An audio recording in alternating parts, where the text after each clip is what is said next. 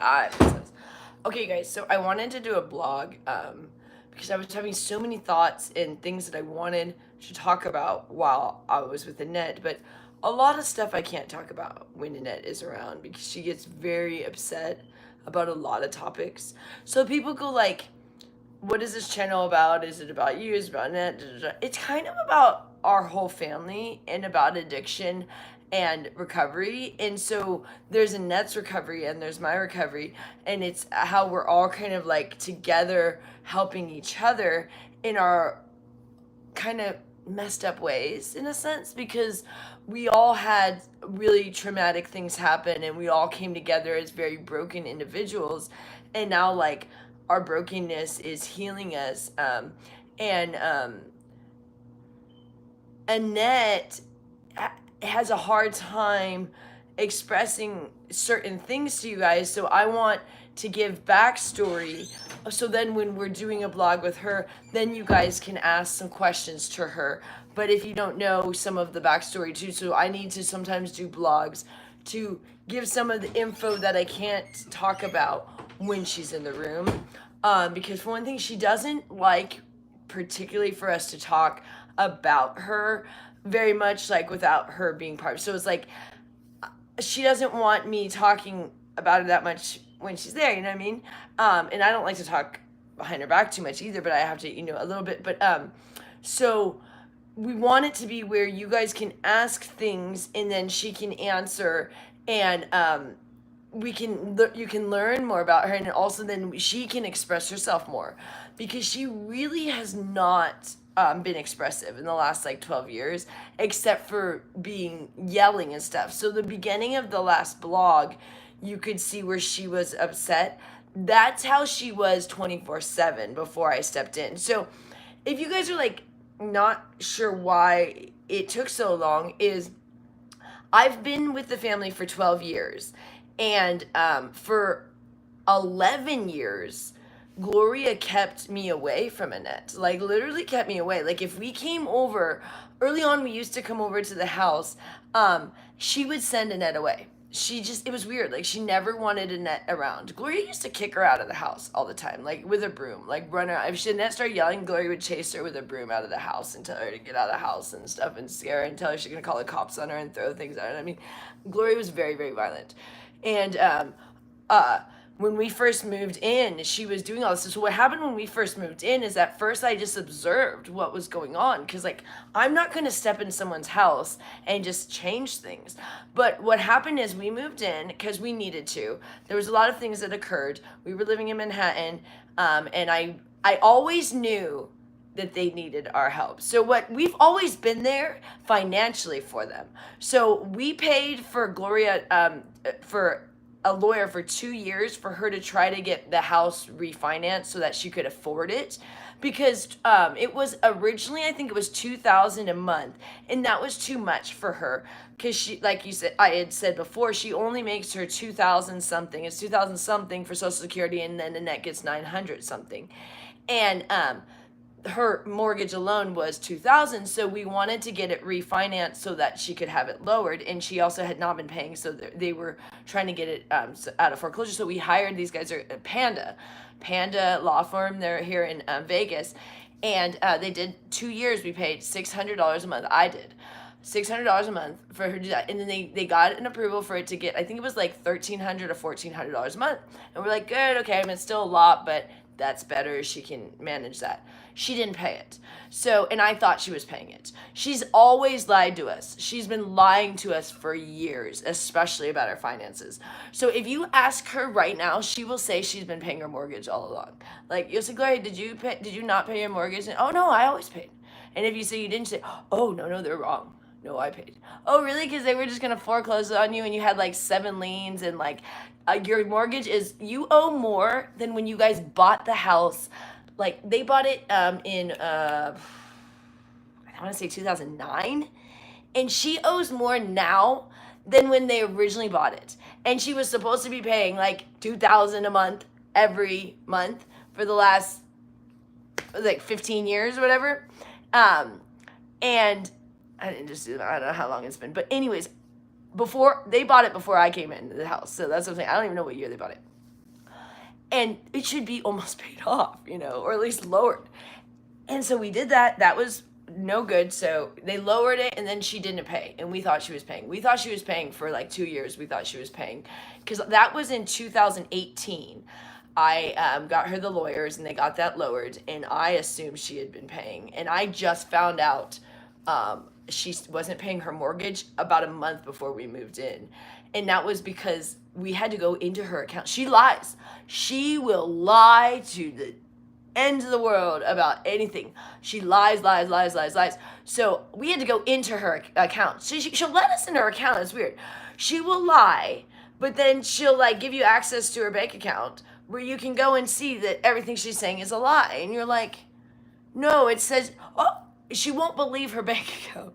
What they're saying you haven't paid in the one thing said it, like she hadn't made a payment in like 2 years, and I showed her, and I was like, oh no, that's wrong. It's like, no, the U.S. Bank is saying you've not made your mortgage payment. No, they're wrong. I pay every month. Really? Everyone's wrong. Okay, sorry, I need to start reading these. Yeah, I know. Well, the problem is, okay, I know everyone is saying, oh, it's a given. Gloria has been this way her entire life. She's the greediest, most selfish lady you would ever meet. So she's only with this family because she was so greedy, because she was a Panamanian that found a wealthy American, and she tricked him into marrying her because he was seeing other women, because he had met her when he was 18 in Panama. He was in the Army, and or Navy, and he met Gloria, and she couldn't speak English, so there was a language barrier. So they just thought that they had a translator, and I think the translator was lying to him because she's not intelligent at all. And I don't mean to be mean. I mean, she doesn't try to learn. She has a resistance to learn. If you teach her anything, she just throws her arms up. She doesn't want to learn anything. So that makes her every year stupider. If you're 81 years old and you refuse to learn, you get dumber and dumber. And so this is not a new thing. She doesn't have amnesia. She doesn't have Alzheimer's. She just has refused to learn and sticks her head in the sand. And so it makes her stupider every year. And that's just what happens when people will not learn. You have to every year learn, because otherwise you're archaic thinking.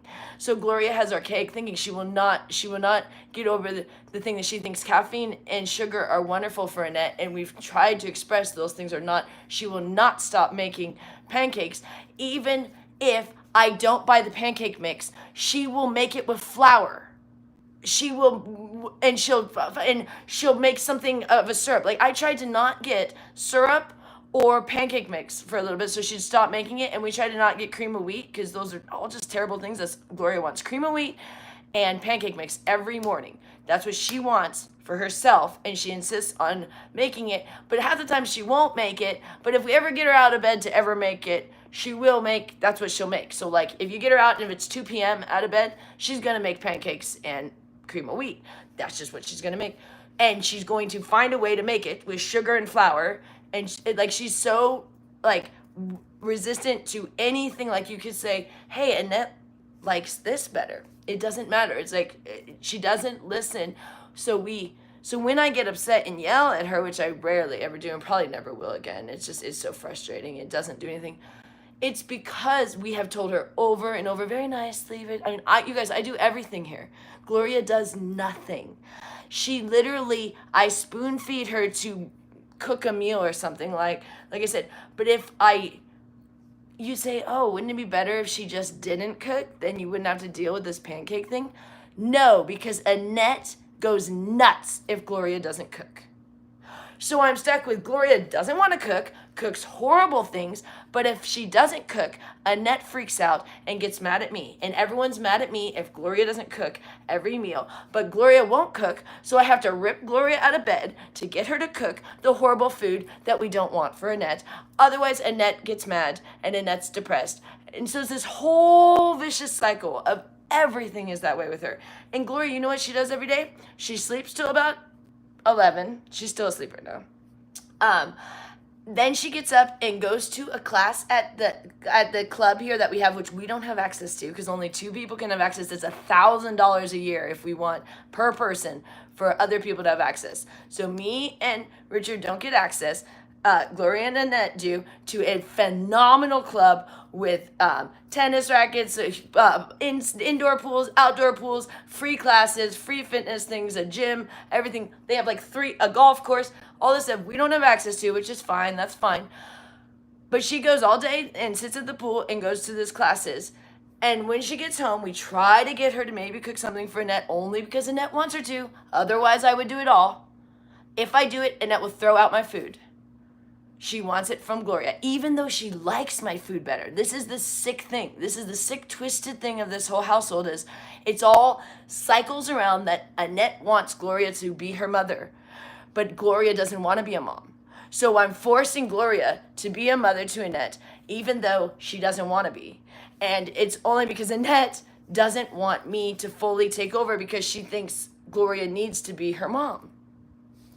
So I'm stuck in this cycle of like, how do I get the most resistant, stubborn, lazy, selfish person to get up to do stuff for her daughter, who wants her to not be pushed to do it either. So we have to kind of like slowly nudge her, hey, maybe get up.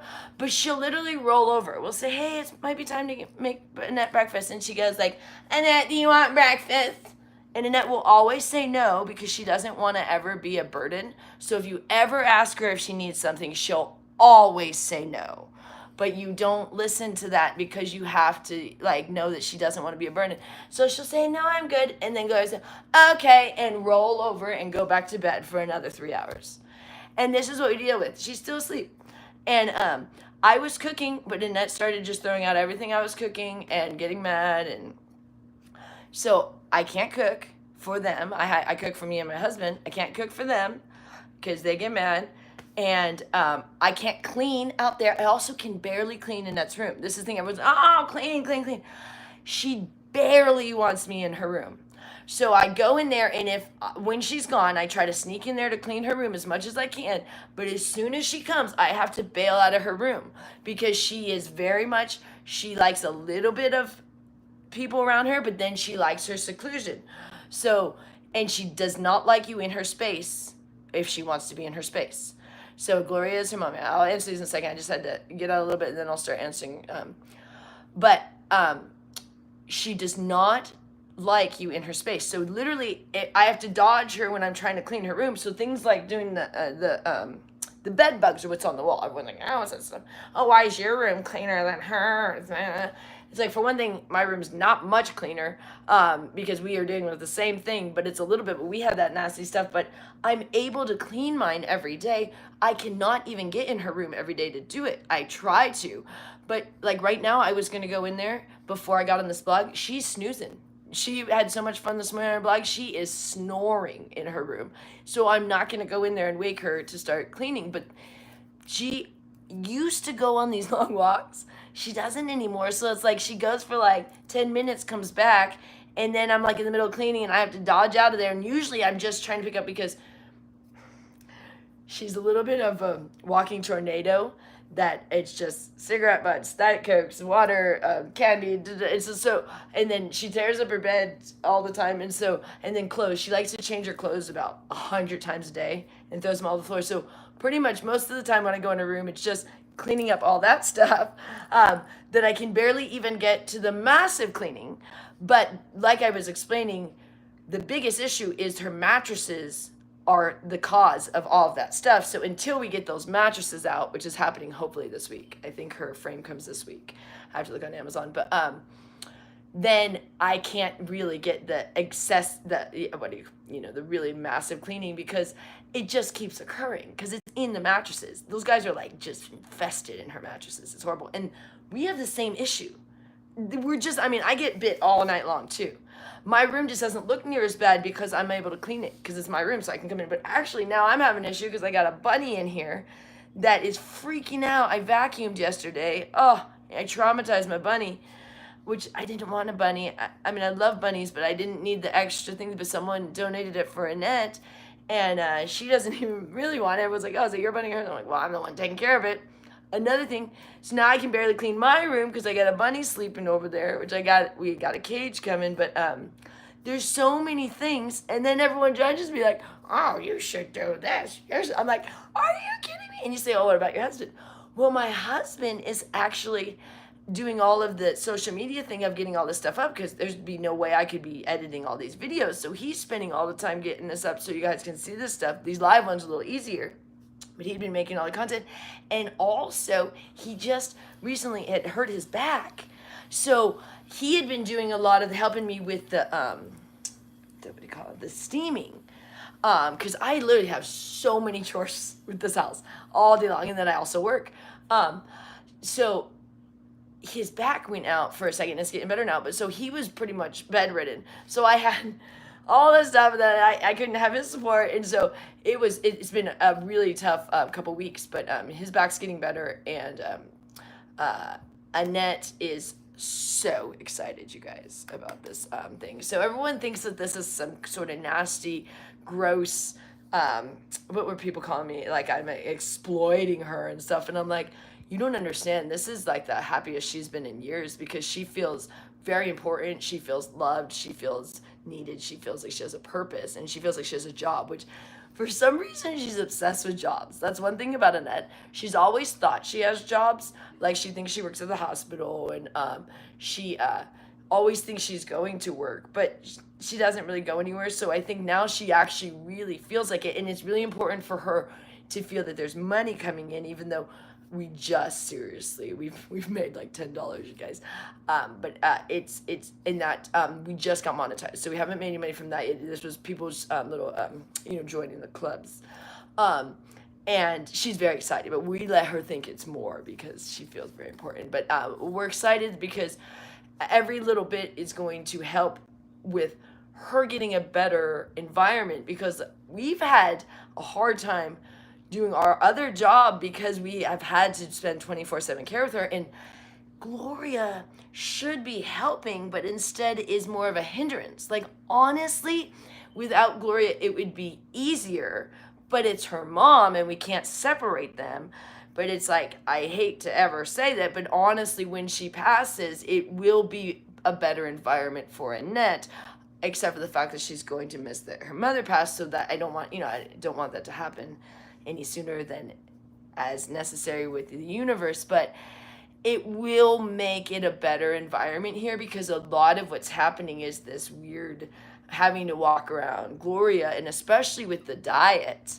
So Gloria just cooks the worst food, and once Gloria is moves on to the next wherever you go, then I'll make sure Annette is eating more protein and stuff. And so I'm going to get to the question in 1 second. I'm so sorry. I just had so many things that on my mind from this morning from the blog.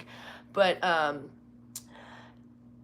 by helping Annette, I was able to get over my bulimia, because I already knew how to get over my bulimia. I had done it before, and you do it with the keto diet. That's the way. I mean, no one wants to accept it because it's like, I can't ever have any good sweets and sugar and No, just beef for me. I eat beef. You could probably eat any sort of meat that works for you. I like beef. I just really like beef. It settles the best with my stomach. I like it. It keeps me lean. I just love it. I feel satisfied when I eat beef. So I do keto of beef. I make burgers without all the fixings, just burgers, and steak. And Annette loves that too. She loves steak and burgers. She loves my steak and burgers, but she wants her mom to cook. So it's this constant thing. But anyways, so by knowing that, like, I'm needed for someone else's well-being, kind of like got me out of my own sickness, because I've never been a mom. So I don't know. I know a lot of moms still struggle with bulimia because it's hard if you don't change your diet. But I know that it probably helps them a bit when they have a purpose, and that's what I'm saying with Annette. You guys are giving her a purpose, because depression is primarily when you just don't feel that you're needed or have a purpose. Okay, let me get the questions. What if a lot of people asked her to do her room? Would their fans be able to enter the room? Yeah. Oh, like do a cleaning on. That might work, but you get to be surprised. She's very, as women, we need to nurture. It's just who we are. You need. I did, yeah. You're doing phenomenal. Thank you. Um, she's a funny person because here's the big thing too. Is there might be a delay going with these things too. I think there's my thing locked up with my comments. So, but oh, there we go. There's another movie. She doesn't really like the idea of people helping her very much. And so it's a hard thing because she accepts that she needs me, but she would so much rather do it on her own. So she's so different than her mom because her mom is so lazy and would just love if you do everything for her. Gloria pretty much has been so pampered her whole life, and she kind of just thinks that now she's retired and should be pampered even more. And we're like, you were pampered for like 81 years, like, and now we don't have the money because you were so pampered. Like, we can't really it's not the scenario where you're like, oh, your mom works so hard and now she's retired and gets pampered. I'm like, no, you pampered yourself your whole life, didn't take care of your kids. Like, she not only gambled, I mean, it was everything in her life. She shops incessantly with food and clothes. Those are two, nothing like useful, just nonsense clothes, like not even nice clothes, just like stupid clothes that are cheap. She buys everything like on sale, and food. She's obsessed with food, but Gloria doesn't eat very much. She's an anorexic, but she's obsessed with buying and making food. She used to be. Now it's like this resistance. Like, she used to cook so much when I was bulimic too. It was like she literally does exactly what you don't want her to do. So when I didn't want her to cook, when I was like trying to not eat the food when I was bulimic, I'm like trying to get off my bulimia, and she's cooking pancakes and spaghetti and all this stuff every single day. She would not stop cooking. She would knock on my door to bring me pancakes in the morning. Now we can't get her out of bed to cook because it's for Annette. So that's why it's really messed up too, is if it's for anybody else, she'll do it. If it was for Richard, she'll jump out of bed to make pancakes. But if we say make it for Annette, she won't. It's like, I mean, not that she did it when they were kids, but I'm just saying it's this weird thing now where it's like, Annette doesn't need it. Annette doesn't want it. She literally thinks like Annette doesn't need or want anything. She left Annette alone for like 2 years here in Vegas. This is before I knew them. I had no idea. I'm like, I can't even imagine now. Like, Annette in her state she is now, but worse, alone for 2 years. Well, she went and tried to go live with Richard because the dad died. And she was like, oh, I don't want to deal with Annette anymore. Leaves Annette to go live with Richard, gets a job at the Kroger, was going to live up there. Guess what gets her to come back? Guess what gets her to come back? Not Annette.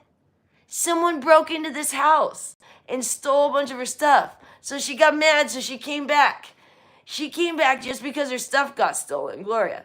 She came back to Vegas, not to be with Annette. She left Annette alone here, 2 years. Comes back to think, someone stole my stuff. Well, I can't imagine why. You left the house for 2 years abandoned with your daughter in it. She's insane. But there's no like clinical thing about her. So it's like if we could be like, oh, she's schizophrenic herself, or she's this, nothing. And she will never admit she has anything wrong. We're like, Gloria, do you want to go see a psychiatrist? Maybe talk to, me? Oh, no. Me, no.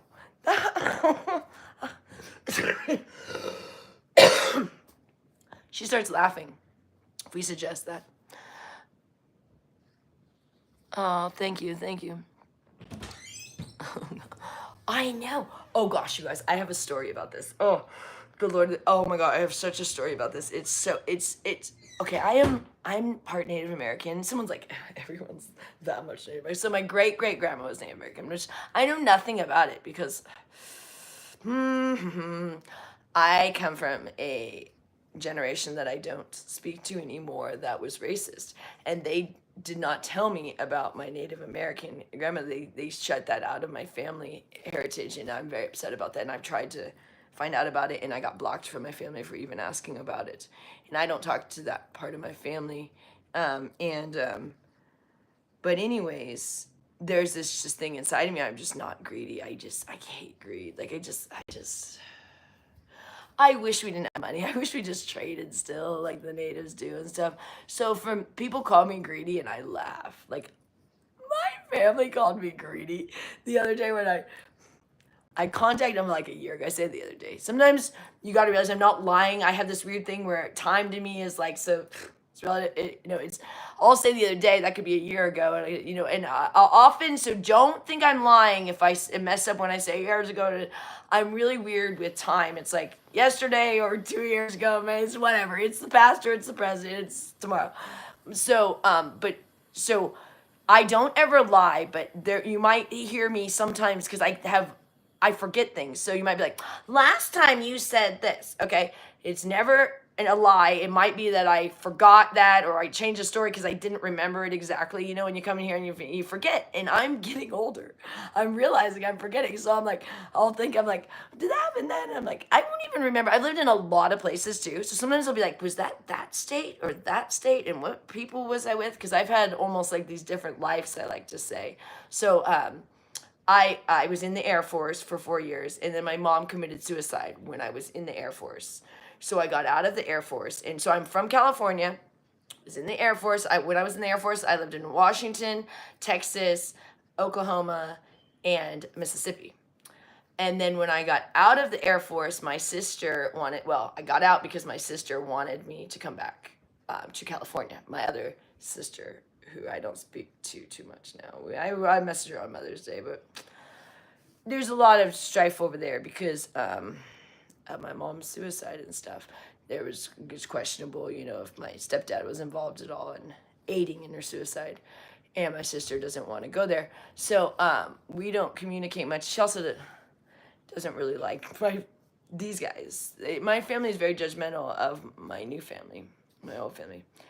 But anyways, I do not like greed, and I am the least greedy person. I got with my husband when he had, like, everything was going down. Like, it was like, people were like, oh, I'm like, no. He pretty much was getting kicked out of everything. Like, when the condo we were in, they was getting foreclosed. Their other house they were selling because Gloria wanted to the business they had already had to sell, everything they were selling. I mean, it was like all of their assets were going. It was doing, and there was no hope for like another business because their businesses were dying businesses. Like Traeger was going online, and it was already online, but it was going like online to like Amazon, like things and being made in China and stuff now. And so no one was going to like the hardware stores to buy Traeger grills and stuff. And also no one was going to hardware stores.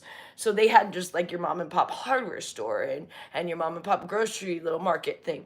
And people were not going to those things as much. They're either going to the big chains or they're going online. And so there was not like, there was pretty much, I was jumping onto a sinking ship, like the Titanic after it was already sinking. And I knew that all along, and I didn't care. It wasn't that I wanted it to be I just wanted everybody to be happy and have what we needed. But there was never a thought that it was ever going to go back to like, oh, they're going to have millions again. I could see Gloria was spending, and I could see it was just like, so it's funny that I'm like, I could have chose a different family. Like I'm still like with them, and it's still like there's nobody. So I laugh when people say greedy, but Gloria is. I say Gloria's this way, and this way is Annette when I go like that. And Annette's room's over here, and Gloria's behind me. Gloria is one of the greediest people I have ever met in my entire life, and it's so hard for me because I just don't understand that.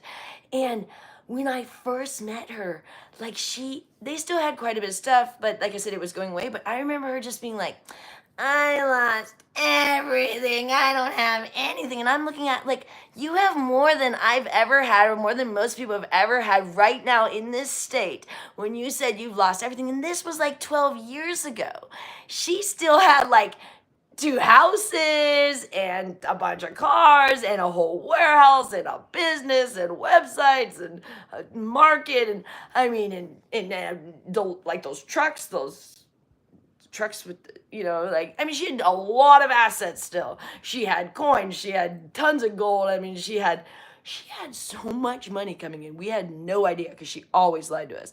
I went back once we moved in, I had to go look through all of her paperwork. That's how I saved the house. We didn't know the house was in foreclosure. Gloria wasn't even opening her mail. I had to go look through all of the mail that she'd just been stocking away. She had it in boxes and boxes that there's like, hey, it's the 30 day now. You guys are going to be booted. And that's when I was like, oh my God, we are going to be booted in 30 days. So we had just moved in like the month or two before. And we were like, you have like 30 days from now. This is no longer like, this is like, you've been getting these for years. We didn't know.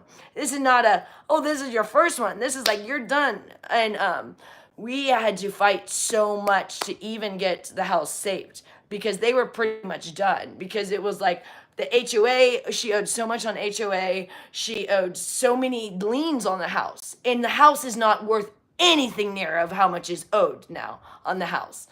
And we had to really work with US Bank. And the biggest reason probably why they let her keep it is because it was in such bad condition that when they sent someone out, they're like, I don't even want to deal with it either.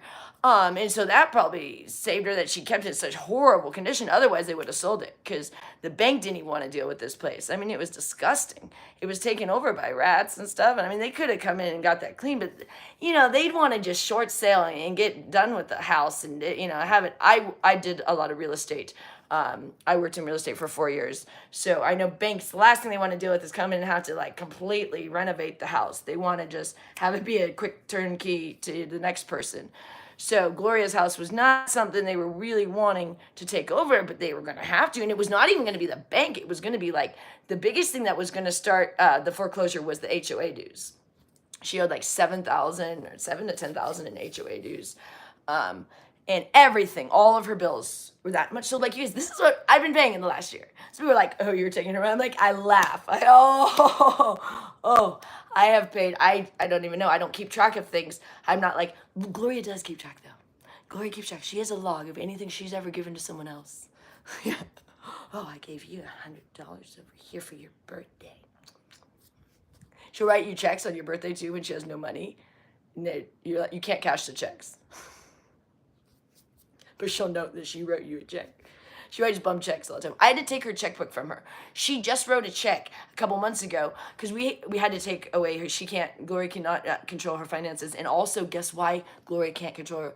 If Gloria has $2, she gives it to Annette, and then Annette's back on meth. If someone asks, how do you keep Annette off meth? She can't have any cash, not a dollar. She got $2 it's been probably close to a year now. And yeah, that was the last time she got $2, and she walked 4 hours downtown and got meth and was whacked out. And that was the last time we ever let her do that. So what we did is Gloria can't have any money on cash. We give her a card. She can have a Cash App card, which Gloria hasn't figured out that you can get cash back on it. We can't let her have her debit card because she knows she can get cash back on it. But she doesn't think Cash App you can get. Don't tell her. Because if she gets cash, she can't understand. We say, do not give it to Annette. Do not give Annette any cash. Doesn't matter. She'll give her cash. No matter. So Gloria can never have cash. And it's things like this. You're just like, I can't believe I have to like not let this 81-year-old have cash. Because if she has $1, it ends up in Annette's hands and Annette's back on meth. And this is what happened. And for a year we had to, and Gloria's so mad she can't have cash. So mad. Gloria had to pay for one of her little fitness things. They had a $20 thing they wanted. I think they were buying something for a lady. And it turned out they only needed $15. So Gloria had $5. And we were like, where's the $5? I mean, we had to like literally, like, Gloria, where's, I don't have it. Like, Gloria, seriously, do you have the $5? What's the big deal? And then I go, look, it's in Annette's pocket. I had gotten it before Annette had taken off. And I'm like, I mean, it's insane. And she's like, how dare you take my money? And I'm like, I'm not taking it from you. I'm taking it so your daughter doesn't end up on meth again. This is insane that I have to have an argument about this. Like, can you not understand that if she gets $1, she doesn't do drugs? Really? Because the hospital thing would disagree with you. They literally drug tested her a year ago and she was on meth. Not now. When she went this last time, she's not. She has not been on drugs since that last time, like I said, which was about a year ago. That time she got the $2. But I have to go check all of her pockets because Annette will, I'm like, where'd she get $1? I think sometimes people will give her some cash when she's out walking, but I'm like, did Gloria get $1 somewhere? Where did Gloria get $1? I mean, it's that bad around here. And it's insane. You're saying about the homeless? We were not really homeless, you guys. Okay, what happened was,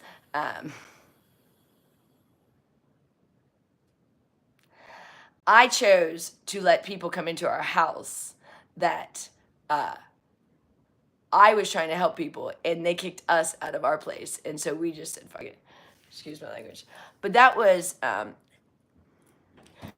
understand here, you guys. I wanted to explain something to you. The thing about me is I am not someone that needs anything. So if someone's going to take away stuff from me, you're not going to be able to take away my happiness. So I went through a phase twice in my life where I basically threw my stuff away in kind of an attempt to see what's important in my life. Does that make sense? So, and my husband's done the same thing. He lived in Manhattan, and he threw his like briefcase into the river basically and all of his stuff one day, and was like, because people will hold on to stuff, and until you can let your stuff go, you'll never be free. So by letting everything go and being able to just say what is important took me back to realize that my addictions like bulimia were taking over, and I was allowing it to happen because it was easier to just kind of like do what made sense to everybody else, like eat sugar and caffeine, and be like everyone else. You realize like 95% of women out there are bulimic. Like, I'm not kidding. And you go, I'm not bulimic. If you're one of the women, well, then you're like in the 5%. It's insane. And pretty much anybody that's famous is bulimic. And anyone with a hoarse voice is bulimic. So having a hoarse voice does not come from anything except for vocal damage. And vocal damage pretty much only comes from someone punching you in the neck pretty much, and bulimia. So singers have vocal damage from bulimia, not from singing. And don't ever let a singer tell you they lost their voice from singing. Singing only strengthens your voice. Singing is the best thing to repair your voice. I actually started singing to repair my voice because I had lost my voice from bulimia. I pretty much couldn't speak at all several years ago. Before I had gotten off of it, this was like in 2015, I pretty much couldn't speak. You couldn't hear me. If right now, if I was talking, you wouldn't be able to hear me. I had no voice, and it cracked all of the time. Like it would, like I would go to speak and it would be like, it would go away like if I had like laryngitis. And if you listen to Ivanka Trump, she's a great example of a bulimic with a hoarse voice. She can barely speak. And that's what's happening. And people like Ariana Grande, she has completely lost her voice. That's why her new songs are whispers. And even Justin Bieber has pretty much been losing his voice. So singers lose their voice from bulimia. And I don't want to ever hear that it's from singing. I get so tired of hearing that. I want you guys to go look up hoarseness of voice. And I want you to know that there is not anybody that is born with a hoarse voice. So people like Deborah Winger, you know, these people that you're like, oh, she just had this hoarse, sexy voice. You know, what's her name? The one that does Jessica Rabbit. Yeah, they're all bulimic. And men too. And men, not just women. Men are highly bulimic too. If they're, usually men have to be on some sort of thing where their body needs to be important. So if they're famous or something, because often men don't mind getting like a dad bod. But if they're in some sort of thing where they're on TV, or if they're in social media, or, you know, or if maybe they have a job where they have to look good, and then they will often get eating disorders. My husband had eating disorder for many years. He was bulimic too. But the thing is, people want to focus on someone's addiction. Addiction is just a response to society. So society right now is pretty messed up because there is no talk about weight. You cannot talk about weight when we have obesity taking over the universe, basically. But if you call someone fat, then you're an awful person. But fat is not something you're born with. Fat is a symptom of an addiction.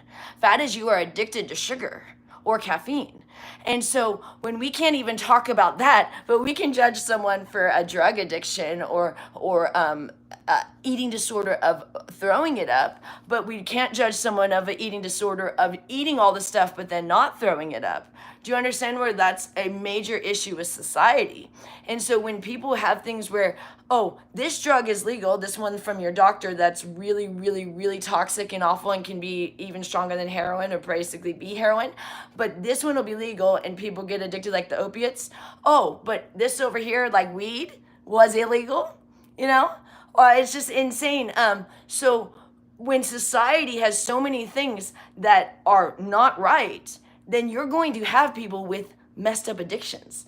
And the addictions that are the deepest and the strongest and the worst are the most legal ones. The ones like sugar, caffeine, alcohol. And you say, those are not addictions. Look up right now if caffeine is a drug and if sugar is a drug and read about it. Sugar and caffeine are the strongest drugs on the planet. Sugar is definitely the strongest one because for one thing, you need sugar at some level in small doses. Not that you need to consume sugar. It's just everything breaks down to sugar. Like you don't ever actually have to consume sugar. You don't. You can get all of the nutrients you need through protein. But it breaks down to sugar. And that's how you live. That's how you get sugar in your bloodstream is through your protein. Ketosis is how you actually use your... So ketosis is what, whenever we're talking about keto, that's how you're burning your fat for energy. And that's why you get very lean on a keto diet. So you don't actually need things like sugar for energy. That's actually not a very good source of energy. It's actually a real short-lived. That's why a sprinter would be good to have sugar because it's like 10 seconds, but I was a long-distance runner. Sugar was not good for long distance running. You got to have your protein because you got to have the stamina. I did the mile, the 2 mile, and the 800 in track. I would have done cross country, but I was a cheerleader, so that was during the same time. Get a job. I have a job, thank you. So what's the bunny doing? My bunny is sleeping. I love my shirt. Yeah, Bugs Bunny. Look, I think on the back it has another bunny. Yeah. Wonder Woman bunny. Yeah, I like the back better than the front. Anyways, so, and people will criticize, oh, why doesn't Annette have better clothes? It's like, we get Annette clothes all the time. She's the funniest girl because if she wears a shirt for 1 second, it's already stained and stuff. So her clothes, I buy her new shirts all the time when we can afford it. And within 1 second it's dirty, where I am insanely obsessed with keeping my things clean. So this shirt I've had for like a year and it'll look like it's brand new. But her stuff, the next day it already looks all in. Same with Gloria. I get them stuff all the time. All the time. Almost every other day I bring home something. I bring home food every day for them and like anything, like tons of things. Anything that I can think of that they might like. If I see something like, oh, they had this cool, I like to get the half off pastries for them, of like not just pastries, the breads and the things, which I'd rather them not eat all that, but they love that stuff. But they get all excited and stuff, and I try to always think of them. I get them steaks, I get them chicken, I get them anything that that I can think of, like I'll get several different options. I'll have, the ground beef, I'll have chicken, so that Gloria can, have several different things because she doesn't want to ever just have one thing, like I just stick with the beef. She wants everything. I get them bacon, I get them Jimmy Dean's, I get, I have to have all these, I get tuna. They want all these different things. She likes ham, and it's constant in, it adds up, and they might not even eat it is the frustrating thing. So they only eat, like part of us end up throwing out so much food, but if I don't have it, they're all upset because I don't have these options. And I'm like, we eat like one thing. I don't know why you guys have to have like 97 options, and I have to make sure they have all these snacks. Otherwise they're like all bitchy and stuff. And the tea, I really don't want them on tea because even decaffeinated tea has caffeine. It's small levels, but there's no tea without. It's maybe the herbal ones, but Gloria don't like the herbal ones.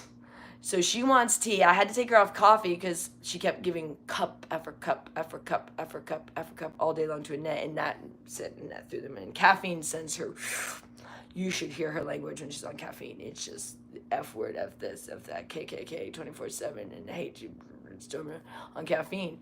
we got her off caffeine. That was a big factor. But Gloria nonstop with the teas. So I have to, anytime I see that there's a tea in her room, I go take it. And Gloria puts anywhere from 3 to 5 tea bags in each cup because it's decaf. So she's basically trying to suck the caffeine out of the decaf tea bags. And she's going through boxes of tea like crazy, because you can imagine 5 tea bags in every cup, and she's making about 10 cups of tea a day. And so for one day I didn't get them tea. Oh dear. They were freaking out and they slept all day. Neither of them got up. So I'm like, so you guys are getting a bunch of caffeine from that, which I already knew. But if anyone says there is not caffeine in decaffeinated, you should have seen these two without their caffeine that day. And it's insane, because I'm like, I just wish that I could just have it be like what's best for Annette, but it's never that. It's what Gloria wants, and try to tiptoe around her. Otherwise, she's all depressed. And you say, just ignore Gloria. If we ignore Gloria, then Annette's pissed off. So if Gloria's upset, Annette's pissed off. So we have to keep Gloria happy to keep Annette happy. And it's just, you can see where sometimes it just bubbles over. Okay. What's my favorite animal is a bunny. Thank you, Peggy. Where in Panama is Gloria from? She was originally born, I think, in Colombia, but she says she's Panamanian because I think they moved when she was very young to, I think it's called, starts with a CH. I should know. I didn't ever go there, but it's way out. So I went to Panama City. We lived in Panama City for a year, and then we lived there again for 2 months. But she is way out, like where it's not in the city. Because Gloria grew up extremely poor. Like they had nothing. And that's why I think she got this weird mentality. But I grew up poor too. I don't know why she thinks. Then as soon as she married the dad, she's had so much money. More money than anybody has usually.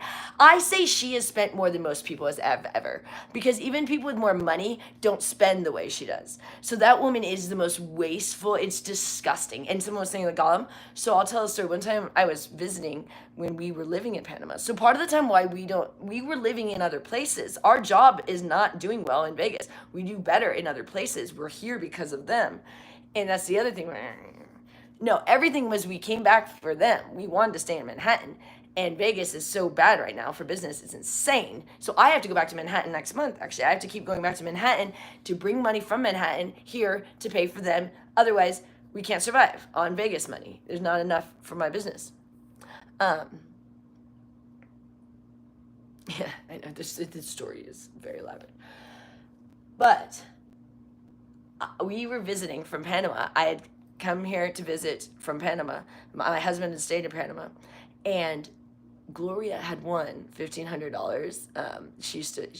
The problem why she likes to gamble is she wins occasionally, but she spends way more than she wins.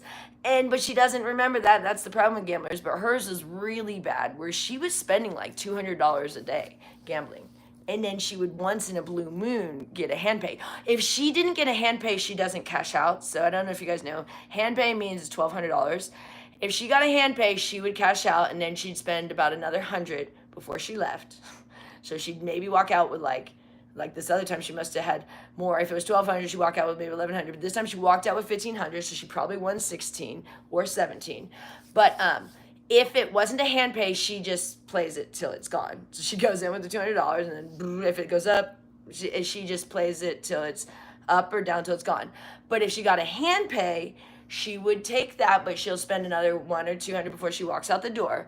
But then a hand pay was the only time she would leave. But then she would think she was going to use that money for something. So when we were visiting, she's like, oh, I'm going to pay. She back then always owed money to her mechanic too, on top of everything else. She had a mechanic that would fix her car and let her take it, and then she'd never pay him. It was terrible. He finally cut her off of that. And that's why she sent the Porsche to another mechanic who she thought she could do that, and you can't do that. She lives in a different reality than other people live in, that you just drop your car and get it for free. She thinks she used to break her phones, and we would go get her another phone, and she just thinks that you just get free phones. If you break your phone or lose your phone, you just get a new iPhone. She calls, oh, I lost my phone, you guys, can you give me another one? Like, yeah, those are just super cheap at $1,500 a piece. It's insane. But so she breaks everything and loses everything, and it's just so wasteful. But she won this time, and I was visiting, and I didn't need her money, but she would do this thing where she kind of likes to give a little, it made her feel a little better, you know? So she had her $1,500, and I remember the story, and she's like, um, oh, well, I like to, she's holding it, okay? Like the Lord of the Rings. It's just so disgusting. This is how money is started. It makes me sick, because when people are so in love with money, it makes me sick to my stomach. And she goes, she's holding it, she's like, I want to give, she's like looking at it, she's like, I want to give you $100. And I was like, oh, no, it's fine, Gloria, I don't need it. No, yeah, I think yeah, I could give you one. And I'm like, no, I really don't need it. It's like, no, yeah, here you go. And I'm like, I really don't want it, seriously. It looks like it's way more important to you. But I finally, I was like, fine, because she kept, forcing it on me. But I was like, I don't want your money, and I especially don't want it when it's that important to you, but I don't want it anyways. I mean, I don't need her money. I was giving her money, but I'm like, but she likes to feel like she was giving a little bit, but it was in such a sick way, and it was just like, ugh. I just remember that, and I was like, I literally felt like I was watching The Lord of the Rings. My precious. I mean, her eyes were like, and I'm like, oh my God, I can't believe this is what, and if I gave her $100, she would bounce out of her chair. She'd be like, I love you, John. I'm like, that's disgusting to me. You're 81 years old. That's disgusting. That's not what should be that jumps you out of bed is $100. What should jump you out of bed is seeing that your daughter is doing better for the first time in 12 years. But oh no, that's she's mad at me. Doing better with you, that's not fair. She literally is mad that Annette's doing better because I stepped in. Did you make that bracelet? Which one? These ones? These are hair ties. The other one, the thing is, the bummer, okay, what I was saying about Gloria, it's not really a poor Gloria because she's been this way her whole life. She's just a very nasty individual. No one likes her because she's mean. She's mean and she's really, really racist, which is weird because she's Panamanian but she's racist to other people. And I'm not even saying a certain race. It's just she's racist towards everyone else because she thinks they're racist towards her. And I'm like, no, you're the one that's racist. No one else is being racist. Everybody has always made an effort, but she doesn't make any effort. Even when she first came into the family, I guess people made an attempt to learn Spanish with her, but she won't ever teach you. It's insane if you ask her to even to get her to translate a sentence. She won't do it. It's the weirdest thing. You're like, Gloria, what did they say? They kind of said, I'm like, did you not understand? Do you not understand English or Spanish? I mean, it's the weirdest thing. We would try to watch a show with her. And we're like, can you, because we know a little bit, we lived in Panama, we know a little bit, but it's hard because we thought, we could communicate with her and learn from her. You can't learn anything from her. She won't. It's really weird. I don't know. Yeah. Annette was in college before her mental illness really kicked in.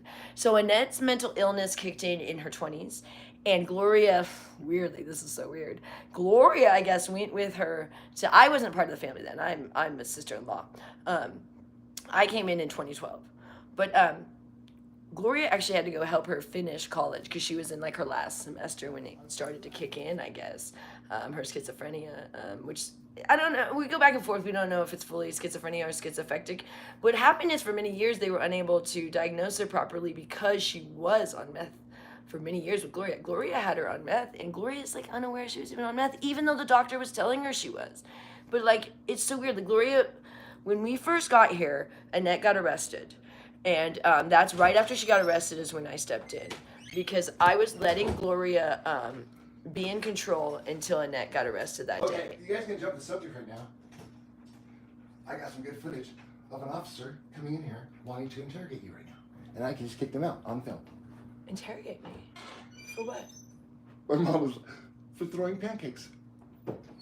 A police officer? 2. Someone called the police on me? That's a good one. Hey guys, someone just called the police on me for throwing pancakes at Gloria.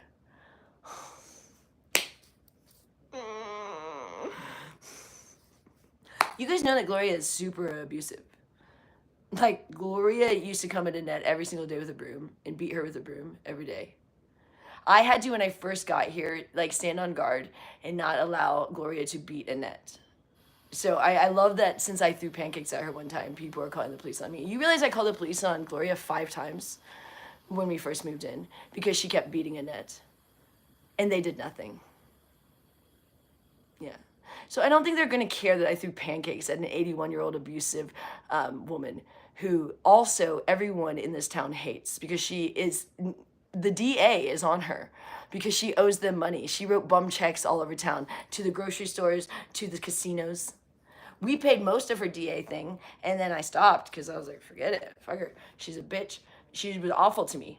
She was awful to me when I was trying to pay her thing and said that I stole all of her money. Yeah, she says the same things you guys do early on. Not now, but early on. When we were paying her DA bill. They want to arrest Gloria. She owes, the district attorney wants to put Gloria in jail for writing bum checks all over town. And I've called the police on Gloria like 5 times. They don't do anything, you guys. That's the sad thing. That's why I stepped in. Because no one does anything for someone with mental illness. Except for the sister-in-law. And I get people calling cops on me for stepping in. Annette has no teeth because Gloria never taught her to brush her teeth. Even though Gloria has teeth. Gloria brushes her own teeth. Gloria does her own hair. Gloria dyes her hair. Gloria cuts her hair. Gloria does her nails, her own nails. She never does anything for her daughter. Anything for her daughter. Ever in her life. This is not a new thing. This is not because she is old. She has never done anything as a mother for her daughter. And I stepped in and people were saying, poor Gloria. Poor Gloria. Gloria has spent $6 million of the family fortune gambling. Is that poor Gloria now? She sold Annette's $1 million inheritance house for $300,000 so she could go gamble. She tried to sell the Porsche, but she was mad because the rats had eaten it so much that they were saying they weren't going to buy it for as much as Gloria wanted to sell it for. So she thought she'd have the mechanics fix it for free until they were going to keep it because she had a $10,000 bill. They were going to evict Gloria, and Annette were going to be homeless in a month until I stepped in and started paying the bills.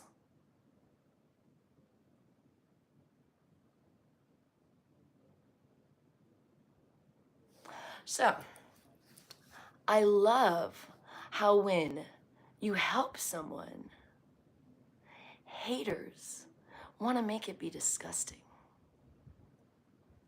Because there's very few people in the world that actually care about other people. And I found that out the hard way. I thought everyone was like me.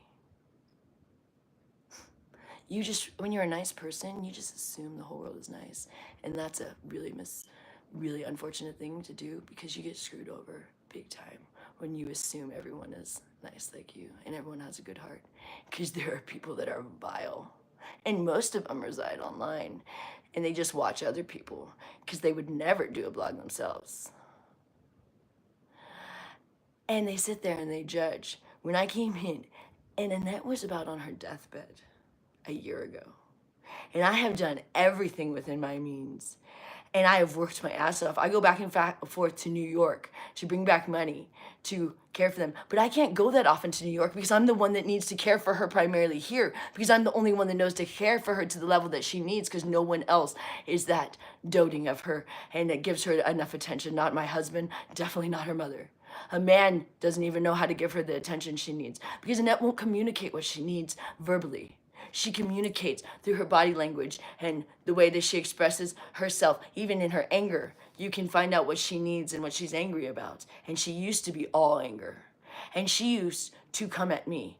And I had to first be willing to take abuse from Annette. She used to beat up me when I first came here, and I did not ever respond back to her. She used to body check me into every counter, and she's strong, and she would hit me and throw things at me, and she would tell me to get the F out of her house and to leave her the F alone, and she would like slam doors in my face, and she would rip me out of the bathtub, and she would kick me out of the house, and they would lock the doors on me, and they would throw things at me, and they would literally locked me out of the house, and they didn't realize I could come in the garage one time. My husband wasn't home, and they all locked me out of the house, and I knew the garage code, and it's insane. And she used to body check me every time I was in the kitchen when I would be cleaning. She would come in and she would like slam her body into me as hard as she could, so I would slam into the counter. Yeah, and Gloria would come at me with bottles and brooms. So when I threw 2 pancakes, y'all can have your opinions. But yeah, it's insane. We one time had 5 cop cars here because I called on Gloria, and they were gonna take her. But it's very difficult dealing with mental illness. They don't know what to do with these 2 because Gloria, no one knows what's wrong with her. The cops come in, the cops were freaking out the times they came because the rats were scaring the fuck out of the cops, excuse my language. The cops were jumping over, they were freaking out. They didn't want to even be in here. I have never seen cops so scared as a house full of mice. Those cops, I wish we had it on film. Oh my God. They were like, they just wanted to get the heck out of here. They were like, the house was literally infested with mice. I mean, they were out all day long. It wasn't like a nighttime thing. The mice just ran rapid in the house. You just dodged the mice when you first moved in here. And so the cops, they're like, and they would squeal and they'd hiss and they'd like this all over the house. So cops, and I'm like trying to get them to come into Annette's bedroom, and they're like, they come over and they like kind of look, and then they like run out the house, and they were like, can we talk to you outside? They made me talk to them outside. And they're like, I don't know, we can see there's stuff going on in there, but we don't know. That's family issues, and that's her house, and we can't really do anything because she's the owner of the house. You are not the owner of the house. Technically, she can basically abuse her daughter and have a rat-infested house. I mean, it's basically what they were saying. And they were like, I mean, all you can do is leave. They said all we could do was leave. Like, all we could do is get ourselves out of the situation. But we couldn't help Annette in any way, is what they're saying. Basically, leave Annette with her mom, who's killing her. That was their only answer, was just get yourself out of there. We could have done that in a heartbeat. Believe me, we actually did leave several times. He was saying, oh, you guys are, no, we actually left several times. But we kept coming back because these guys, like, once I saw how Gloria treats Annette, I could not let her live in this house alone with the Gloria anymore.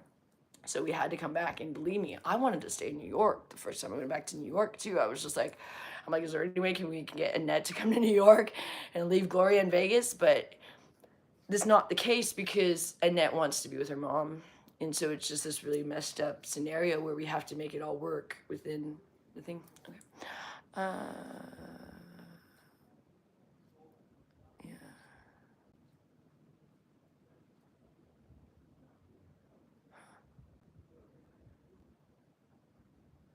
I think this thing is glitching unless someone is writing something over and over and over. I don't know. It just keeps giving me the same.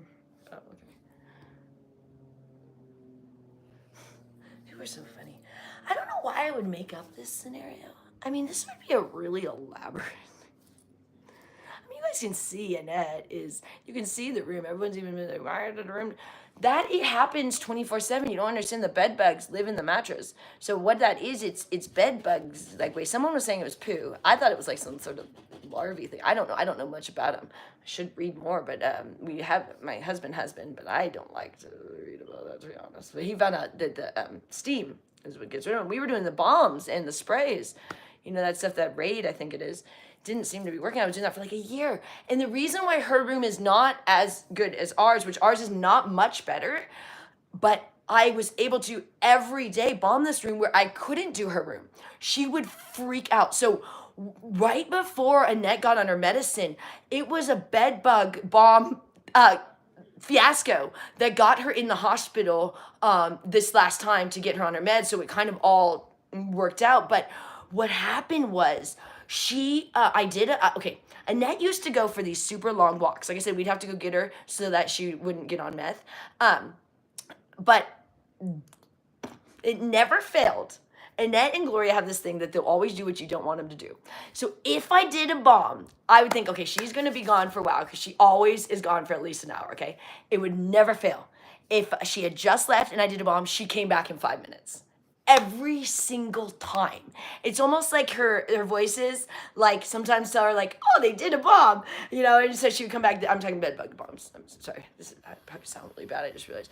A bed bug bomb in the room. You set off those things and you're supposed to not go in the room for like a couple hours, okay? So she would come back. And then she would be like gasping for air in her room because we'd say, don't go in your room. Of course, she wouldn't listen. Right? So she would go in her room and she'd start gasping for air and screaming and crawling on the floor and like going ballistic over this thing every single time that's what I want to say. I shit you not. Every time I set one off, here she comes walking back. We're like, oh, she'll be gone for a minute. Let's do it now. Because when she's in her room, I can't do it. And if she's going to come back at any time, and you never know when she's going to come back. So it made for a thing. And even now, it's very hard for me to get in there because now she's spending almost all the time in her room because she has her new TV. So I cannot be doing that when she's in there. She does not like that. If you start going in there, she'll leave her room, but then she's mad about that.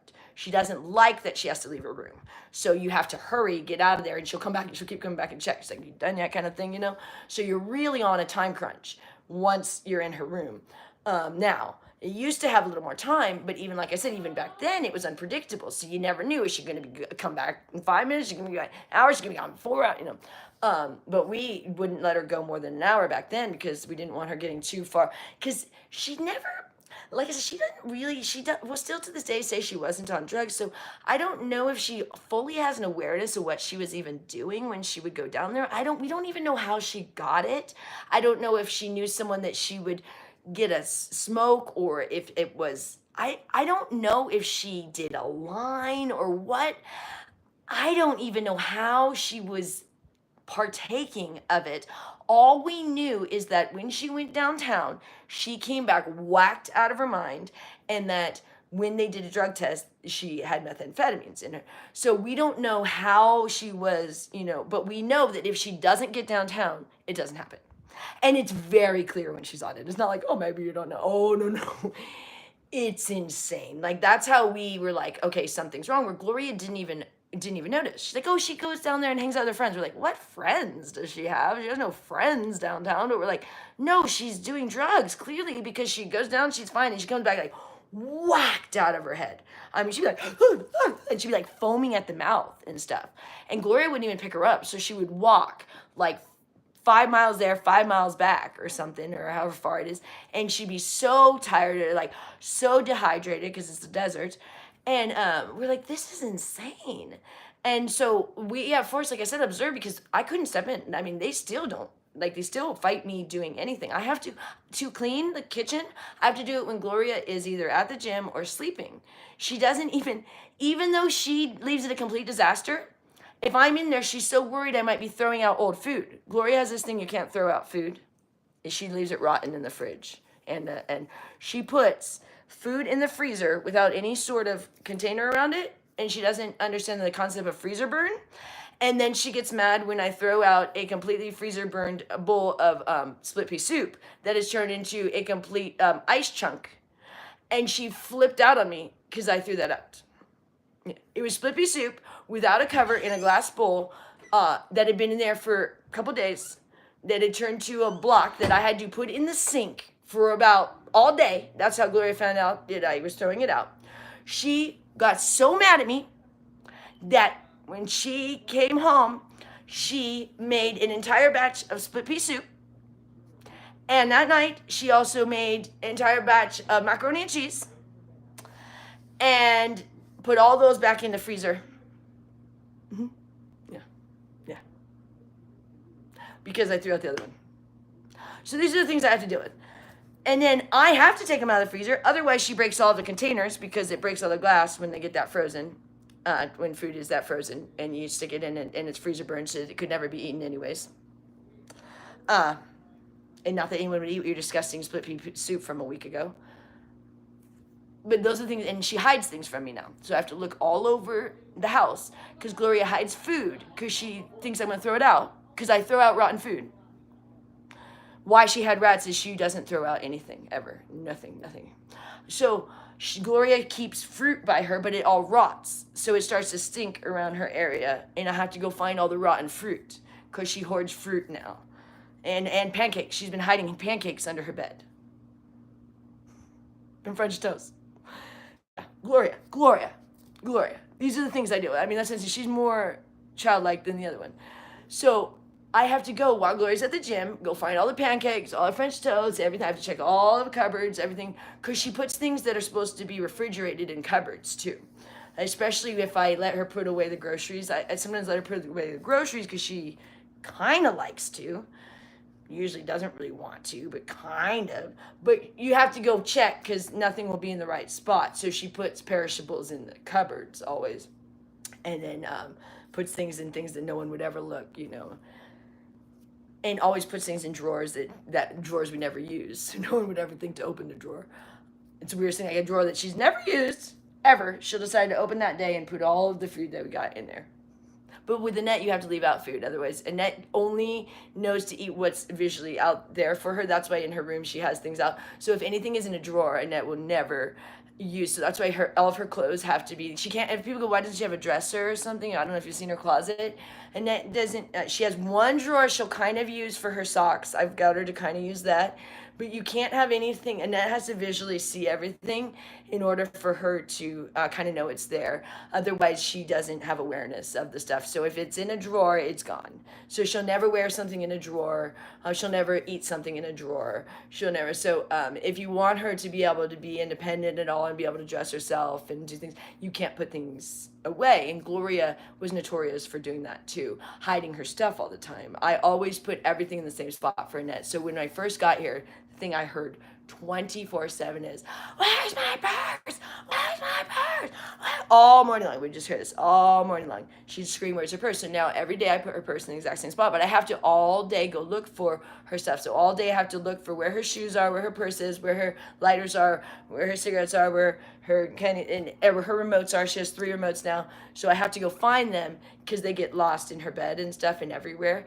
And if she doesn't have them, she'll freak out. And these are things that no one else will do. So when I go out of town, it's really difficult.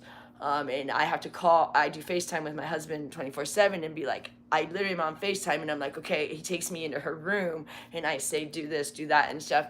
And so, because he just doesn't have the capacity of like, I have like that motherly thing, and neither does Gloria, I guess, and maybe not everyone does. But so they just don't see to even think to do it, and Annette will never ask for things.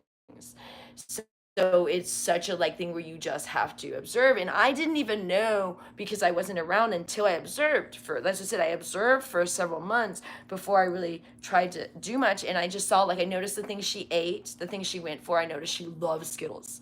Back then, she wouldn't eat anything except for Skittles because she was not on her meds. When she's not on her meds, the only thing we can get her to eat is candy, which is unfortunate.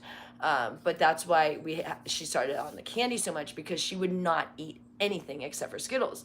And so I started to notice that because she would go get the things, but Gloria never noticed. So it would be like Gloria just buys randomly, and then if Annette, she thinks Annette just didn't ever want to eat, Annette will eat what she wants to eat, but she will not eat something that she doesn't want to eat, but she won't tell you that. So Gloria just assumed she never wanted to eat, which she was super finicky when she wasn't on her meds, and she's still a little bit finicky, but she will not eat things she doesn't want to eat. And when Gloria makes her slop, she won't eat it. And Gloria was making her basically slop every single day and being like, Annette never eats. And we're like, she won't eat your slop. I wouldn't either. Not even I was bulimic when I eat that slop. It's so bad. I mean, literally her food is not even your bulimic now. And sometimes, okay, people go, oh my God, sometimes you said you couldn't resist Gloria's food. That's what's insane about Gloria, is she has the ability to cook well, but she 95% of the time chooses not to.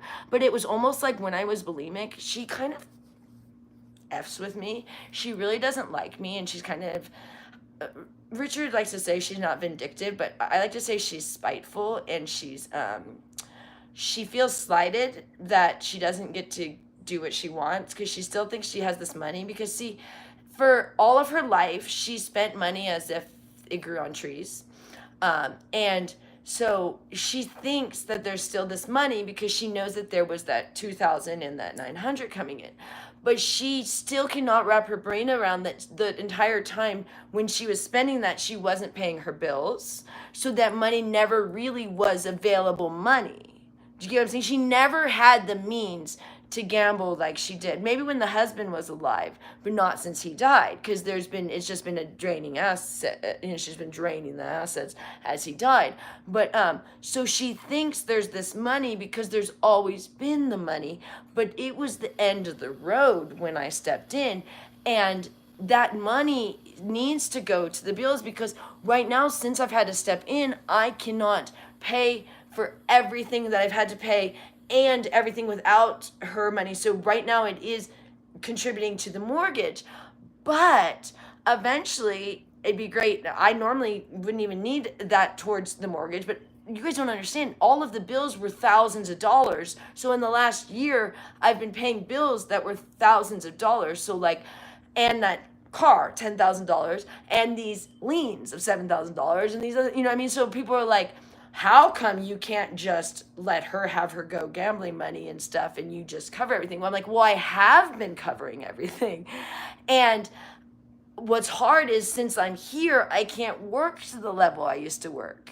And like, I would be in New York if it wasn't for Annette. And in New York, I could make enough money to pay for them. But guess what? If I'm not here, Annette goes back to the way she was, because it's not a money thing that can fix this. I have to physically be here because I'm the only one. Unless one of you wants to come and do exactly what I'm doing, which no one wants to deal with this. I'm telling you, it's not a fun situation here. And you're going to get judgment from everyone because like, why don't you just clean her walls? I'm like, for one thing, right now, the only reason why I'm not cleaning her walls is because she's sound asleep. And the only reason why I wasn't cleaning my walls was because my bunny's sound asleep. And my bunny got so traumatized because this house is so erratic. So right now I have like 2 people sleeping, and so I'm like, okay, I'll do another vlog. And there were some questions, but like normally I'd be cleaning right now, and there's so much to clean, and people go like, oh, the house is dirty. I'm like, yes, and I've been cleaning it for a year, and this is as clean as it is when I clean it every single day because it's nonstop with these guys. Gloria is a tornado when she cooks, which so that's what I'm saying. It was so much easier if she just didn't cook. If I could just have it where I did all the cooking, wonderful. I'm a better cook and I'm clean when I cook. And I clean up after myself. And I don't use every dish in the house to make one casserole or something. You know what I mean? It's insane. I mean, it's like every spoon needed to be used. It's insane. One time I documented how many utensils she used to make pancakes. And it was like everything. I was like, I don't even understand how you could use 9 bowls. Like, it's like, so what Gloria does is if she's making cream of wheat, the only thing that stops her is the amount of bowls we have from filling bowls, which no one eats it. So she just fills as many bowls. And Rich was like, we need to get more bowls. I said, no, we don't need more bowls because Gloria will fill as many bowls. So she's making salad. I'm like, who are you cooking for? It's for you and Annette. We don't eat your food. But she fills bowls for like an army or something. And so it's like, oh, I have to, like, she has to make like 4 pounds of spaghetti instead of like 1 pound for her and Annette. And I'm like, did we have to use... Okay, the other day, this is what happens. I buy her things, and I hope that maybe it'll last more than a day, so I don't have to shop every single day. Gloria will cook everything that I buy in one day if I don't put out what she's supposed to cook. So the other day, I didn't put it out because, I'll tell you about why we had to rip her from her gym thing. Listen to this story. Anyways, I had spaghetti, I had steak, and I had chicken. She made all 3 for dinner. And the rice and the potatoes and the salad. I'm like, we need spaghetti, chicken, and steak in one meal for Annette. Oh, and then I can't throw out the leftovers, that no one eats, that have sat in the fridge for, But she doesn't ever put the leftovers in an appropriate time. She leaves them out all night until I go. So I have to wait till she goes to sleep. Otherwise, she literally comes in and is like, what are you throwing out? I can't even start cleaning. So to wait till Gloria goes to sleep. But by the time Gloria's asleep, everything is sat out. She leaves it on the stove and often leaves it still simmering using the gas. And so, like, if it's spaghetti, it's now just, like, caked and stuck and it's, like hard as a rock noodles. and everything is just like cake to the pans, and I'm like, oh great. So then I spend like 3 hours cleaning in the middle of the night on top of everything else, and I have to be up every hour pretty much for Annette. Wants cigarettes pretty much every hour during the night, so I do that. Gloria snoozes, and then if we try to get her up at like 9 or 10 a.m., she's like, tired. I'm like, well, you did go to sleep at like 2 p.m., so I could see why you're tired at 10 a.m. the next day.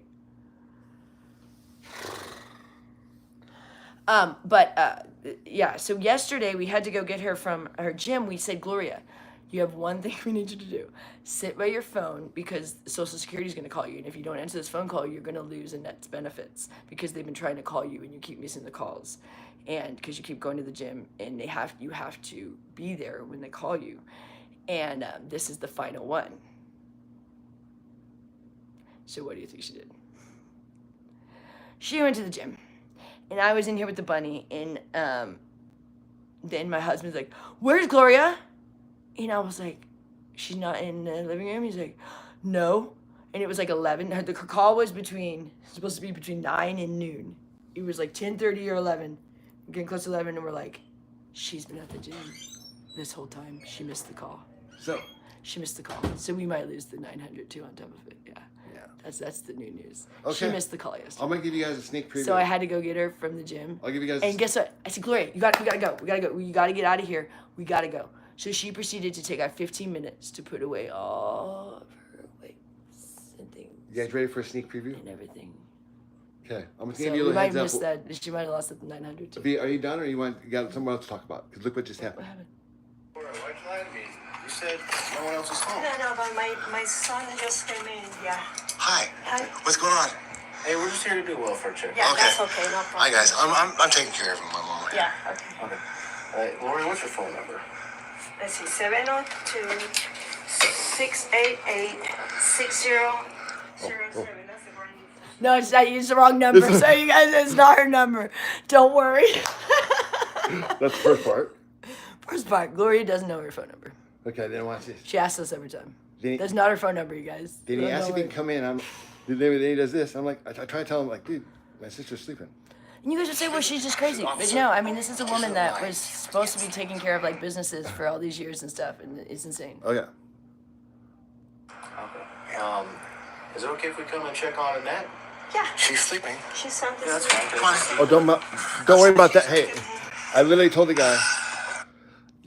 guy, officer, she's sleeping, meaning, like, no. And he's like, that's okay, as he opens the door and just barges his way on in. He wants to check on Annette, but I'm watch what surprised he... they didn't come in here. Watch, he tried to. That's when I kick their asses out, you'll see. Oh, you should have Yeah, let him I said, come no, in. my wife is working right now. Oh, that would have been funny, though. You totally should have let him come in. Oh, my gosh, he should have. I forgot. We're You guys documenting a would have lot of loved the that, stuff huh? we're doing. No, because you would have been shocked. Yeah, so come on, guys. Oh, yeah, I guess I didn't know. Documenting. Oh, Yeah. no, you guys are getting into this. So here's Annette. Right here. So which one of you called the cops on me? That's nice. Now watch this, guys. Now watch how he doesn't check Annette. He actually goes through her No, that's closet. my wife. We're working right now, guys. We are doing work right now to pay for this place. I appreciate your help. What is that? Is she sleeping? Isn't that sleeping? I can't even see the video. Can I ask you what you're looking for, sir? I'm just making sure she's fine. She's fine. I actually take care of her. Okay. If you want to ask anything, you can ask me. My wife is working right now. She's actually on a live stream. Can we talk to her? No, she's busy. She's in there. Because Computer. we're kind of here because of her. Well, she's busy. What's the issue? Joy? If you have an issue... No, I do not. I'm actually not liking this because you're coming in here with an agenda, and I'm not sure why you're here. And you're just walking around the house, you're searching our place. No, that makes sense. No, I see what you're doing. You weren't even looking at me when I was talking to you, sir. You were looking down there. Yeah, well, you know what? That's none of your business. This is my business. This is my family, and if you have any issues, you talk to me. No. Do you feel safe around here? Yeah. Do you feel safe around Joy? Yeah. You know what she told us? And I have it on film. She said you guys scared her. No, I have that on, and that's going online too. And that's going, which is, sir. Who called the cops on me? Because you scared her. For throwing pancakes. Yeah, you know, they came in here to make sure she was okay. The first thing my mom does is come in here in a panic with tears in her eyes because she's waiting for her sister and says, the cops scared me. I'm so scared right now. She was shaking. Right and then the now? cops came back and then they said, why did you lie to me, Gloria? And I said, wait a minute. She don't lie. She can't even remember what she had for breakfast this morning, you fuck. Wait, what did they just now? Yeah, they came, this was I videoed it the second time. I missed the first time. Wait, so why did they say she lied? They asked who else she lived with, and she said, I only live with my daughter. And then they came back, we asked who else was there. Why did you lie to us?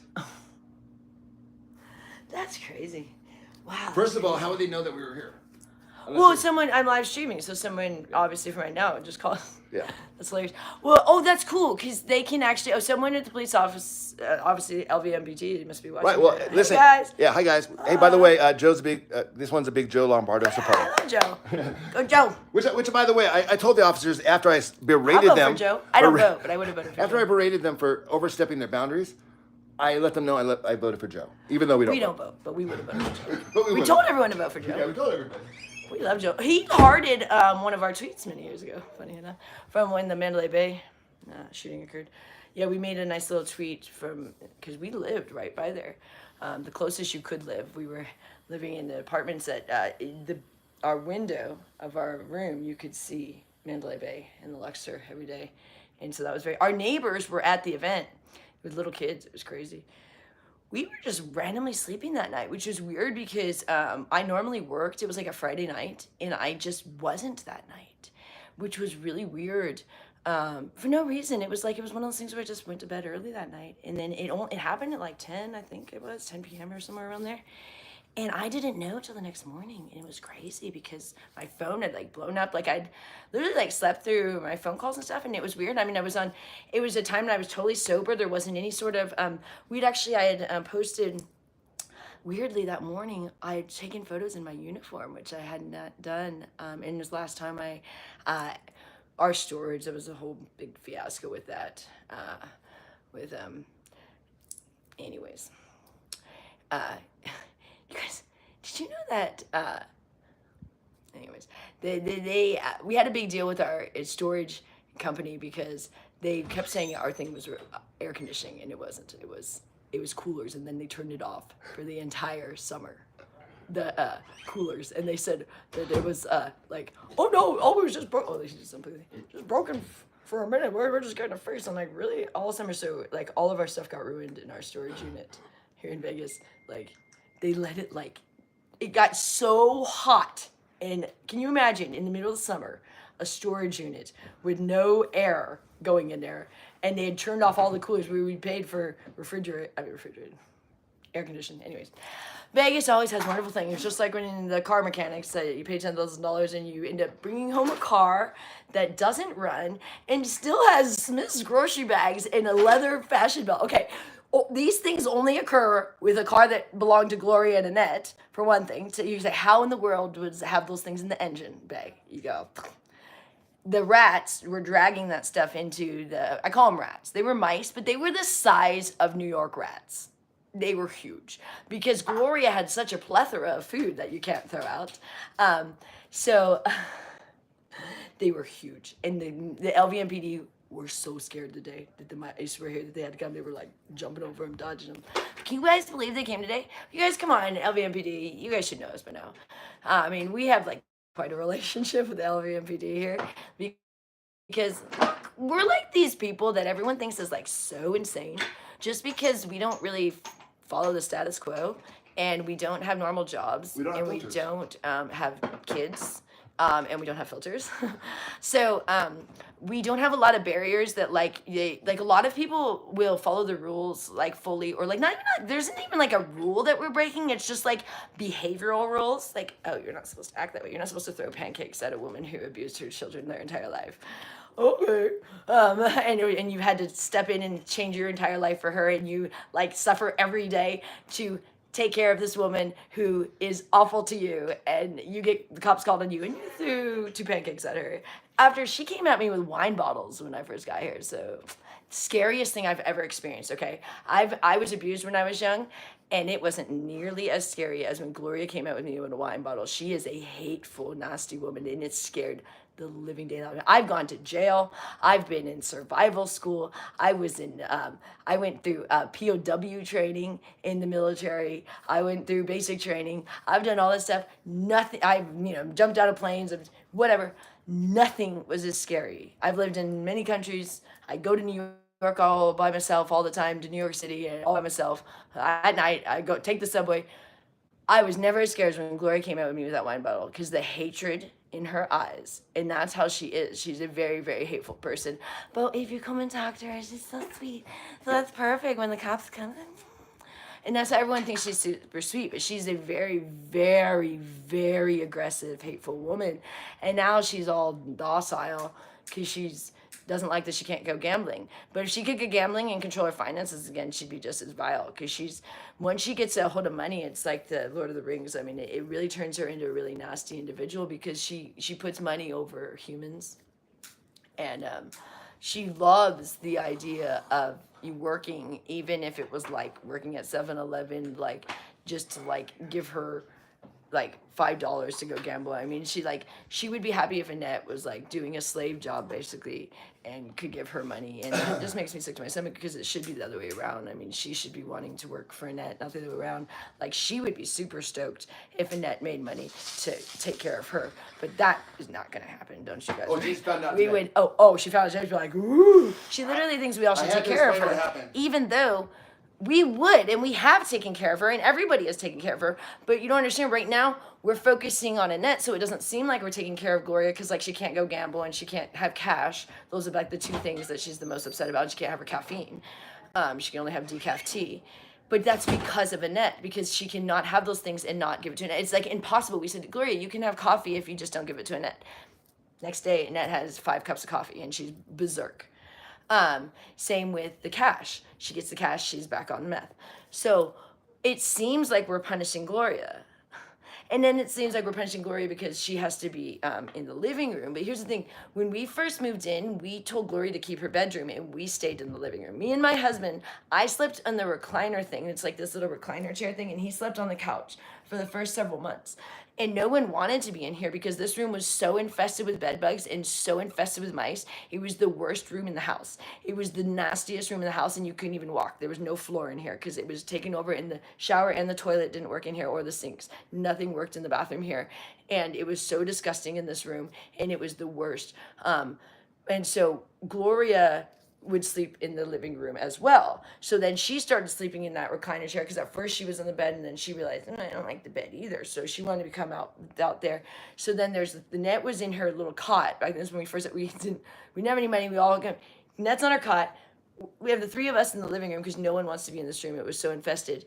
And then one day I got sick, and I had to sleep in the bed, and I got eaten alive. I mean, I was like infested with bed bugs. Both me and my husband, we had to go to the hospital, and they had to keep us in the hospital for a couple days just to get like our to get the bed bug thing to kind of like die down a little bit, because we were so like our whole body was covered with bed bug bites from sleeping in this bed here.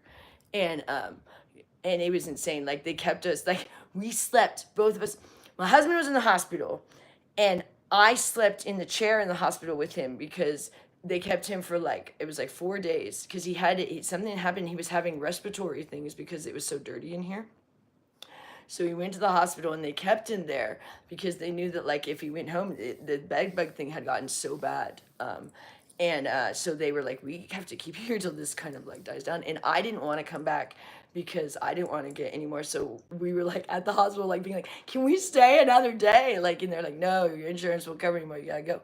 But I was sleeping in the chair at the hospital. I wasn't even supposed to, but they let me because they didn't want us to have to sleep here. It was that bad. And out there wasn't so bad. And Annette's room wasn't even as bad. This room was the worst. But then we finally just had to. And so I started every day. We would spray it. We would lift up the mattresses and we'd spray it. We'd get that Raid, and that stuff's expensive. I mean, it really, really adds up, and we can only get it when we afford it too. And I mean, we'd have to forgo other things to get this stupid Raid. And that's what we spent a fortune on too. And we first started with the spray, and then we started getting the bombs that you set off, because we got so tired of every day lifting these mattresses. It was tiring on top of everything else. This is when the house was still stuff. It was the hoarder century here. And it was crazy because I just told you. Yeah. So finally we got sick and we had to sleep in here. And then slowly we're like, fine, we'll just make this our room. And so I finally cleaned it. But Gloria now is like, the room is so nice. Like, and I'm like, well, now we can't really switch because we're a married couple. And, you know, also I have to get away from her. She drives me insane. Because problem is, if we gave her this room, she would still be in the living room the entire time. So like I could never get away from her. And I spend most of my time in my room because she's that irritating. She's a very negative energy. Like no one wants to be around her, we all stay back here. And she just sits out there. And then when she goes to the gym, we all kind of go out there. But so she owns the whole house. And we stay in our room and Annette stays in her room. And no one goes out there. And I go and I clean it and I set up the stuff for her to cook. And that's it. And no one, I mean, if you go out there to talk to her, she just says rude stuff to you. And she can't understand what you say half the time. It's really weird. I don't know. It's weird. You try to talk to her. She's so hard to talk to. And it's been that way always, but we kind of were just like, she's a little weird, but it's like, it's really hard now because she like hates me too. She literally hates me because she thinks I like took away her money. And I'm like, lady, I've been trying to save everything, whatever, like, whatever. Whatever. You were going to be homeless and you're going to have nothing, but that's fine. You keep paying on me. Just like everyone is online and they're calling the cops on me. But it's been really, really insane the last year, and I've worked harder than I ever have in my entire life, and I receive more hate ever. And it's like, but really, it doesn't matter coming from you guys. The hate that sucks is from these two. When it's like all you're doing is everything for them, and I've cried many, many times because I don't even care from Gloria. It's so constant from her. She just literally, I mean, it's so funny when I'm not here. She's just like lights up. Like when I go to New York, she's like, woo, and the house gets overtaken by everything, by Gloria again. And I come home and she's like goes back in her. It's just like she acts like she's like beaten by me. It's just because I actually make things nice and they like me better than her. And they have a hard time standing up to their mom because it's their mom. So she walks all over them. So like she treats them like shit and abuse them. And I come in and I'm just like, I don't even say anything to her. I just come in and clean, and that bothers her. It bothers her that I clean. Like that's what's irritating me. I'm like, why would it bother you that I clean? Like, I don't understand that. Don't you want to live in a clean place? I don't, like, bother her area. It's not like I mean, a little bit, like I said, I might pick up the rancid pancakes and stuff, but I mean, I'm not, like, going over there and organizing where she's at. It's just the common areas that I'm cleaning. So I'm like, you really want to live in rat feces? I mean, is this what? You're mad that I'm, like, cleaning up the rat feces? I'm confused. I don't understand this.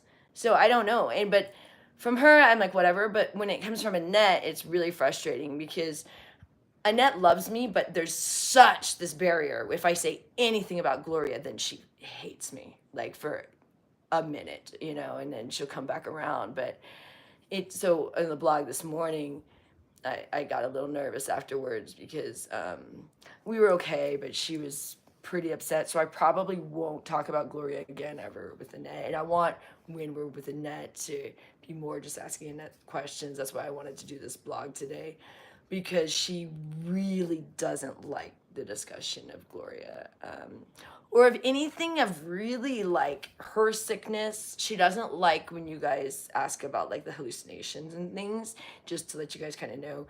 She really doesn't like to talk about her sickness or really even accept that so much.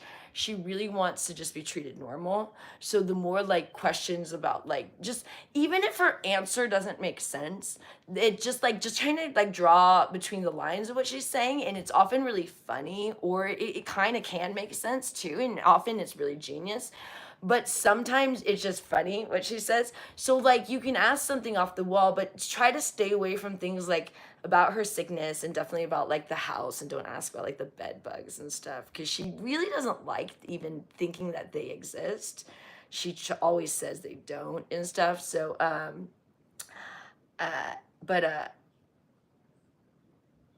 you're like, olive oil. Sorry, that's sweet. I'm like obsessed with these headbands because, here's the thing. I stopped blow drying and straightening my hair like many years ago because I kept frying it. But it's so like unmanageable most of the time. So I found headbands. For any of you ladies, here's a little fashion tip. If you have really hair that just kind of just goes like this, like look at how stupid it is. You just kind of, I mean, it looks awful when I have it down. Like if I were to go, hey guys. I mean, I have really like ridiculous hair. I always felt like my whole life. So you just kind of pull it back and put a little thing in. Voila, much better.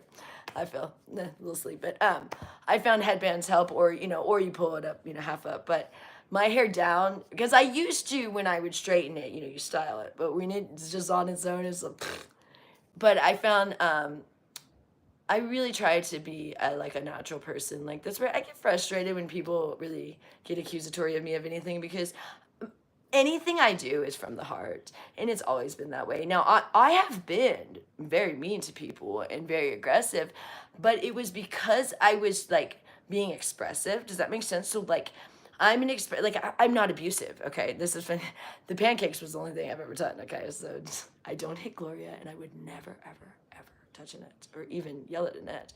But I did yell at Gloria, and I've thrown pancakes at Gloria. Okay, but I've never hit anybody. Okay.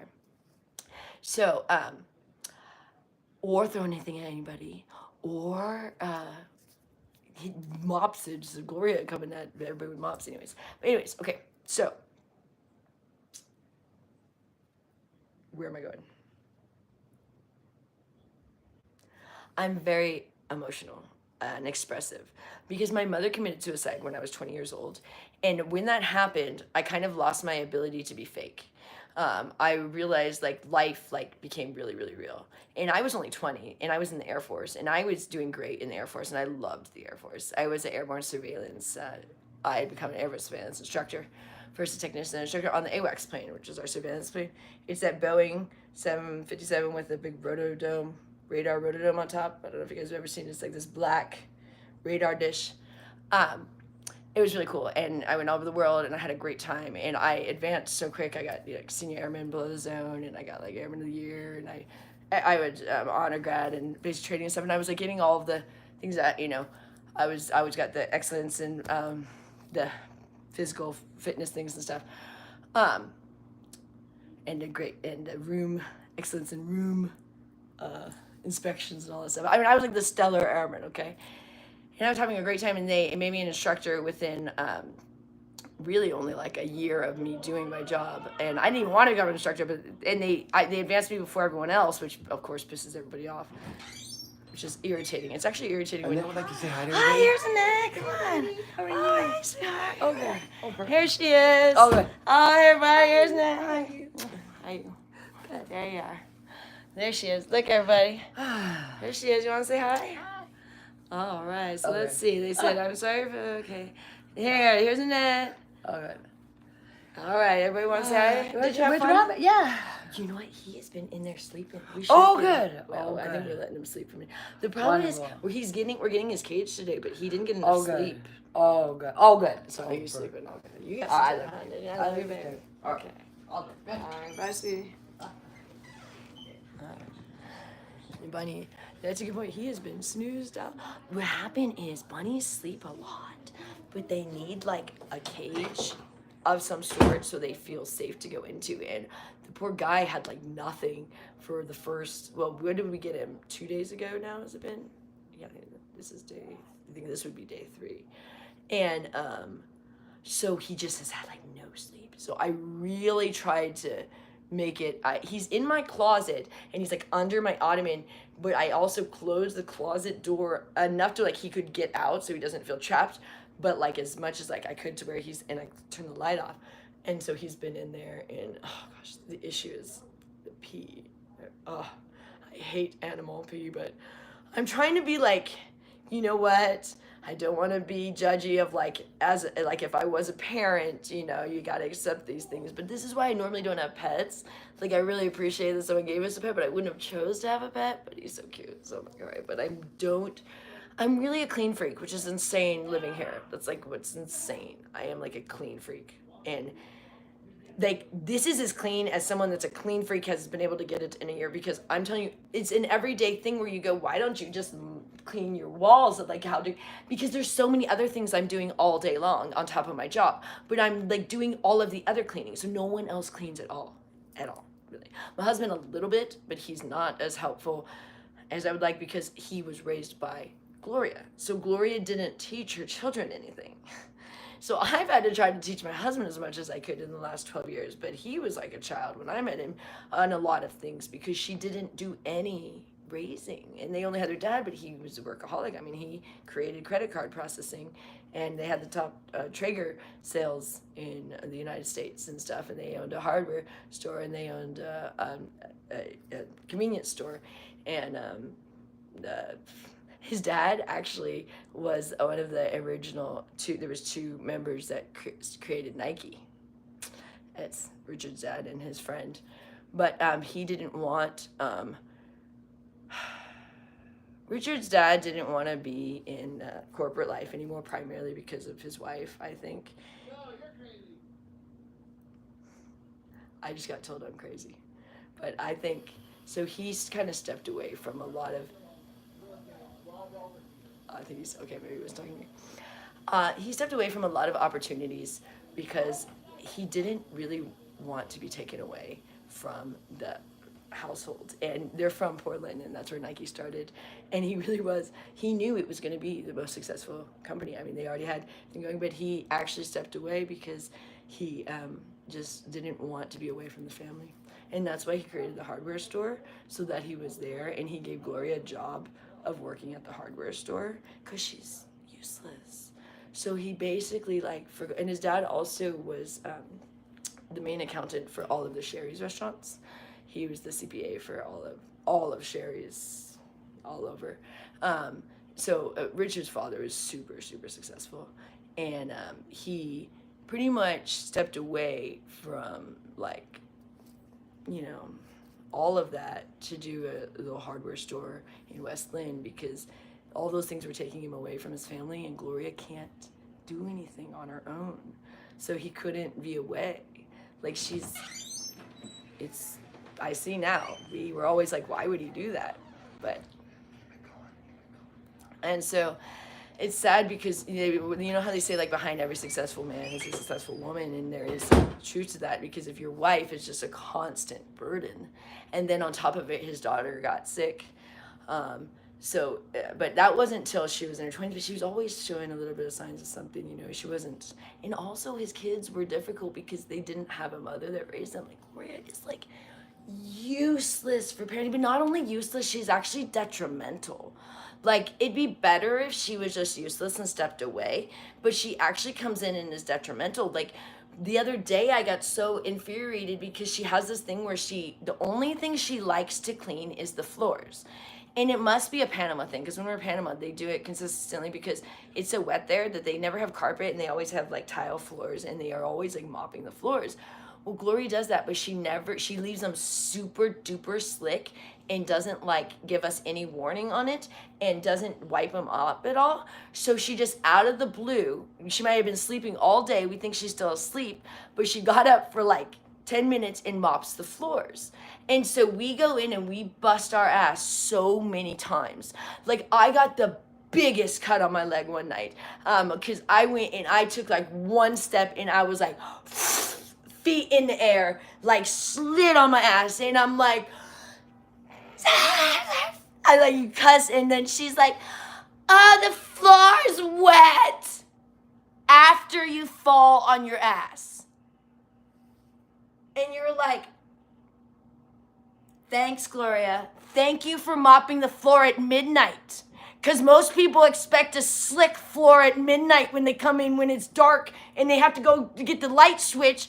They can't even take a step in the dark. It's dark. I couldn't even see that it's even anything. To get the light switch, I was stepping, and that's when I busted my ass. So thank you for getting out of bed at midnight. That's a helpful thing. That's very helpful around the house. Thank you. I mean, it's that's the kind of stuff when you're just and then you have to, fine then. I won't clean it all then. Okay. It's and then she takes things. She takes things so much. I'm where's the rug? Where's the rug? Because if she cleans, nothing goes back. But you don't know where she put it. It's a small house. You can't find the rugs. They're gone. We're all the rugs will be gone. So we got these rugs from the neighbors, and they help with this disgusting floor. We put them down, and she tries to help by mopping, takes all the rugs out of every room, and puts them somewhere. and then they're gone. And you're like, how can she hide rugs?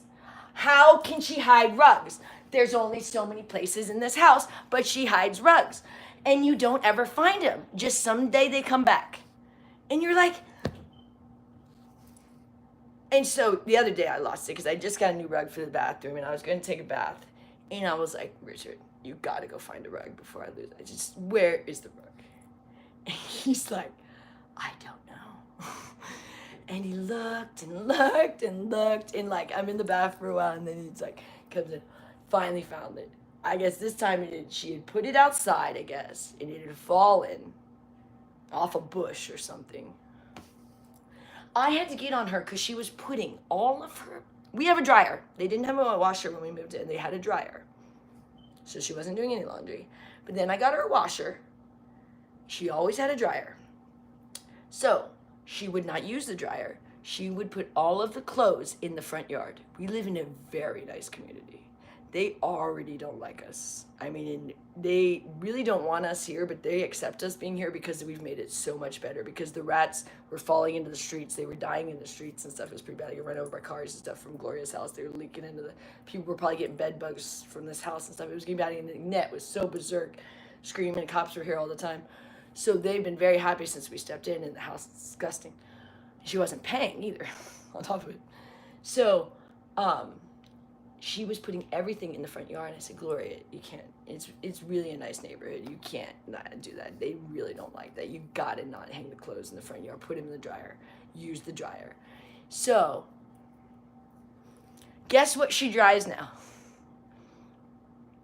She still doesn't dry most of her stuff. It still goes in LA, so we got her to do the backyard. But this is what Gloria uses the dryer for. Every single day. I finally found a setting to put it on 20 minutes, which is the lowest thing, so I can't get out there in time. But every day that Gloria goes to the gym, and if I forget, I have it on like 50 minutes or 60 minutes. So every day I have to go check it. She comes in from the gym, and she dries one towel and one bathing suit for an hour in the dryer, which is such a waste of electricity. It barely works anyways because they just flop around on each other, like just trying to dry, like. But it does work because it dries in a second. But I take it out and I hang it up because all she needs to do is just hang it up. Her towel could easily be hung over a thing, but that's her use of the dryer, and everything else goes in the backyard. And I'm like, so we tried to say, why don't you just hang your bathing suit somewhere else? That would be more useful. Let that air dry. No. So the best thing I can do is get her to do 20 minutes at least, so it uses less electricity. But if I forget, and if I accidentally was doing the linens, oh dear, now we got it on like an hour and a half. She's doing her bathing suit. So, oh dear. And then by the time you get out there, the thing's like on fire too. Her bathing suit now is like so like the color's all faded. She's been like burning that thing. Been drying for an hour and a half. And it's so stupid. Oh, and she uses the garage to come in from the... She has to come in through the garage from the gym when literally our front door is like 2 feet from the garage. But has to open the garage with the code to come in so that she can put, because our dryer's in the garage, to use the dryer for an hour and a half. Leaves the garage door open, never closes the garage. Then comes in the house, so I go, oh, Gloria's home. I heard the garage. Then I can try run out there and get the dryer going if I'm busy or doing something else. Oh dear, how long has the garage door been open and it's 120 degrees out? How long has the dryer been going? And yeah. So, and then if I don't set out everything that she needs to cook, which she often won't even cook when I set out, but she'll do some of it. We'll get a little bit of a meal. Or we'll get everything, like I said. But if I don't, the things she makes are just the weirdest things. Like the other day, it was like boiled potatoes, some sausage I had gotten her, but I don't know what she did to the sausage. She just mutilated the sausage. And then her potatoes are the worst. I'm like, she has this obsession. Okay, you guys, I'm going to admit something to you guys that I haven't even admitted to my husband.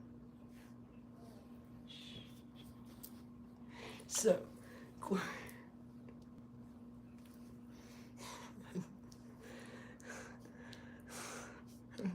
He's kind of evil, but you'll understand why. Gloria used to, every morning, make boiled potatoes and boiled, soft-boiled eggs. But she would use half a dozen eggs every morning, and no one ate the soft-boiled eggs. And she'd make about a bag of potatoes every morning, and no one eats the potatoes. So the only reason, okay, I laugh because it's, you don't understand. If she knew I did this, she would never forgive me. She had this machine that she could make soft-boiled eggs. It was this little thing, this little white thing with a lid, and you just it held 6 eggs. You put them in there, and you plug it in, and then it would like made these terrible eggs, and like they tasted awful. They were awful. She loved this little thing. No one ate them, so she would weigh 6 eggs every morning. No one would eat them. And that's what she tried to get Annette to eat, is a soft-boiled egg and a potato every morning. And a pancake, probably. So, we could not get her to stop using all of the eggs. And then, when she wouldn't, on top of making the soft-boiled eggs, for lunch, her favorite thing back then to do was to make egg salad with egg and potato salad. So that's what she would do when no one ate the stuff. But then she'd use the rest of the eggs we had in the house and the rest of the potatoes, if she hadn't used them already, and all of the mayonnaise, and so she'd use a whole jar of mayonnaise, a dozen or 18 eggs, a whole bag of potatoes, and she would make egg potato salad that no one would eat, except for her, and she eats like a bite. So then I would have to wait and for the days until I could throw it out, and it ended up in the freezer, and then I could throw it out. But every day we'd have another stockpile of this. So one day I cut the cord on her little egg thing, and she thinks the mice did it.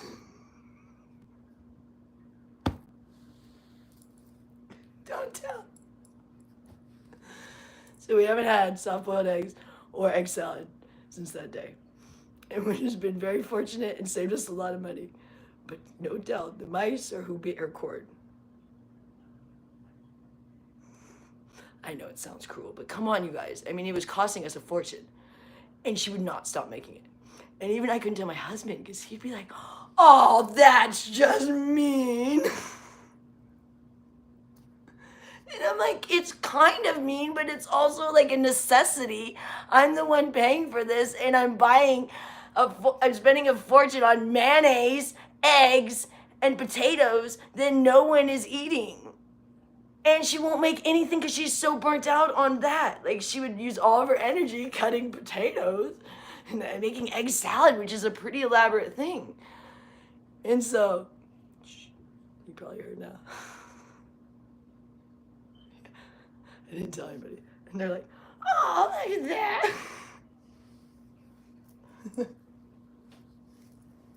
Darn mice.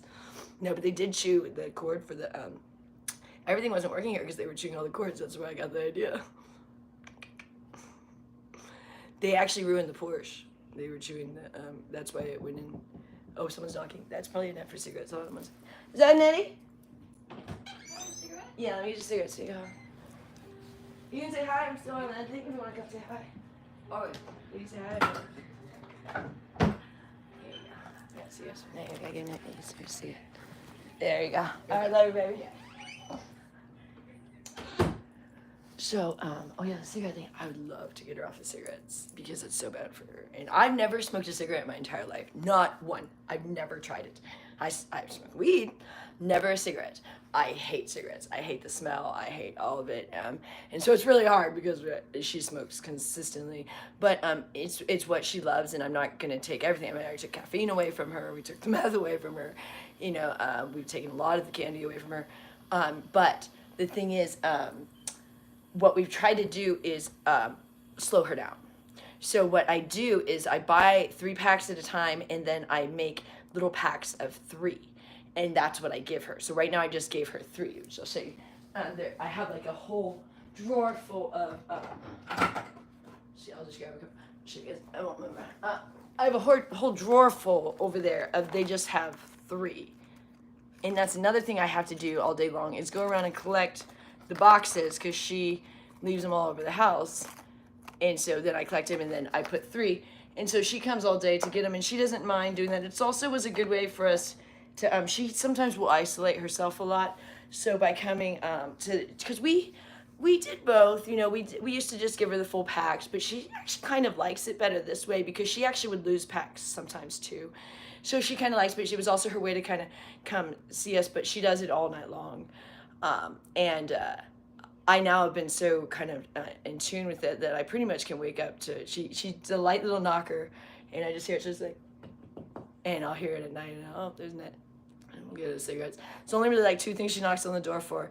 She knocks on the door for cigarettes, and she knocks on the door for her pool card. I keep her pool card, which is for her to go to the club. I used to hold on to her passport, but it had expired, and she was insistent on holding it, which we knew it was going to be lost. But since it was expired, I let her hold on to it because she kept fighting me about it. She would come in, this is when she was being really defiant, and so I was like, she's going to lose it. But as soon as it expired, I said, okay, she can hold on to it, and she lost it. So we're working on getting her, but honestly, until she got on her meds, we couldn't get her to do anything. So we could not get her to go to, she used to have a driver's license. Annette used to drive a car and stuff. Up until like 12 years ago, really, she was driving. She has a driver's license. We won't get her driver's license now. I don't think that will happen again unless she fully recovers. But I mean, that would be great if she did. But I don't think she wants it. So the car is more a sentimental thing. People are like the Porsche. It's technically Richard's father's, and it's in his father's name and Gloria's. So it's technically Gloria's, but since we actually had to pay for it, we've kind of pretty much bought it from her. So Gloria is going to sign it over to us because we have actually the insurance in our name, because nothing is really in Gloria's name anymore because she, for one thing, messed up her credit so bad. We had to take over everything, except for the things that have to stay, like the mortgage is still in her name, but she's going to pass eventually too. I mean, she's 81. I mean, we don't hope soon, but she's going to pass at some point, you know. And so eventually we have to get things set up because Annette, the thing that was unfortunate was she was going to literally leave Annette homeless with no money, and she was going to pass, and then Annette was going to have nothing. And that, it really upsets me because the father left quite a bit for Annette, and in the last 12 years Gloria spent it all. So I think the father kind of thought that there'd be no way it could be all spent and that Annette would be somehow taken care of. And it's pretty shocking how much she spent, and you really can only spend that much through gambling. It'd be really hard to do it any other way because it's just so much money. That and maybe like stock trading, you know what I mean? But you can't even do enough drugs for the amount of money that she gambled. I mean, but it didn't help that Annette was also had such she had a meth addiction, a cigarette addiction, and a Diet Coke addiction, which those actually really add up. I mean, we spend like $600 a month just on her cigarettes and her Diet Coke because she drinks like a case of Diet Coke a day, but she doesn't even really drink it. That's the good thing, is she doesn't, I know that so much. What she does is she opens a soda, takes a sip, and sets it down, and then she'll never touch it again.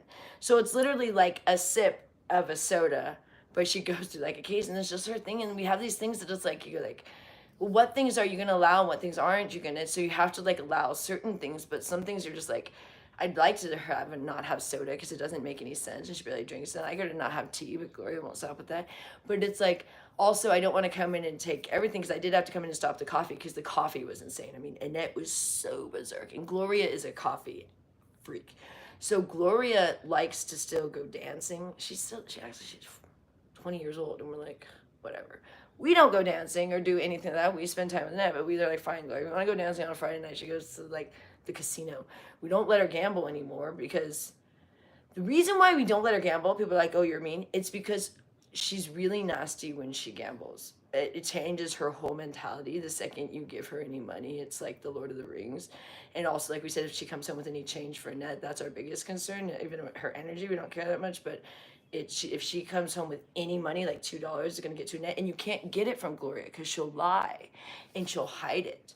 And then she'll give it to Annette. Because, like, we sent her out for her birthday, and we were like, do you have any money left? Like, she's like, it's mine. You're not going to take it from me. You can take it back from me. And we're like, Gloria, we're just making sure you don't give it to Annette. Like, it was like at the end of the night. She's like, I spent it. Mine. We're like, we know we're not trying to be take your birthday money from you, but you just can't have the conversation. We tell her, we do. We say, so Annette, woman, both of you here, they don't acknowledge anything. I mean, literally her test from when she went to jail. Annette went to jail about a year ago because she was so whacked out, she used to go berserk at night. And the people would call the cops on her all the time in this neighborhood. It's a quiet neighborhood. We're in like Summerlin and like snooze fest up here. I mean, the people go to bed at like 5 p.m.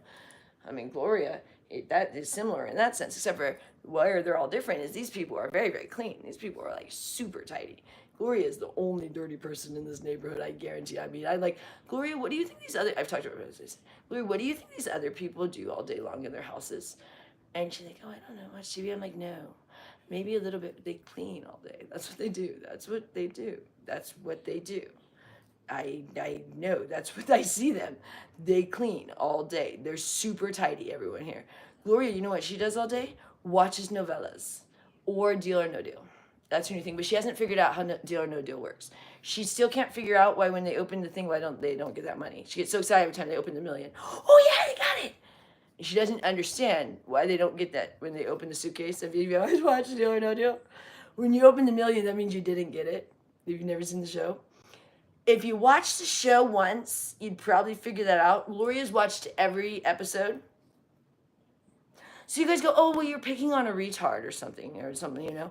But I'm telling you, like, it's very difficult when there's no diagnosis of her. And at times, she's kind of pretty coherent. And at times, she was, like, running businesses and doing things. And so, and she still can drive a car. And, I mean, she still can do things. So she's coherent, she's not, she doesn't have Alzheimer's. I mean, but then there's these times that it's like, are you being serious? Like, how did you function? How have you lived 81 years? Like, are you being serious? You don't understand this? So it's very confusing with her. And we did not know how bad it was until like even recently. It's like more and more we're like, are you getting worse? Or were we just more aware of how bad you are? Like in the sense of like your understanding or I don't know. I don't know if it's starting to be an age thing. We really are getting concerned about her because it's getting difficult where it's like yesterday we're like, stay home for the phone call and she's gone.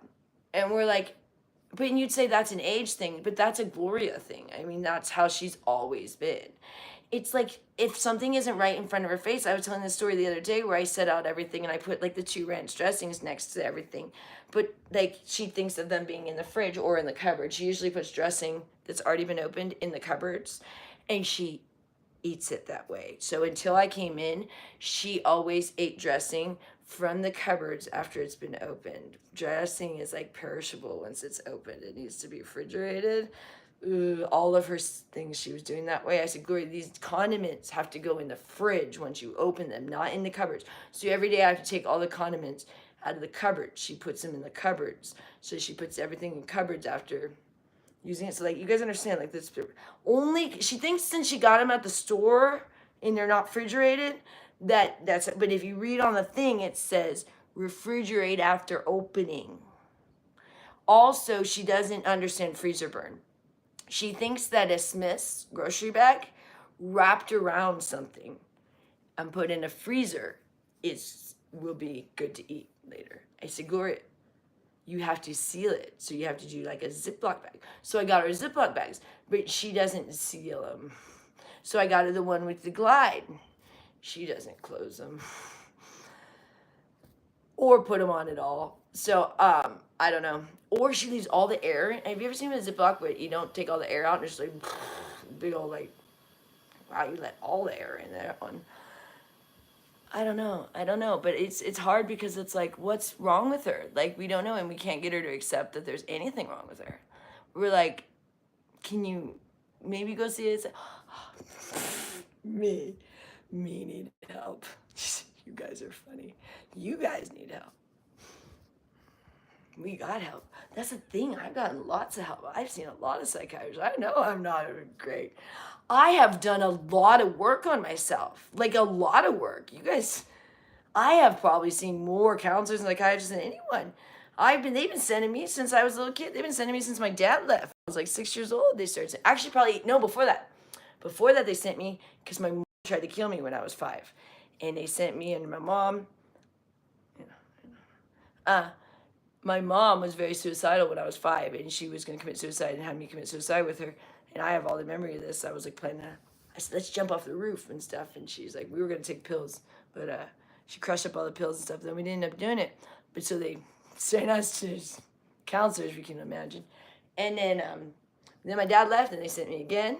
And then they sent me when I was in high school. I went to live in Los Angeles, supposed to go counseling with my dad for eating disorders, and my dad didn't go. And then they sent me when I was in the Air Force after my mom died. And then when I was 22, after my brother died, I got a DUI, and I went to 4 years of alcohol treatment and counseling. I did deferment, and I went to a million AA meetings. I go to like 5 AA meetings a day. I was like, yeah, this is great. I thought it was so much fun. I was like, rah, rah, AA back then. And I'm sober now if you consider weed being sober. I don't drink alcohol, and I don't do any drugs, and I don't even do medication, but I smoke weed. So you guys can decide if you think that's sober or not. Some people call it California sober, but I do not drink alcohol. That is no good for me, and I do not do any drugs. And I have done drugs, so people go, oh, yes, I have done cocaine in my past. That was a drug that I used to enjoy, and I do not do that anymore because, to be honest, if you do a drug, you get over it. People that don't do a drug get obsessed with it. And if they don't do it enough, they get obsessed with it. But if you allow yourself, like I was talking about earlier, to do what society tells you not to do, or just what you think you shouldn't do, but they're told you shouldn't do, but you think you should do, and then you do it, it's usually not as crazy as you thought it was. I'm not telling anyone to go do anything illegal. What I'm saying is, the more you hype up something and think that it's going to be crazier than it is, it becomes a bigger deal. So just by going through things, it's always easier, and you get through it. And so that's what happened with my bulimia this last time around. I decided to just go with it. And you guys saw, if anybody's here from the bulimia, which is so old now, we've been talking about Annette more, but I just for months just ate what I tried to not, but I just did. I just said, you know what, I'm just gonna do this. And I was going through a lot of emotions. I was dealing a lot with the house, but I was also dealing a lot with my family.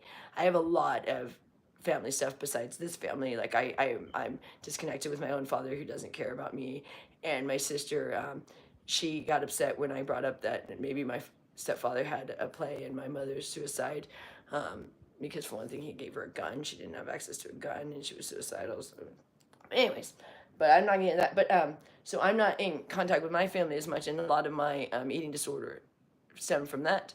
And until I had like really a purpose, I was going to continue in my own addictions. And so why I say Annette healed me was because I finally have a purpose, and maybe that for other people was their kids, but it probably a lot of times the sad thing is it only happens for a little bit with a lot of people, and then they're using their addiction, they're using their kids or whatever to get over their addiction. That's not what happened here. What happened is Annette finally freed me from, because I already knew how to get over my addiction, and I knew to go on the Keto.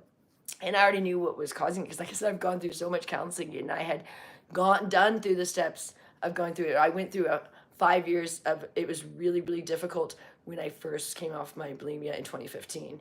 And so this time around, it was much easier because I kind of already knew what to do, because I had gone through, that's how I kind of discovered doing the beef, because that worked the best for me. But before that, I went through so many obstacles.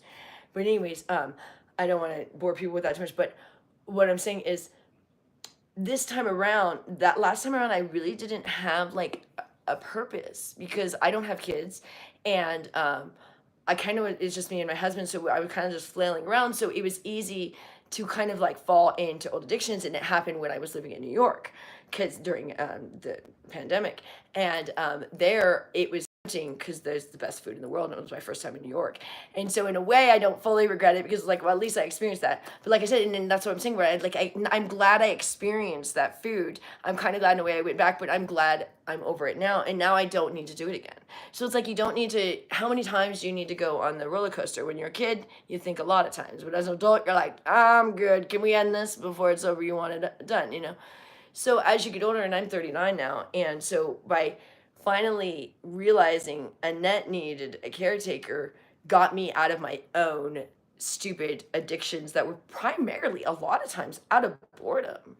I mean, a lot of times people are just doing things. I know with food addiction, it is a lot out of boredom. Like you just kind of like don't know what to do with yourself all day. And I have a job that I spend a lot of time at home on call. So sometimes you're just sitting there and you didn't, until I had to care for this house, I had a lot of free time.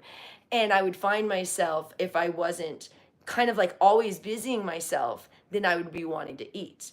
And now I'm finally free of that. And it happens through Keto. So we'll get back to Annette because I don't want to lose her. But if anybody is dealing with the eating disorders, I'm telling you, you got to switch to Keto, because the reason why Keto works is because it's low sugar. And sugar is what's causing you to want to just keep eating, because sugar turns off the sensor in your brain to tell you you're full. So as soon as you start eating sugar, then you're going to want to eat more sugar and never feel full. That's why it's a vicious cycle. And if you guys want me to quickly, I don't want to lose it, but I feel like I'm losing people on this. So yeah. Okay, what I want you guys to do is I want a couple of people to, if they're ever interested in the eating disorder thing, to send some comments, and I'm going to discuss those things. Maybe I'll do a separate blog one of these days. So, because I can go forever on eating disorder stuff, but that loses most people. Anyways, but back to Annette. She's doing really, really good ever since we've been doing this blog, and it means a lot to her, and she likes the idea that she's making a lot of money. We're not. We just started. We actually yesterday got monetized. So that was an exciting day for everybody. Which we haven't got paid yet, but it just means you could potentially start getting paid. But we had gotten, I think, when people did the like 99-cent things or something, I think it was like $20 or something, or less than 20, something like that. But thank you, everybody. But in that, the minute we got any sort of like, I think it was like a super fan thing, or I don't even understand. My husband's managing all that. We told her, and we hyped it up a little. We didn't say a number, but we wanted it to seem like more, because she wants to feel like it's a job, you know. We don't want to be like, oh, you got 99 cents. So when I said on the blog earlier, I was like, oh yeah, and she's like, yeah. She's like, yes, we have. I'm like, oh yeah. But so we like to hype things up for her, like make it exciting. My husband's really good about that. You guys maybe seen in the blog earlier where they start jumping around. I tend to be more the mom around here, which is kind of frustrating, because up until moving in here, I mean, I was the young one. I was the one dancing around. You'll see I on Twitter was still dancing around a bit, but every day I kind of become more like a mom and less dancing around, and more like, all right, I just need to be the responsible one. And that's fine with me, because I'm like almost 40, so that's cool.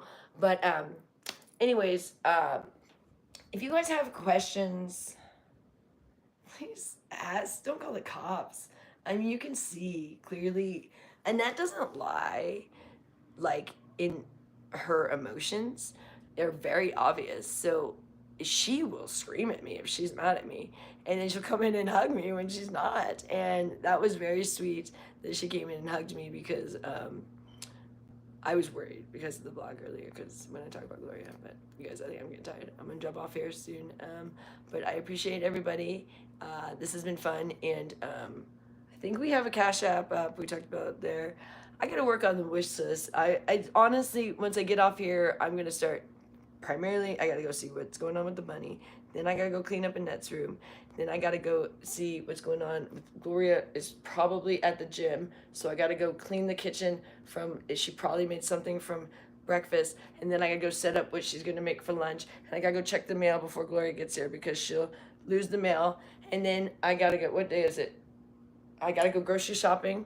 And then, my clothes are in the dryer. I gotta get them out of the dryer. And tonight I'm working. So that's what I'm about to go do.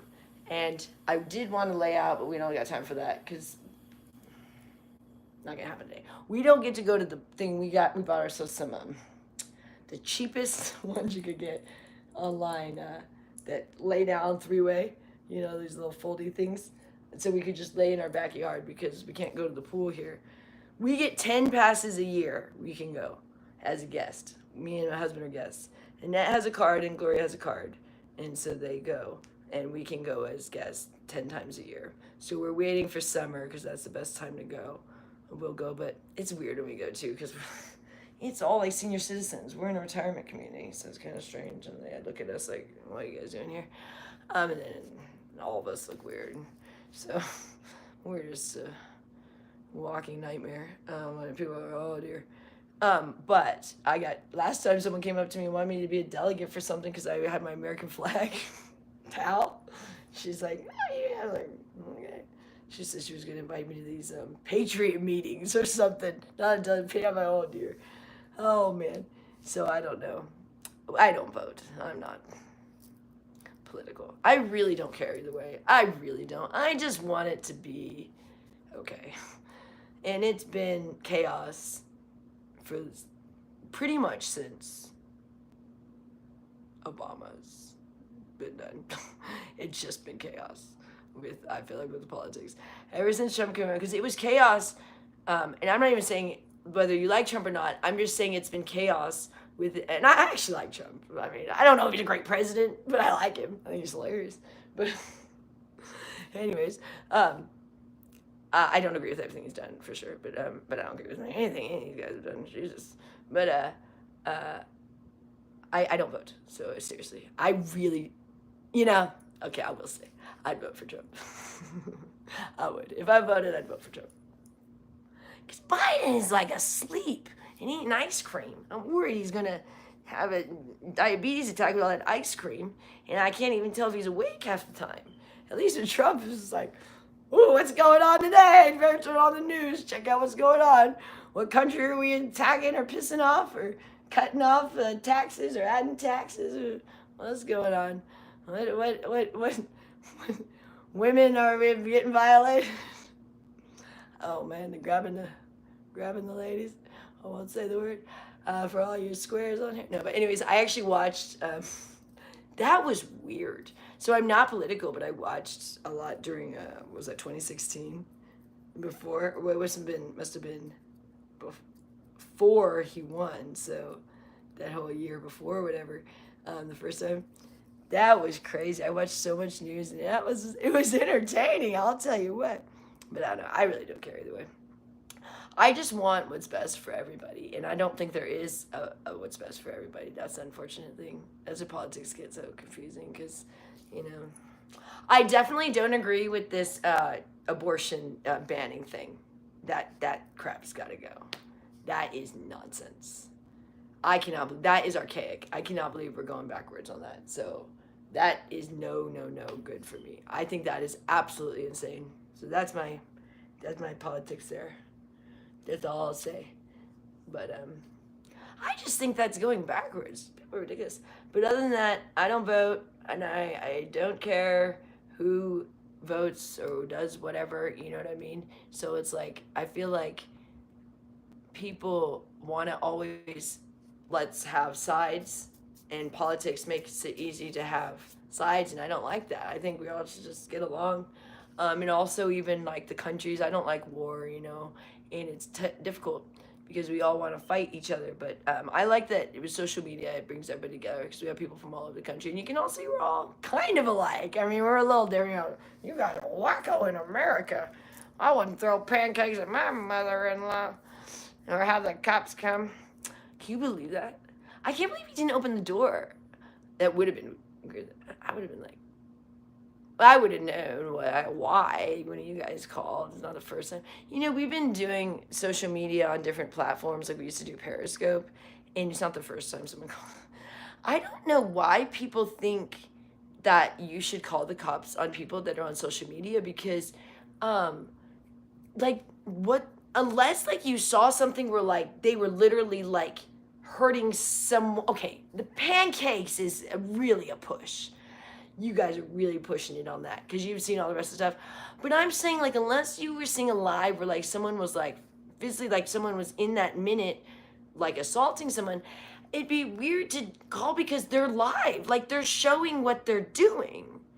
So, you know what I mean? So it's it probably, social media will shut you down if you talk about certain things or we're doing certain things. I wouldn't even be able to do this. It is checking, it could shut me down in the middle of a blog, and it definitely will delete my videos and not post them and stuff. You guys wouldn't even be seeing. So anything that I'm doing on here is pretty allowable if you think about it. You know what I mean? So, and the fact I was even able to post that, because I mean, unless the post was that this person assaulted her mother-in-law, but that's not what we were showing. So like, they were showing that was okay, and they'd taken down tons of my videos, like when I was showing the bulimia stuff. So, so it's a weird assumption that like you would call the cops on someone on social media, really, because like I said, social media would almost take them down, or like definitely, like, yeah, it would definitely shut down, it would not let them keep live streaming if they were doing something that was so offensive to people that the cops were needed to go over there, you know what I mean? So it's kind of in a sense a filter. And also what's funny is I don't block people on YouTube. I've blocked some people on Twitter, or X, whatever you want to call it, but I don't even know how to block on YouTube, and my husband doesn't either. So I guess I had some people saying like I blocked him and then unblocked him, whatever. I think it's just sometimes the system. If you are saying hateful things, your messages will get censored out, because they want a more positive community, and they try to keep a positive energy going there, because it's not, I mean, there's a little bit of like, some hate can be fun to get, you know, like people like hate on people, and you get a little bit of like, you know, everyone's going back and forth or whatever, but I don't think social media ever wants it to just be all hateful communities, you know. They want people to be learning and building and growing, and kind of a loving community. I think most platforms are that way. And I mean, you might see a video once in a while where you're like, oh, I've seen people assaulted or murdered or whatever on. No, but I'm saying, like, if someone is doing a continual blog that they're, you know, like a platform, they're not going to allow it to be like a platform of just hate. Unless that was like the, like, you know what I mean, like it would be established that way of like, okay, this is this, but that's kind of how the social media platforms work, where it's like, yeah, someone might get a video out there once in a while and they get 1 million views or something, but it's like I don't know if you guys realize, like it has a lot to do with like, you have to get, you know, circulated. And if I used to get censored all the time, like sensitive content of things, like if I did say something like that politically people didn't like. I remember during the pandemic I was saying some things because I didn't like that we were doing the shutdown for so long in Vegas, and my stuff would get censored out and stuff. So like, you can't say things that are not allowed on the platforms. So I don't think I also could be like abusing Gloria on here and then being like, hey, promote this girl, you know. I mean, I think that would be not okay. And I think if it was a platform where we were showing that, but I don't even know if that exists. I don't think anyone would want to watch that. Of like, let's just watch abuse on a channel. I don't think that exists. Don't quote me on that. I don't know. But so you can kind of know that if it's up here, then it's kind of already vetted in a sense by, because there's the AIs, but then there's also, you know, often if anyone flags your videos, then someone has to go in and watch them and see, and of course mine get flagged. I mean, people call it cops on me. So but yeah, I mean, everything I'm doing is from the heart, and you know, even if we don't get paid on here at all, that's fine. It's just going to be helpful to get the stuff sooner for Annette, because I'm still going to get everything for her. It's just going to happen at a more rapid rate the more assistance we could get. And also, it would just be great to just be able to tell her like that she's making money, because that would make her really happy. And what we really want to eventually be able to do is give her a little card, because where she could go. She used to like to go shop at like Walgreens, but right now she still can't have cash, and we don't know if she can ever have cash, because we just don't know if the cash would trigger let's go downtown kind of thing in her mind. We don't know, like, and we don't want to go there. So we thought, well, a little card, like we give Gloria a little Cash App card, but Gloria doesn't want anything to do with the Cash App card because she wants cash. She only wants to gamble. So that's why she doesn't do anything with it. So we don't really do anything with it. We used to send her grocery shopping, but she didn't want to. She only wanted to go gambling. So she takes it when she goes dancing, and she buys herself a drink. Gloria drinks a little bit. We don't drink, but we get her a little bit of champagne sometimes, or wine, and she drinks when she goes dancing. I also think she has a bunch of coffee when she goes to the club and when she goes dancing, which is fine. We don't mind if Gloria has coffee. We just can't have it in the house for Annette. But she gets all jacked up and weird on the coffee too. But anyways, because Gloria is a total caffeine freak. I mean, she just lives on coffee. Gloria's one of those women that, her gen, where they just drank coffee all day and didn't eat. So she just kind of like starves herself and just drinks coffee all day long.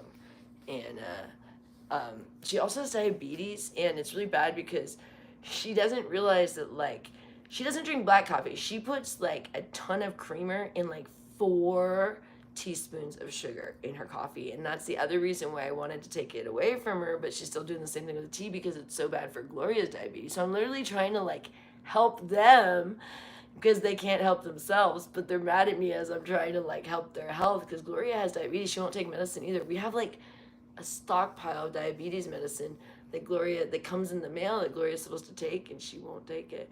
We could barely get her to take. She kept having these urinary tract infections, and she wouldn't like go to the doctor. We finally had to we had to take her. I had to take 3 times to the hospital. She kept getting them because she's not very clean. She doesn't clean herself. Like, Gloria is not a sanitary person to herself even, and she just kept like saying she couldn't hold her bladder and like peeing her pants. And I was like, Gloria, does it hurt? And she's like, yeah. And I'm like, well, Gloria, you need to go to the hospital. You got, no. My sister said to use coconut oil. And I was like, Gloria, you have a bladder infection. It's going to get worse. You can't use coconut oil. So we basically had to drag her. And when I say drag, we don't really, but we're like, Gloria, you have to go to the hospital. We say this, Gloria, you have to go. It's, no, coconut oil. I said, no, Gloria, you have to go. So we have to bring her and sit with her, and I've gotten 3 times because it kept coming back, and I don't know what's wrong with her, why she has to go 3 times. I don't think she cleans herself properly. And it's so embarrassing because she don't even understand like what's going on, so I have to tell them. I'm like, and then she keeps just saying it's red, and they're like, it's red, what are you talking about? I'm like, I don't know, I think she's saying it's inflamed. I don't know, she's got a urinary tract infection, and she'd never even be able to communicate that if she went. So it's these weird things with her, like she's mentally retarded, but she's not, and it's so weird because she was functioning, like, and she still is functioning, kind of. It's so weird. But yeah, the lady, I'm like, how are you 81 years old and you don't know about these things as a woman? Like, you've never had this? Have you just been like peeing your pants like when you had these and never went? Those turn into kidney infections. So I've taken her 3 times to the hospital. If you haven't taken her to the dentist and stuff, it's just ridiculous. But we had to take away her checkbook because she writes checks when she goes to these things. And she thinks she still has money. And so like she went to the dentist the other day. We thought her health coverage paid for it. Turned out it didn't. So she wrote another bum check. We didn't even know. So I had to take her checkbook the other day. She didn't even know. We have it back here. Because she'll keep writing checks and she don't have money in her account. And then they're getting all mad at her everywhere she goes. And we don't even know. We're like, oh dear. We thought your health coverage covered because we didn't know we would have given her money. And she goes, and she won't ask us. It's this weird thing where she thinks she's got money, but she doesn't. And she won't ask us. And then she'll just keep writing checks everywhere she goes. Ugh. So we give her a little card, but then she won't ask us to put money on the card, or she won't remember. So she keeps scanning the card and it'll decline because we won't know how much she needs. She won't ask us. So she doesn't understand that all we need to do is add more money. It's a Cash App card. We have one for Gloria. And so she keeps going to the store and keeps just running it over and over. And if we're not paying attention, we're at home. We're like, oh no, we got it on our phone. Oh, I got the client. Oh, so we try to add the money because it'll tell you. But it's like she won't ever let us know. She just keeps running it over and over and over at the store. It declined. And then if we finally see the alert, and then we give money, and then it finally goes through, she's like, oh. She thinks it just works because we were like at home like, oh geez, she's getting declined. Put some money on the Cash App, And we told her like a million times, Gloria, you got $60. Don't spend more than $60. Let's see, $200. Gosh darn it! I mean, it's just ridiculous. Like, and then she won't just take off the thing. She'll just keep. And so it's like it says like 10 declines from the Cash App thing. We're like, oh. And then the check's gonna come out next that she's writing dismiss. And they let her because she's like a local and they've seen her forever. I don't think they would anymore, but they were letting her for. She's like, oh. She plays the old lady card. I was like, oh dear. And so, we deal with these things all day long. And so yesterday I go get her from her class, and Richard's freaking out. So I have to deal with my husband because he gets all worked up because he gets so irritated with his mom, and she's been driving him nuts his whole life. And he doesn't want to be here, but we have to be here. So I'm like in the meter, and he's like, go get her from the gym, and his back's hurting. So I'm like, oh geez. So I go in, and then it's embarrassing, she's in there, and he's like, there's like 50 ladies in this class. their little weights and their little jump rope. And all the old ladies were in the senior citizen community here. And I'm like, oh dear, so I'm like, Gloria. And guess what they're playing? They're playing Gloria on the, I am not kidding. On the thing, in the thing, that song, who does that one? That one, I don't even know, but it says Gloria, the entire song. And it's called Gloria. There's a couple songs named Gloria, but this is like the oldest one. I'm like, really? And so I go in there and I'm like, Gloria. And I said, we gotta go. We gotta call. You're supposed to be. And it's like now 11 o'clock. And it was anytime from 9 to 12. So there's a huge chance she missed it, right? And her phone's in the locker room. Come on. So she got her little weights and her little thing. If you could move slower, I would challenge you than Gloria.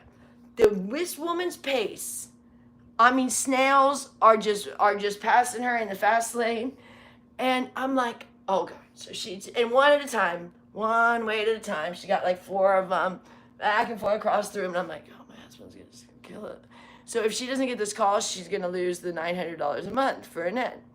Because this is like the 5th time they've tried to call.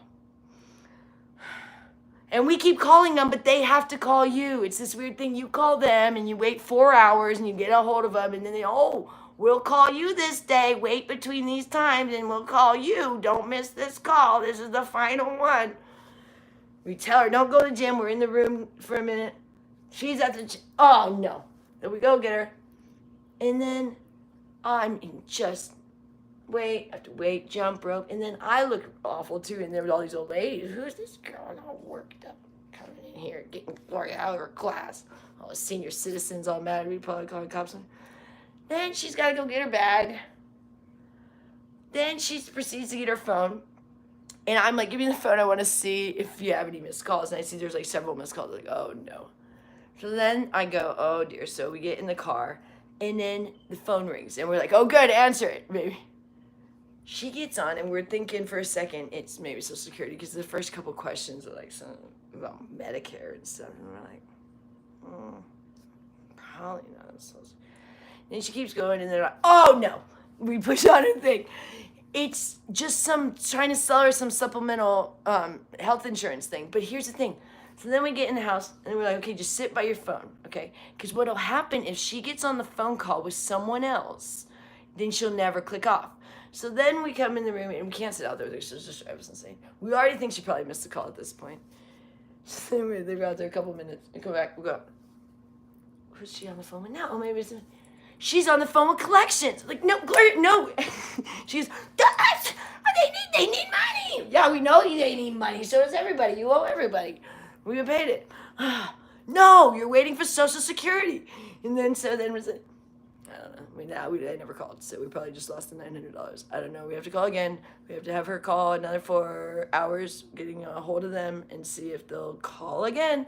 I don't know, but this is what happens. But if she answers the phone to anything else, and she gets a lot of phone calls because she owes people still. I mean, we've tried to get her caught up, but she's got like credit cards up. I just saw she had one casino. She got credit cards. All the casinos are coming.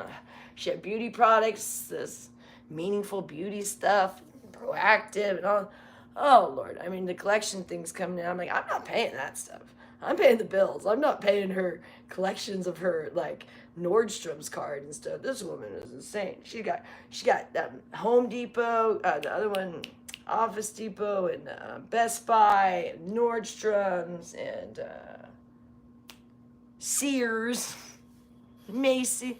All this. And this woman she was a wealthy woman. She was going on, and all these collections. So every time her phone rings, she gets on the phone. We're like, Social Security. You're listening for Social Security. That's it. So probably that's that. Anyways. Well, what's crazy is like, it would be awesome if she could have a little bit of like, I mean, I don't know if all old, but the problem with Gloria is not just an old thing. This is how she's been always. Like, she's always been this way, but she was just a little bit more functional because I think just because she had a little bit more responsibility and like the dad was there. I don't know. We don't know. It's like, how did you fool us all this time? Because like we always knew she was wacky. I mean, when I first moved in, when I first started dating my husband, she had moved into his place, which he was not stoked about. The dad died, and she just like moved in and started like taking over his condo, and and he was dating me, and he's like, this is not cool, my mom's here. The heck, I mean, he hadn't seen his mom in like 10 years. She just moved herself into his condo and like totally ruining his game with any ladies. Luckily, I was weird enough. I was like accepted it. And my mom had died, so in a little bit I kind of liked her at first, but she was wacky. But I always just thought she was wacky. So she screamed at me the first day I cleaned his condo, my boyfriend's condo, because I threw out her rotten yogurt in the fridge. She went nuts on me. Like, I was like, "Jeez." Any other girl probably would have ran the other way. And she was like telling me, oh, she just talked so much crap about my husband when I was dating him.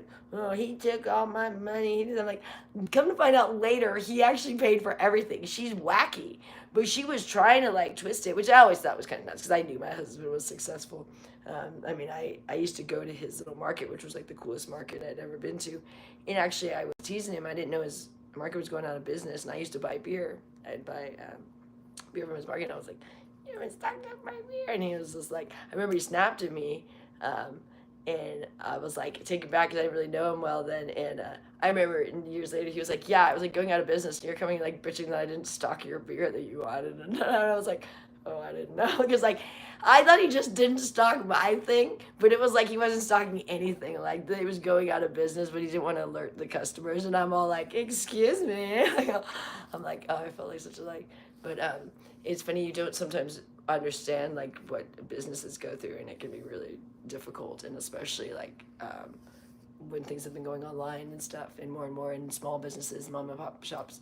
But they had a very, very, very successful businesses, but the more things go online and stuff, and the more things that got taken over by big Mongols. Like, you have very few mom and pop things of anything anymore. Even like in Vegas, it's pretty unfortunate. Like, after the pandemic, most of the small even restaurants have closed. It's pretty much like chain food now, you know, and that's happening everywhere. You don't see a lot of well, the stores, even, you know, like, I think so.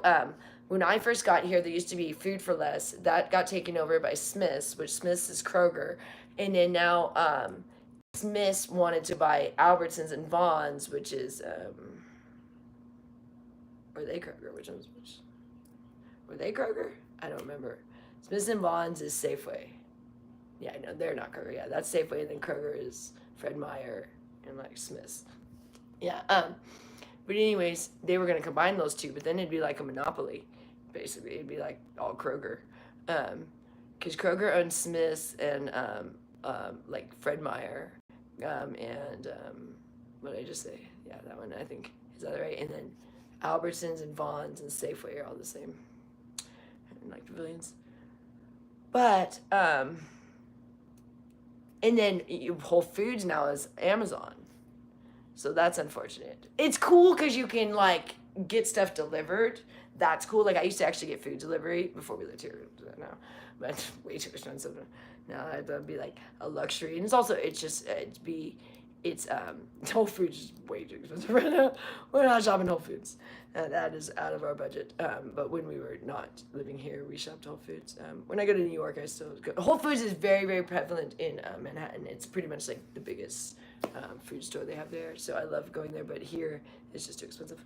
But it has gotten more affordable since Amazon took it. But yeah, I mean, I'm the one that has to think about all these things, and these girls are so wasteful. It's just, this household is so wasteful, and that's what people don't understand is, like, I spend so much money on nonsense that I wish I could stop, but, like, I stop as many things as I can, and I stop them as I can, so certain things just slowly go away, because I've been having to do that. I mean, Gloria is a hoarder, so I don't know if you know, like, hoarders, you can't just take things out of their place. So I had to do it like in a year's time. Like, Gloria doesn't know that I remove things from this house. I can't even throw away frozen split pea soup. She doesn't know I did it in stealth mode, and she's so unobservant that I took her hoarder home and took it to her like there's no hoarding, and she just thinks I organized it. She doesn't think I threw anything out, because your paperwork is still in the garage, and so she thinks everything else is in there somehow. She thinks everything she had in the house fits in those cupboards in the garage. And so I had to stealth mode we had to, when she was like not paying attention, remove black trash bag after black trash bag. And gosh, she's catching me once in a while. I'm saying, is that trash? Yeah, it's just trash, Gloria. Don't worry, just garbage. And it's insane. So, and it's so irritating how stubborn she is with where, like, we have a system now that everyone else is kind of like, we've all have it vibing and it's working, except for Gloria. It's like a stick in the mud. And like, so I have like where I put the scissors. She has a different place she puts the scissors. So, and no one else knows that place. So I'm the only one that deals with the insanity around here. So like, I shield Richard and Annette from it because they kind of like, they've had to deal with it their whole life, that like they really need structure now. So I try to keep the things in the same spot for them. So I'm the one running around like literally moving in things. Gloria moves everything and I had to go find it. It's so weird. I'm like, how do you lose the strainer for the spaghetti? It's huge. We have a Porsche strainer. A Porsche. Yeah, Porsche makes pans. And we have 2 of them. I'll show you one of them. The other one's in the kitchen. Richard's father got these.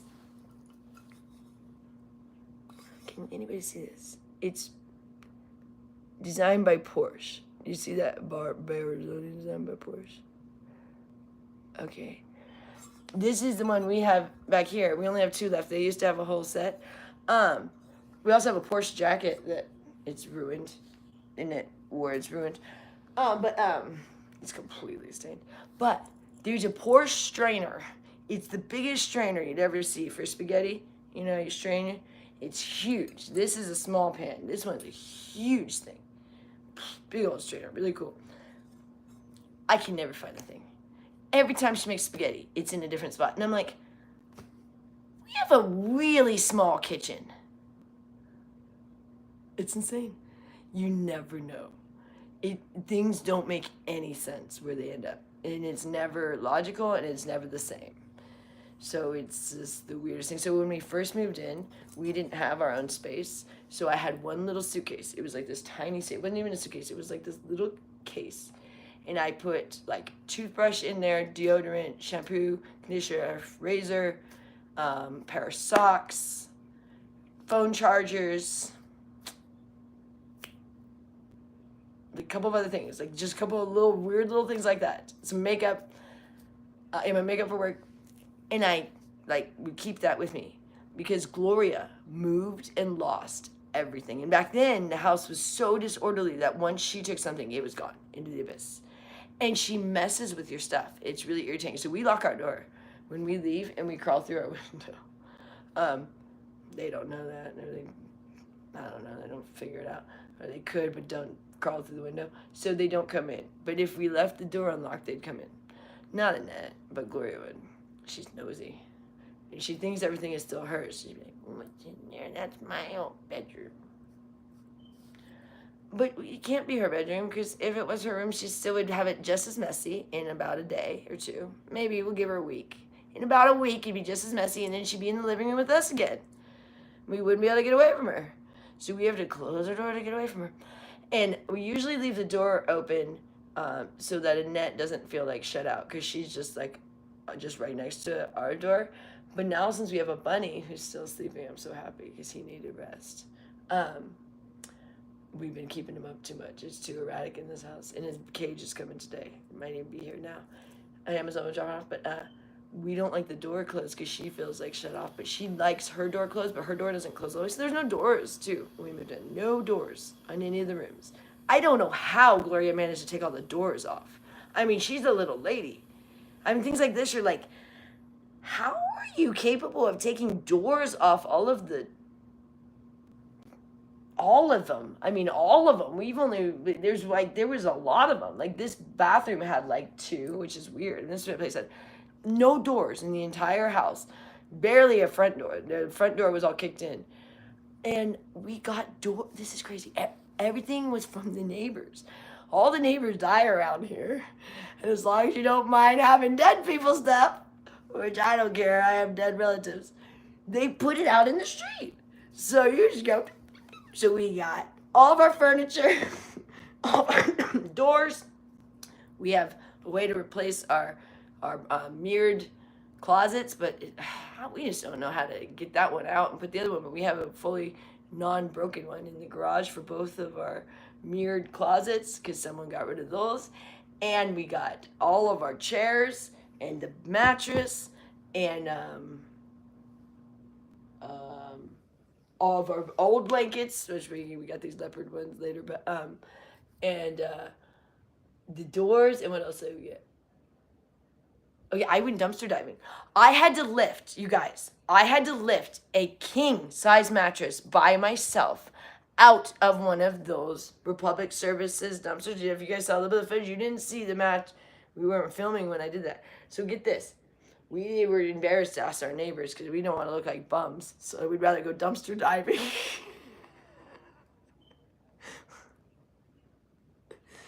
So we went into their thing and I had to climb over.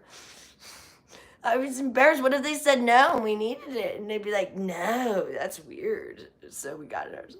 I don't know. It was trash, but we needed it for Annette. So I had to go in there, and my husband was chubby at the time. This was last year. And he couldn't get his ass in there. And Annette couldn't get in there. So I had to get into the thing and lift the king-size mattress. The box springs are okay because they were separate. But the mattress is one piece. The one I'm on, this one right here. It's a one-piece mattress. It's not, the Tempur-Pedic is two separate. This one is a one-piece king-size mattress. Out of the thing from the bottom and get it up. I had to push it up so that those two could help me after it was over the top of the thing, pull it out of the thing. Because they were on the other side being useless per usual. And it was the hardest thing I've ever done. I was like, it took me a while. I was like, I gotta do this. I gotta do this.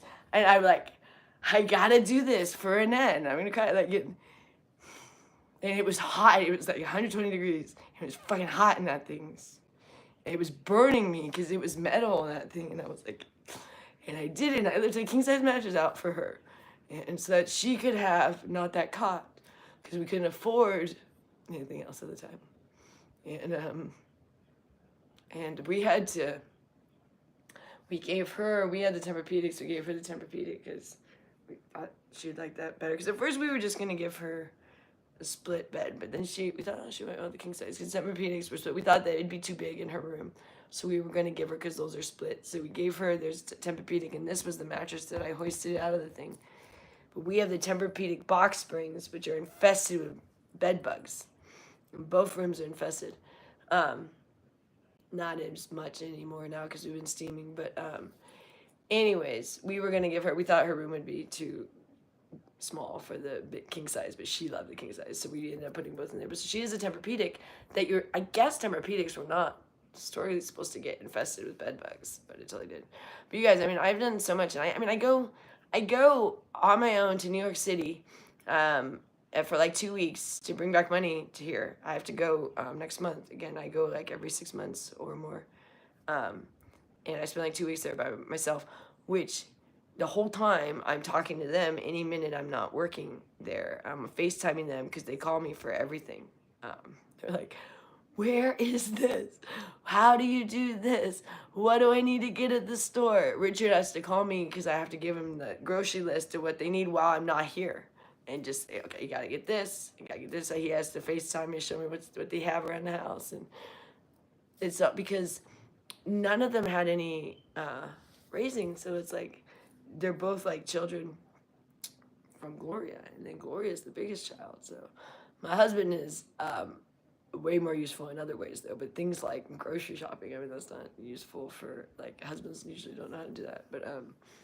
But he's got so many other things going on his plate because he manages all of the online stuff, like all the technology stuff. So, and he also does a lot with just caring for Annette because I'm kind of the behind the scenes a lot of time because it still has to come from him a lot of times. So like he actually gives her medicine even though I get it ready because there's still a lot of barrier, as you see the cops get called on me because I'm not the blood relative. So she still doesn't like she thinks I am the one that took her teeth, in a sense, because I took her to the dentist the day that they extracted her teeth.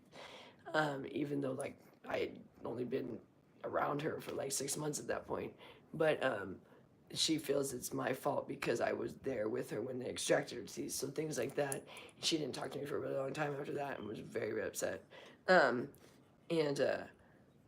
so things with the medicine too, she gets really upset, but she won't get upset at Gloria or Richard. So there's many things that he has to actually be the one to do it, even though I say go do this and stuff. So so that's what happens when I'm gone. I have to do that from afar.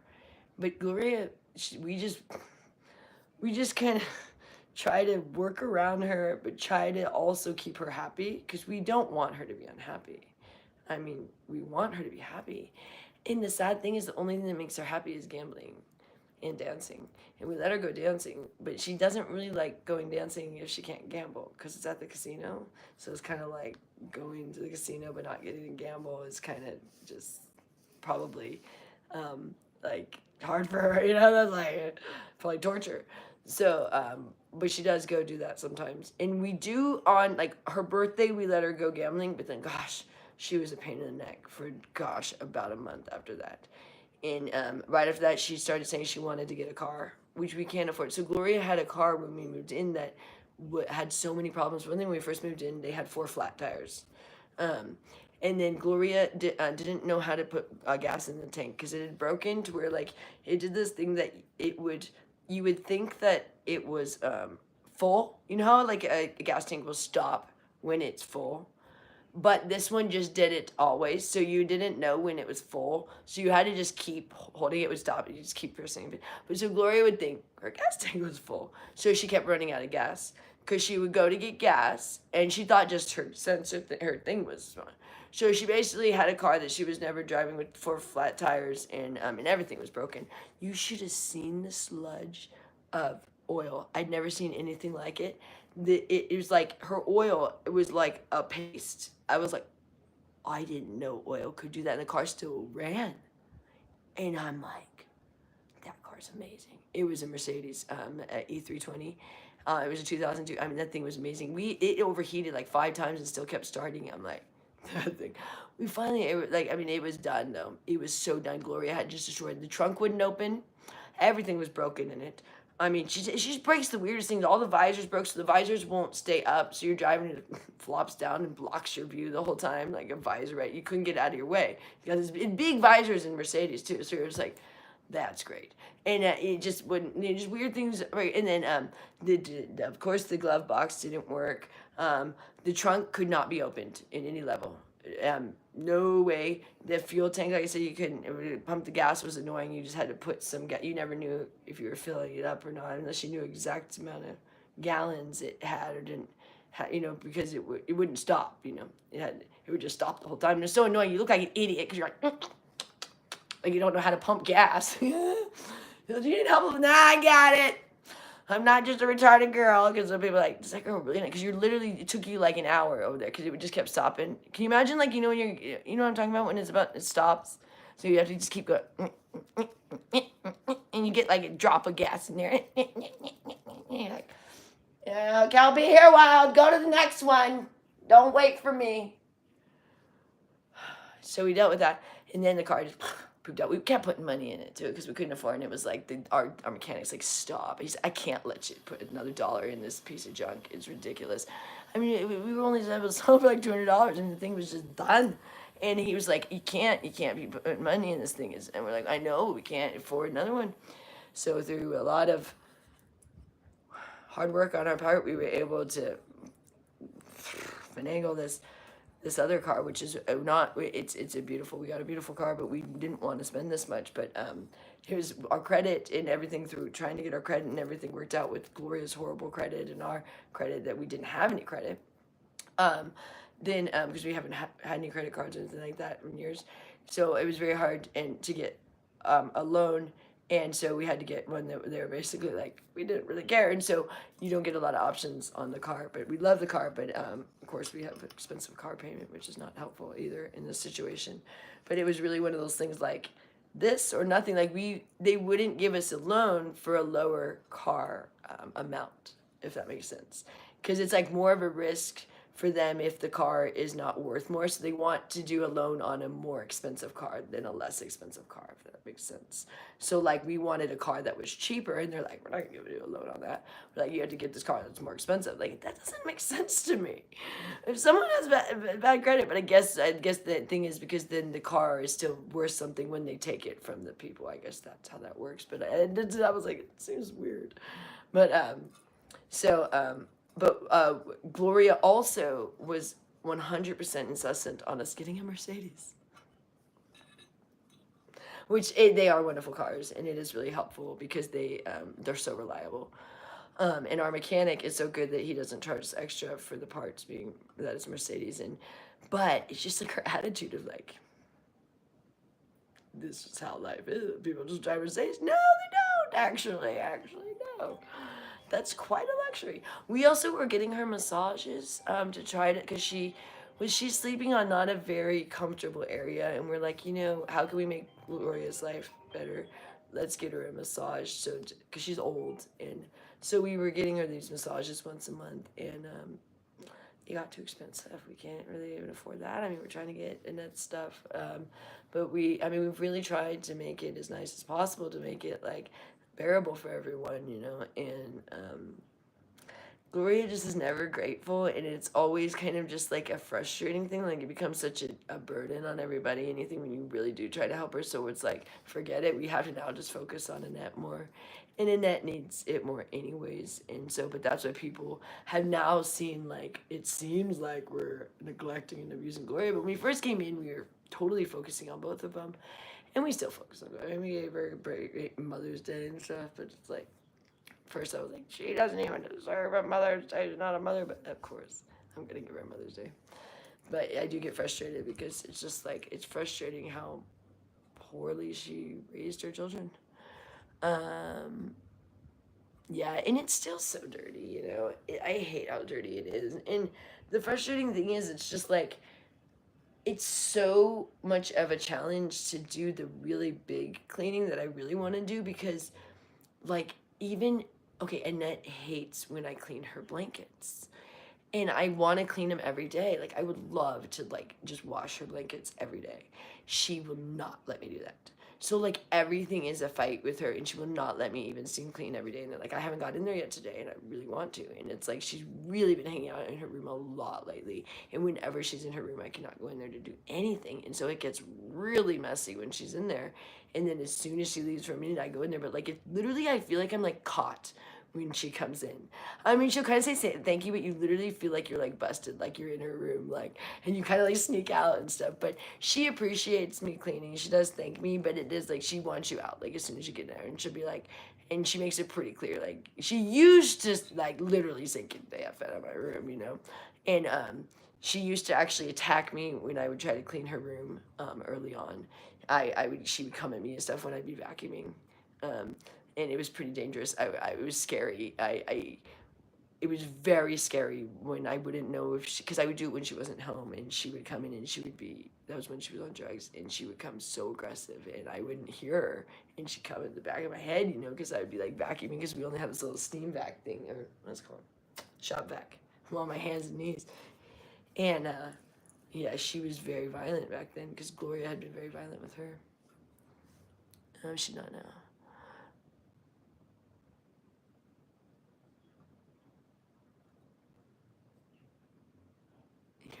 It was pretty bad. I mean, no one knew what to do. I mean, the neighbors didn't know what to do. It was getting bad because it was like seeping into the streets. I mean, there were mice dying all over the neighborhood because she had. I mean, you guys, I'm not kidding when I say hundreds. We had to buy about 75 traps of the quick kill ones, which is horrible. You don't understand. I like animals. The whole thing was horrific. And do you know what's the worst thing? It doesn't always kill them. So they just suffer and scream. And it was terrible watching like 300 mice die. And most of them not die instantly, like the trap says it's going to. And it was horrific. And we also could not have an exterminator come in because these two would not let anybody in the house. They barely let us in here. And they used to kick us out all the time. And we kind of had to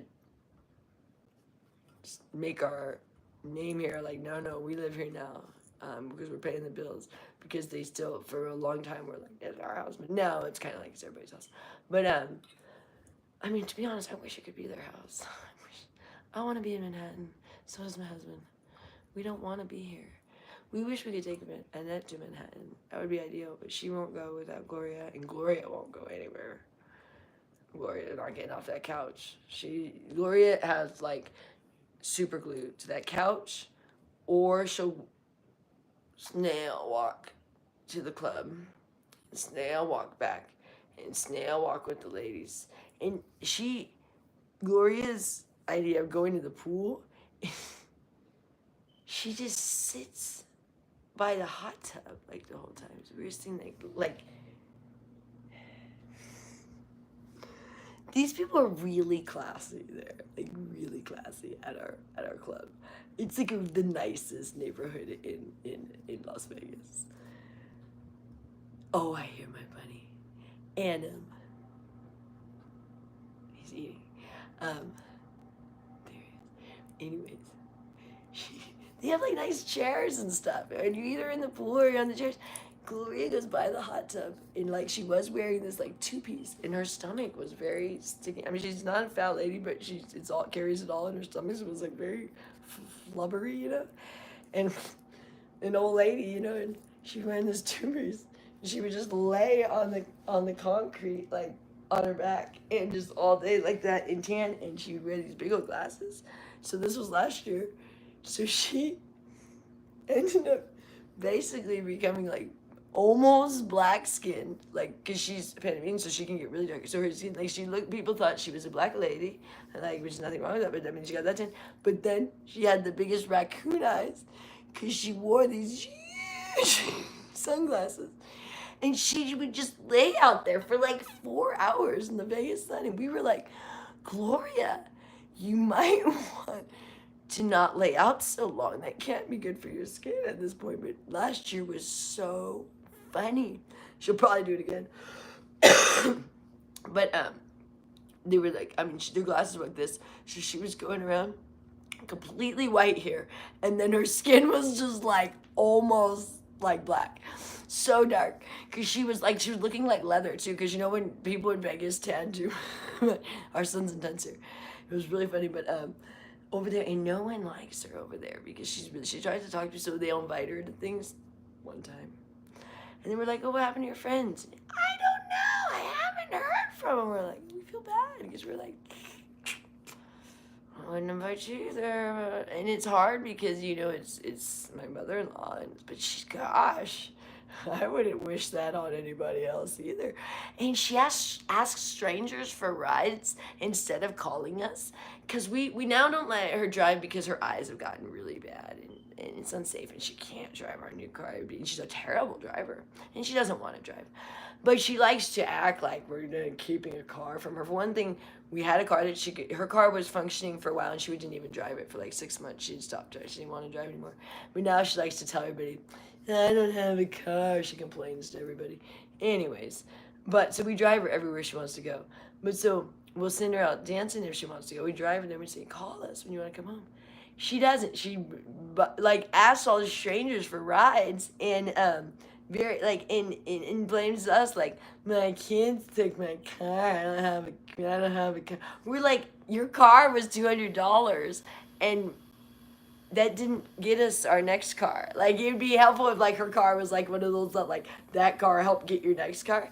$200 didn't really get us our next car at all. And that next car is in my name. That's my car. I'm making the payment. So she had a $200 car that had 4 flat tires, and that we put like $2,000 of service in before. The guy's like, no more. The mechanic's like, I just can't even do this. You guys, I mean, I can't. This is nonsense. You have to do something, because this doesn't make sense. This car is worth nothing. I mean, it was so garbage. Gloria just destroyed it. She destroys everything. I mean, I get frustrating giving her things because it's like, I like when things are nice, and it's frustrating to be like, oh, I have this nice thing, and I want her to enjoy it. And then you just see it like trampled on the floor the next day, and you're like, I'm like, fine, it's hers now, but it's also frustrating when it's something that I liked, and like, sometimes I'll give things that are mine, and I'm like, I'm not really using this, she could maybe use this, and then she just doesn't, and just throws it up, but then, like, sometimes I'll go take it back, and then I feel bad, and I'm like, I feel bad, I'm taking back the thing I gave her, but I'm like, she literally threw it on the floor, and was never going to use it, and I was actually going to use it, and was out of the kindness of my heart, was like, maybe she could use it, because I'm not using it that often, and, you know what I mean, it happens often around here, and, it's not like I have more things than her. They have more than me. I take such good care of, like, she has so much stuff and she just destroys it all. And like, it's really weird. Like, she always wants something new, where I don't ever need new things. I just keep my stuff new. So it's like, she wants like a new thing every day. So like, I have this thing where sometimes I'll just take my own stuff and give it, and like, I keep it so new. She'll be like, oh, it's new. She thinks it's new.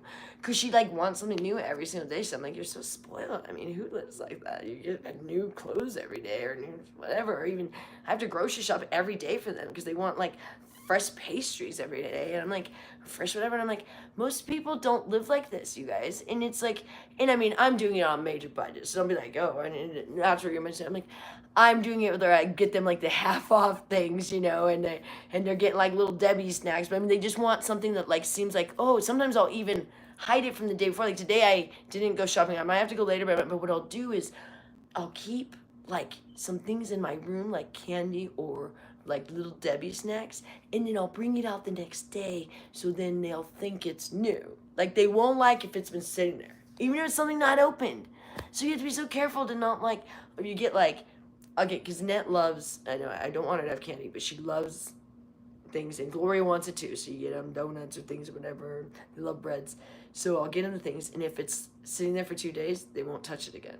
So I'm like, I'll have to hide the things, bring it out. Like today, I brought out some stuff for them that was really from yesterday. And it's half off stuff, but it's like, it's just if it's sat at our place for 2 days. It could sit at the store. Oh, but then Gloria will never throw it out. But they'll never touch it again. After 2 days, they'll never touch it again, but Gloria will never throw out a piece of food.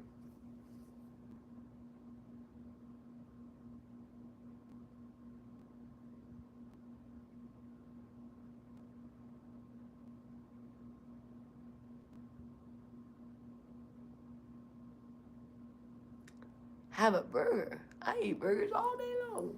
I love that. I love people that tell me to eat burgers because I'm thin when that's all I eat is burgers.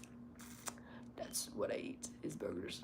I actually just ate a whole pound of burgers for breakfast. And is it lunchtime? Yeah, I need another pound of burgers for lunch. That's what I eat is burgers. You should watch my other blogs. Anyways, but this has been a really long blog. I'm sure there's a million things I need to do out there. Like I already said, I haven't loaded. Oh, you know what, you guys? I actually need to. Gloria's gonna be back from the gym soon. I gotta go clean up what was breakfast. I don't know what she made for breakfast because I don't know what time she finally got up because I've been blogging today. And I gotta clean up because if there's anything left, like the pancakes or cream of wheat, it's gonna end up in the freezer or the fridge forever, and it's way harder to clean. If I throw it out now, she'll think we ate it, even though she knows we don't eat it. But she thinks it's this weird thing. We say we don't eat it, but if it's gone, she'll assume I ate it. But if she sees that it was in the fridge, and then if at night I come, she knows at night I didn't do it. So, but if right now, she'll think like me or Annette ate it or something, so I can go get it. Otherwise, the stuff's gonna sit there, and then she'll be mad at me again for throwing out. She puts the pancakes in the freezer with nothing on them, so they're like, if you imagine freezer burned pancakes with the syrup on them and stuff a lot of times too already and everything in the butter. Imagine who's gonna eat that, but don't throw it out. You go, that's just a crazy person. You're like, yeah, but that'd be nice if like we had a diagnosis of what's wrong with her, so maybe we could get some help. But like, there's nothing, and it's like always been this like weird thing. But then like she's fully functional of certain things. I mean, so it's really weird. And like one day she'll make like this beautiful meal. You'll have like out of nowhere, and the next day she'll just make complete slop, and you're like, And she'll forget, like, she used to make meatloaf, used to be her favorite thing. She made this, like, bread meatloaf thing. I think she forgot how to do it, because now she's just been making these, like, sausage things. Like, she forgot to put the bread in it now. And you say that's like an old person thing, but I'm telling you, that's just a Gloria thing, because that's just what happened. Like, she forgets. She probably misplaced her recipe book or something like that. I don't know. But it's not a dementia thing. It's not an Alzheimer's thing. It's a Gloria thing. And that's just how she's always been. It's like she's so absent-minded that, like, when she cleans, she really just moves things around. So if she cleans something, she moves everything out of one area, and then it's all just now in another area that's really always right in the middle, in the most inconvenient thing. So, like, if she's cleaning the bathroom, she takes everything out of the bathroom and puts it right in the middle of the hallway. So you're walking over everything, and then everyone trips. And when she mops the floors, like we said, she doesn't let anybody know. And so you just fall on your ass, which we've done a million times. And, like, you get hurt. I mean, because you don't expect it, especially in the middle of the night, to have that. And I don't know what she uses. I think she uses like vinegar and some sort of something, lemon or something, and bleach and something. She just, I don't fucking know. That thing is slick. And the only thing she's good at cleaning is floors. She's really good at cleaning floors, and she makes them slick, and they are like, you're like skiing out there. Man, this one time I got so mad because it was not only, this was enough. Okay, there was two things. One time was the thing. The other time was she had taped up something to cover. There used to be holes all over the house, which are now just covered in, like, literally like cardboard. We have to eventually repair. You guys, there was massive holes. There's like holes like this in the house, because Annette used to kick holes in all the. I'd been a lot of holes, but made holes in all the walls, and they're huge. She'd punch holes in the walls and stuff. And she used to kick holes in all the doors. That's probably why the doors were removed. She started kicking in our doors, and we were like, no more. She now respects us, so she listens to us. We don't have to get aggressive with her. We just sort of like, no, and so, but Gloria never really had any structure, so she kind of just was like run rapid. But anyways, where was it? Oh yeah, so Gloria had taped up something. It was like this plastic thing to cover one of the holes. This is way back before we put the cardboard. And the thing had fallen in the middle of the night too. And so she had not only mopped, but there was this piece of like plastic. So it was literally like I stepped on a skateboard. I like stepped on a skateboard, and the plastic slid on her slick floor, and I just went feet up in the air. I hit the floor so hard, and I cut myself so bad because there was something else on the floor that cut me, and I was like, Gloria! And she was like, oh yeah, the floor's wet. Oh, it was like, oh my gosh. I was so mad.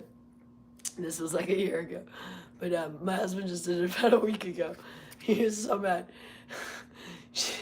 We're like, I said, Gloria, can you please just like use a towel? Like, you gotta wipe it up after, because you make it way too slick and you don't warn anybody till afterwards. After we fall, you tell us you mopped. And it's hard because you can't tell her to stop, because otherwise she won't do anything. If you tell her she does anything wrong, she's like a little kid, and then she sulks and she won't clean or cook or do anything. But man, when she helps, it's just not helpful. And it's really weird. It's like everything she does is the opposite of what you want her to do. Like, if you want her to be home, she won't be home. If you don't want her to be home, she will be home. It's like, it's crazy. Like, oh man. But it's getting better. I've started to just kind of like literally just be like, Gloria, Gloria. And I just try to live around her. But there are times when she gets attitude that it gets really hard, and that's when we end up having to yell at her, which has been very rarely. But what will happen with Gloria is she starts to get really angry because she forgets really what we've done here, and she starts to wonder why she can't go gambling, and why she can't have cash, and why she can't have a car. And she starts to get very, very snotty and snide, and very, she doesn't appreciate anything that, like, and she thinks, like, steaks should just come falling off trees for her and stuff, or like, oh, no steak today. I'm like, that's a luxury, you know? And she, like, literally is, like, mad at me that I don't bring a steak every day. I'm like, Gloria, we can't afford steaks every day. It's extremely expensive. I mean, I'm bringing you ground beef, but steak is a luxury. She literally just thought that, like, Richard tried to explain to her the price of steaks, and it doesn't matter. Like, we can one day show her how much steak costs, and the next day she's like, "Did you get steaks? I'd really like a steak." I'm like, "Gloria, we just showed you yesterday. Those are way too expensive. We can't afford that." And it's just like this frustrating thing where she just thinks like she could afford it. Like, we're just holding her money from her. Like, "Oh, well, then give me the money. I'll go to the store." Like, you don't understand. We're budgeting for the whole household and we can barely get by, but we definitely cannot eat steak every day. That's insane. Like, I don't think anyone does. I don't think anybody can eat steak every day. That's extremely expensive. And it's just like this, like her mentality, like, so it's almost like it's this unfortunate thing that like you cannot give her nice things because then she expects it every day and she'll be mad at you. Like, it's like, how do I have to like not like keep things from her? Otherwise demanded that every day and I can't afford that, or I just can't do it, or I can't, you know what I mean? And it's like, so it's unfortunate because we've made her life so much better, but now it's just expected. Like, I never had steaks ever, but oh, you got me a steak one time, so now where's my steak every day? Or like, I've never had the house clean, but now, oh my gosh, you didn't clean the dish. What's going on here? Where's Joy? I'll often hear like, "Where's Joy?" If like the kitchen didn't get cleaned. Like, oh, excuse me, there are 3 other individuals that are capable of washing a dish. But anyways, so I love how I get the cops calling me, but yeah, but it honestly, I would prefer doing it around here because they don't do things very, I don't want to say like I'm right, they're wrong, but it's literally like when they clean, they don't clean the stuff off the food is still on the plates. All 3 of them do that. I'm like, these are not, are these in the clean pile? Because why is the food in the drying rack? Like, they have like full food. I'm like, okay, take all those out of there, start over. Like, I don't understand this. Was that a clean dish? We don't do dishwashing. Ours doesn't work, but I wouldn't do it anyways because we don't have enough dishes and it's too much. It's just like, that would never, it'd be too long to wait for the stuff when it's like, with them, it's just constant. It's an all day thing. You dish after dish. Annette has a thing where she gets cup after cup after cup after cup after all day. She must, they stack up in her room. I have to go and that's the hardest thing when you go to clean her room because they're full cups of either water, hot chocolate, tea, or Diet Coke. And none of them are barely drank. So it's like full cups. So a part of, you have to go take a cup and pour them all out, you know, because get them all. And then Gloria gets mad if I stack up the cups for a minute in the bathroom because I don't feel like taking them out to the kitchen for a minute. And then she's like, "Who's leaving all the cups in the bathroom? Excuse me, I take them to the kitchen." Excuse me, I'm in the process of cleaning the room. They're just stacking there for a minute before I go to the kitchen before I'm the one that cleans them in the first place. But excuse me. This is the attitude around here. I'm like, and then like, oh gosh, when I come back from New York, they're just like, "Oh, thank you. Then I get appreciated. That's the only good thing about me going. Because it's like, yeah, now you guys remember. Because it literally in 2 weeks isn't pretty much the way it was when I moved in. I'm like, how in 2 weeks did it get like this? How? The amount of boxes. Where do they come from? Where do you guys get boxes again? Like, how does her sister brings over boxes of free food, I think. And I'm just like, literally, I'll come home and I'm like, no, how? Because this is what happened. The boxes are what happened, how the mice really took over because she had food in boxes and boxes, and her sister will bring it over. She used to go to the food banks, but now Gloria irritated him so much, so don't know anymore. She kept going for more free food. She doesn't need it. Anyways, but her sister will bring it over because her sister goes, and they bring over. It's literally like split pea, like, but not like cans, like the split pea bean things that I don't even. It takes like hours to cook that stuff. I mean, like the beans that you have to like soak and stuff and things like that. Like really useless stuff. And then like the red apples that are like soft and disgusting. Like who eats those red delicious apples? I call them red delicious. Red delicious, my behind. Those things are disgusting. They're like, Gloria makes applesauce out of them sometimes, but they're disgusting. I'm like, it's like sour applesauce. No, thank you. and that's not gonna eat that. He's not even like, ugh. I mean, and your sister gave you that unsweetened applesauce anyways. That was one of the wonderful treasures she brings over.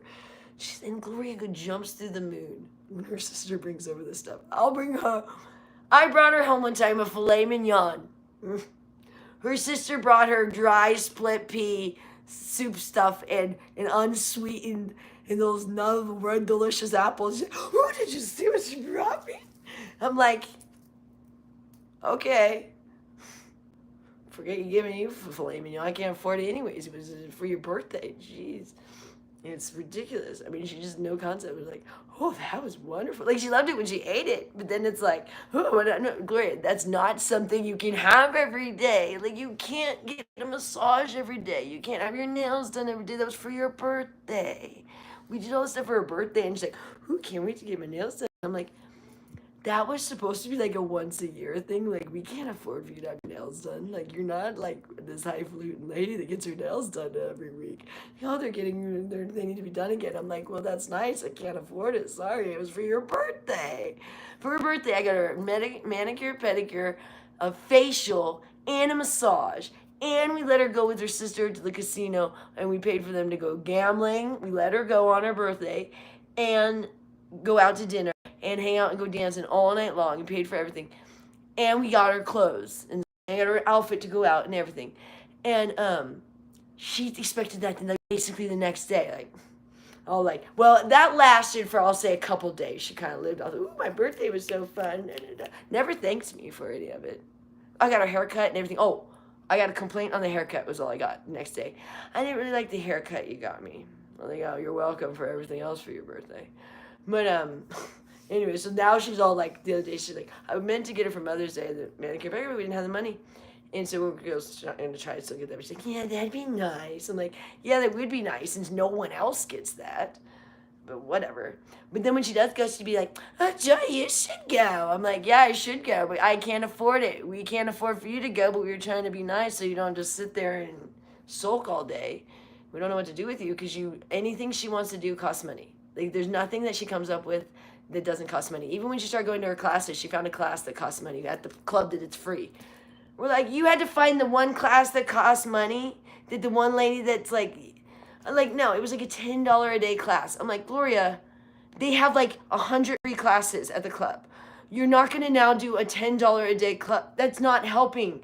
We sent you over there because you were gambling $200 a day. $10 is less, but we don't even have that money right now. You don't have that money to gamble that. She lived in with all of her other expenses. It's not like, oh, you're whatever for $10. You guys, this woman's expenses are through the moon.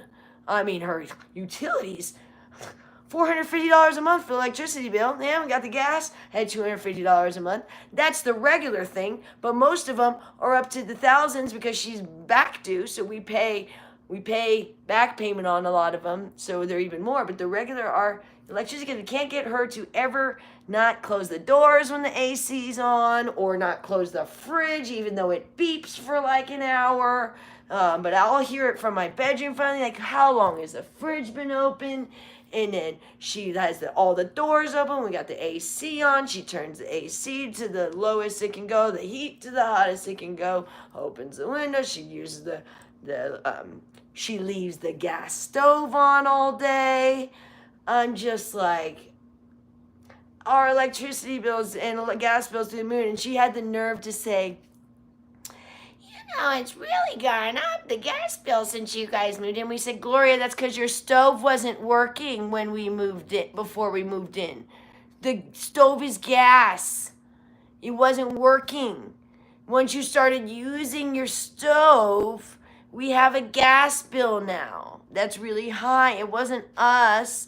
Oh, well, I didn't have it so expensive. Because you didn't have a stove that worked. You were using a little burner, and the food was terrible. She was giving Annette raw chicken. Raw chicken can kill you.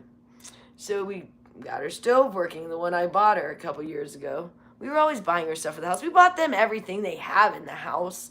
People were like, well, you guys didn't have her stuff in before? We bought them everything. We just weren't coming in at some point because Gloria wasn't letting us in anymore. But we were always giving her money. We used to give her $600 a month and pay $600 a month to her a lawyer, but we were always giving her $600 a month, and we were paying some of her bills, and we always paid like her cell bill, and we paid quite a few of her bills, and then we also bought her anything she needed. So we bought all the computers that they had in the house, we bought her cell phones, we bought their TVs, we bought their stove, we bought their washer, their dryer. I mean, we bought her microwave. You know what she would bitch about when we buy these things? So the washer, no, the microwave, and this is before we lived here. This is over the 12 years. We bought her this amazing stove. It's a double-decker one, which of course she broke one thing. She breaks everything. But it's supposed to be so you cook. Gloria used to cook a lot, and so I got her at 2 where she could cook 2 things at a time, because she used to make like these big Thanksgiving things and stuff. She used to love cooking. Now she doesn't like, I don't know, it's so weird. She goes back and forth. But anyway, so I thought it'd be great for her because she used to cook like multiple things. Like she'd make a turkey and a ham and a casserole and try to cook it all out. So I was like, oh, you can have 2 different things cooking at once. And we got this really nice thing and the microwave. And we had gotten them at Best Buy. They were from the what do you call it, when they have open box. So they didn't have manuals. But they were still very expensive. But they were a little bit marked down because they were the open box, the ones that have been on the floors, the floor model. And so we bring them in, we have them delivered, and we get it on. And her house was still pretty gross back then, but not nearly as bad as it got, because this was several years ago. It kept getting worse and worse because it gets worse throughout the years. And but it was still bad back then, where we had to take out her old one, and there was still all this, like, so much crap behind there. I was like, oh my gosh. So we have video of me cleaning it all these years ago when we brought in that stove in. And we brought in a new microwave, and at the same time, they were really nice. She was so upset that we didn't have manuals that she made Richard print out the manuals on the printer paper that we got her, and the printer ink, and the printer and the computer that we got her, the entire 300-something page manual to both the oven and the microwave. The whole manual. We had to print it out for her because she was so livid that we would bring those without the manuals to her. We were like, well, you're welcome. We were so mad. I mean, that's the kind of stuff she would do to us all the time. She always, if you ever helped her, it was always like, why did I even bother? Because now you're like so irritated, and it was always like you did something wrong. Like you bring her a brand new stove and a brand new microwave, and you didn't bring her a manual, so how dare you? And you're like, are you going to sit there and read the 300-page manual, Gloria? You're going to do that? Yes, I am. And Richard's like, okay. So we printed it out. And what do you think's the next thing we need to get her? Printer paper and ink cartridge, right? I mean, it's just like, it's constant with her. And the entire time we didn't live here, she texted us incessantly, 24/7. And so often it was that she couldn't find Annette. So Annette would be missing for like weeks on end, and we would go look for Annette. But back then we didn't even know where to go to look for Annette because we didn't know what her routine was. So Gloria would just tell us to go look in North Las Vegas. So we would drive around for hours and days looking for Annette. And Gloria would have no idea. We now put an air tag on her, and we kind of know what routes she does because we paid attention. Gloria didn't know. So me and Richard would look for her.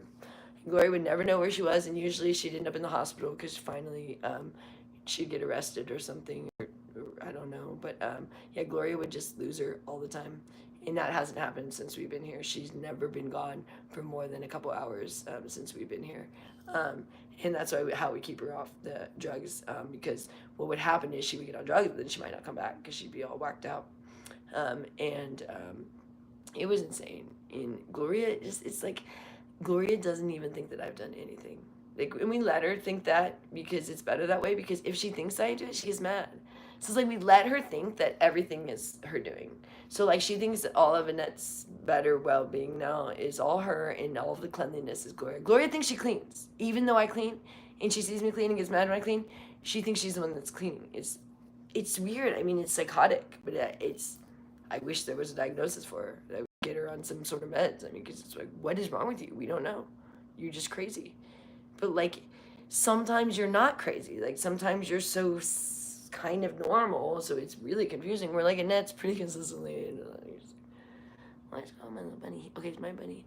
I'm very happy he's resting because he got a little traumatized with this house. It's a little intense, but also he got traumatized because he's either 3.5 weeks or 4 weeks. I'm not even fully sure how old, but he was 3 weeks when when the guy first told me about him, which was several days ago. But anyways, but I don't know if he was exactly 3 weeks then, or if he was, so he's probably about 4 weeks. But he first was with the people who were giving him away. Then he was with this guy. The guy was like driving around a lot. I think he was in a car, and then he's been here, and his home is arriving today. We had to order a cage, but like, we're on limited funds, so we had to get from Amazon. It's too expensive when you go like to the pet store. Like, go to the pet store. That's expensive. We have to order things from Amazon, get it the deal. We do the Prime. You get a great deal being a Prime member. People are like, oh, you pay for that a month. It's way worth it. You get everything so much cheaper, and certain things are like, 60% off today. Oh yeah, get that today. Anyway, so we got him a little cage coming, but it's just moving at Gloria's pace, the snail pace. But without his cage, he's getting anxiety. Because a bunny needs to be able to go into his little space. And so that's why I've just been leaving him I have not even gone in there because he has not had a space. And so he's in my closet, which sucks because peeing in there, and I know it's gonna stink, and that's tough for me. And I'm like, it's a creature. Just like, I mean, it's one thing that I don't really like pets, but it was donated to me. I just don't like pets. I love animals, but I don't like pets because of the peeing in the house kind of thing. I have outdoor bunnies. I like that. But I couldn't say no to him. He was so cute. But I'm really upset because he started doing this thing where he was shaking his paws yesterday, and we were reading about it that's due to anxiety because there's been too much movement for him, for at such a young age. He's had too many, he's been in like 3 different homes now, and is not super quiet around here. And I made the mistake of vacuuming in the room when he was in here, because the first day I did it, it didn't seem to bother him. And I know I've always been told, get animals and children used to things so then they don't fear it. But that probably was not a good idea, and I feel really, really bad. And I feel like the worst bunny mom in the world. And I feel like I may have just ruined my bunny. And I was like crying about it yesterday. I'm like, is he gonna be okay? Because he was like, he's doing this thing now, and I really hope he's gonna be okay. And if anyone has any bunny advice, I'm like really upset about this. And I'm like, if this happened because I vacuumed, I'm just gonna be like traumatized by that, because that's like, it'd be really unfortunate. It was like, oh my God, if it's like one event, and I upset him, so much. But he's a little bunny. But it was so messy. But they also say bunnies like it clean, so I was trying to keep it clean. But today I just went and with my fingers. I'm like, I'm not gonna try and vacuum again. But there was hay everywhere, and bunnies like cleanliness, and I do too. But I was reading, they like you to keep it clean. But yeah, I'm really worried about him, and I'm really upset because I'm like, I didn't even choose to have a pet, and now it was donated, which I'm so appreciative. But like, if I mess up the bunny, I'm gonna be like so upset, because you're just like, now I'm gonna be like so upset, and the bunny's upset. Oh, there's an for cigarettes again. Hold on, baby. You want some cigarettes? Yeah, hold on. You can come say hi if you want. Oh. Hello. Yeah. Thank you. Hey, oh, they're on the blog. You want to say hi? I'm all right. Okay. She lives there. Okay. So my battery's about to die on the phone, and I really have to get off here soon, because Gloria might already be home from the gym. Actually, she probably is. That's all right. What'll happen is I'll just have to clean tonight after she goes to sleep.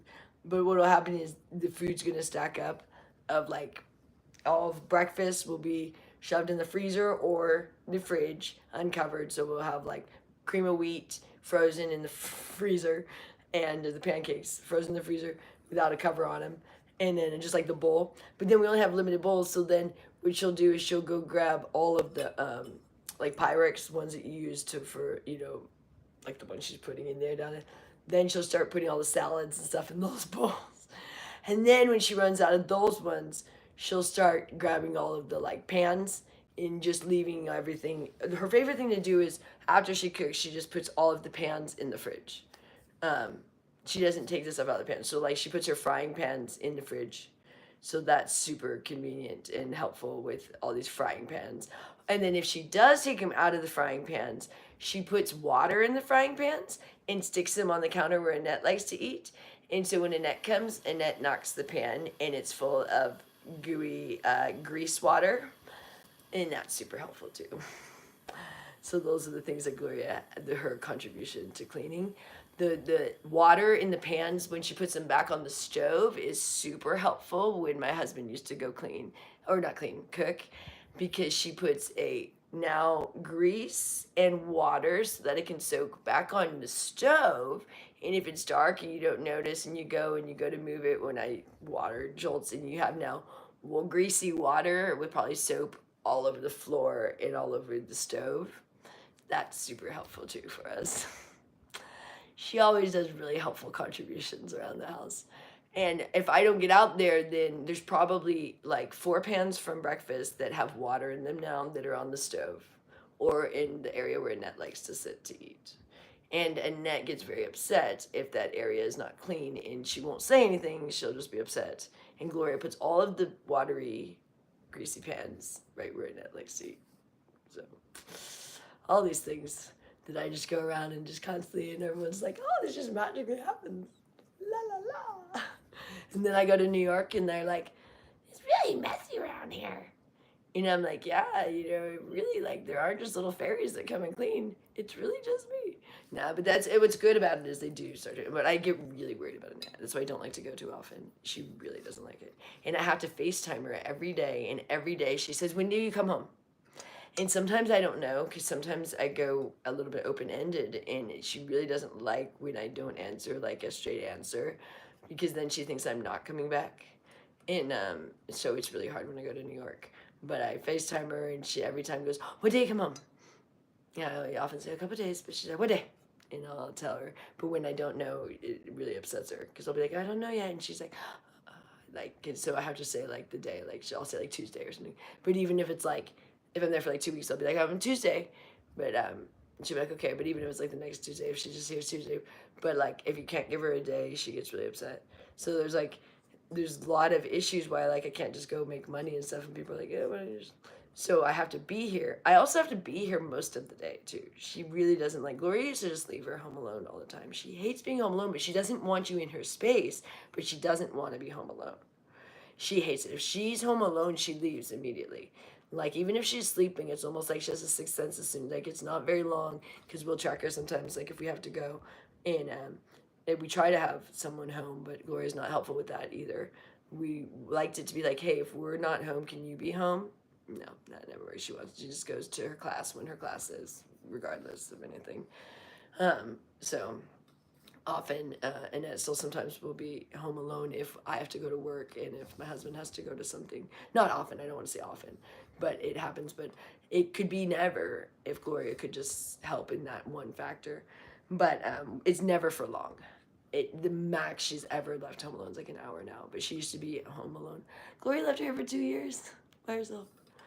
But I freak out when she's I'm like, is anyone home with Annette? Is anyone home with Annette? And so I won't go if she's going to be home alone too, if I have a choice. So if it's like, does everyone have to, like, if it's something where Richard and Gloria have to go, I'll stay. If Annette's home, we try to always have someone home with her. But yeah, Gloria was always like, oh yeah, Annette's fine. Just leave her home alone all the time. I'm like, no. I mean, she'll act like she's fine, and she'll say she's fine, and she'll say you can go, but Annette always wants to think that she's not a burden, and so you have to actually just help her without like even letting her know you're helping her, basically. But you can never just ask her that. It's almost like Gloria knows that, and it's like the lazy way out. It's like, oh, well, she said she didn't need help. Well, yeah, and she always says that, and she's always gonna say that. So that's your easy way of your answer of not being a mom for 50 years, because she said she didn't need a mom, basically. So it's really frustrating, because it's really frustrating too when I'm like, she's hungry, and even my husband's like, she said she's not. I'm like, I can see she's hungry. Will someone cook for her? Because I can't, because she won't want me to. I'll go out there and I'll cook for her, and she'll throw my stuff away. And I'm like, but then I'll know she's hungry. But then I'm like, can someone get Gloria up? I can't get Gloria up either. Oh, no. Oh, she would never let me get her out of bed. I have to make my husband go get her out of bed. You think she'd get out of bed for me? Only if hell froze over. So I have to be like, can you nudge her out of bed? And we have to do it very like, Gloria, good morning, Gloria. Annette's hungry. She's not hungry. Yeah, she is. You need to. Can you do it? She'll say to us. Well, she wants you to. And we could, but she wants you to. We were doing it, and then that's when this whole fight occurred with Annette kept throwing out our food because she was refusing to eat when we were cooking because she wanted Gloria to cook. So we stopped cooking for them. And I only cook for me and my husband, and I wish I could cook for Annette because she was eating so much better when I was cooking for her. Gloria just cooks such slop half the time, and it's just such unhealthy food. But she literally refused my food, and my husband even told her, you can ask Joy to cook for you, or do you want Joy to cook for you anytime? And she says no. So but she loves my food when I cook for her. It was unfortunate when she was eating it, but she started to see that Gloria had no purpose, and she's such a caring person, and she's very, very perceptive and intuitive and things and stuff, and so like she could sense that when I was cooking, Gloria had nothing to do. Because, I mean, she doesn't want to contribute, but her one little contribution is we kind of get her to cook a little bit.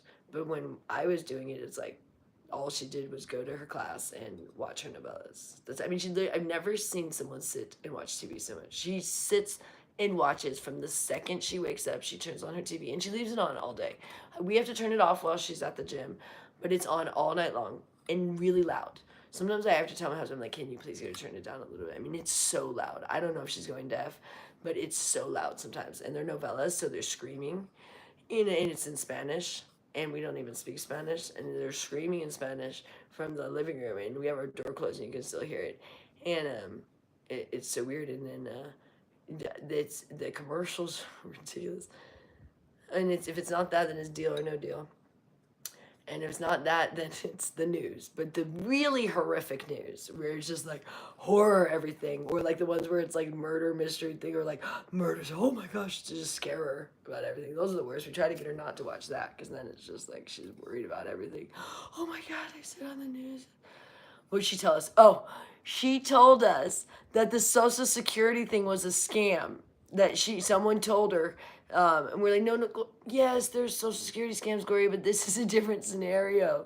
No, because she had seen something on the news, but they've been notifying us for a long time. Like, this is a big deal. They've been trying to get a hold of Gloria, because what happened is she had to change her phone number. And we send in all this stuff to update the phone number. They keep calling her old number, and so they've been trying, and then they got her new number, but then I guess they keep, like, it's been like 3 or 4 times with the new number, and it's like the 5th time maybe even, and we were like, I don't know what's going on, but they sent us a letter saying, like, this is like, you got to do this, but it's these things because they need to do like a phone interview with her, because they have to verify, like they can't just keep giving you the stuff forever. Like, they have to make sure like Annette's even still around, because it's for Annette's supplemental thing, and so they need like a status check on Annette and stuff. So they have to talk to Gloria. They can't talk to us either. It's not something we can do. It's only Gloria. So it's like, you, Gloria, sit by your phone. They have to talk to you. We can't be the ones. It's you. And it's so frustrating because, and then she'll be like, okay, you guys, and when we got her from the gym, the first thing she's like, all right, let's go to the meeting. We're like, no, Gloria, it's not a meeting in person. They're going to call you. They're going to call you on the phone. You have to sit by your phone. That's why you weren't supposed to go to the gym, because when you're in the gym, your phone is in the locker room. That's not going to be helpful. You need it to be next to you. But please, if you get on the call with anything else other than Social Security, don't keep talking, because you're not going to switch over. We need Social Security. So she's on phone collections, on the phone with someone selling her health insurance, nonstop. And my husband, she won't listen. I can't go out there and get off the phone. He goes and has to like hit the thing. You can't tell her to hang up. She'll never hang up on someone. One time for her birthday, we were taking her to get a massage, and we wanted to, have a nice, that we try to play Latin music for her if we're taking her somewhere in the car, make it nice for her. It was her birthday, and we were going to have a nice little chat. She was on the phone with someone trying to sell her something the entire time, and we were telling her it was a telemarketer, and she wouldn't get off the phone. She's like, no, it's rude.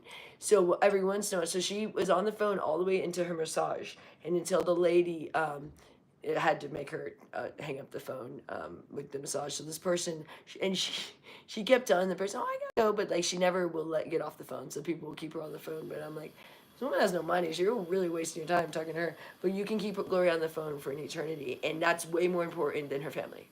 Any phone call is more important than her family. It's the weirdest thing I've ever seen. Like, Annette can be like sliced her hand off in front of Gloria, and if she's talking to collections, oh, just hold on, Annette. Just hold on that blood there.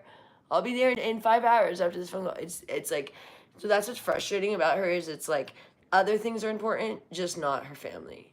Like, and she has plenty of energy if she were to go to the casino. So it's not like she doesn't have energy. Her snail pace move is it's a little retaliation that she can't gamble, because if she got to go gamble, she'd be like, woo! I mean, she'd be like jumping out of her chair, and she'd have like energy through the moon and be like, oh yeah. But since she can't gamble, it's like,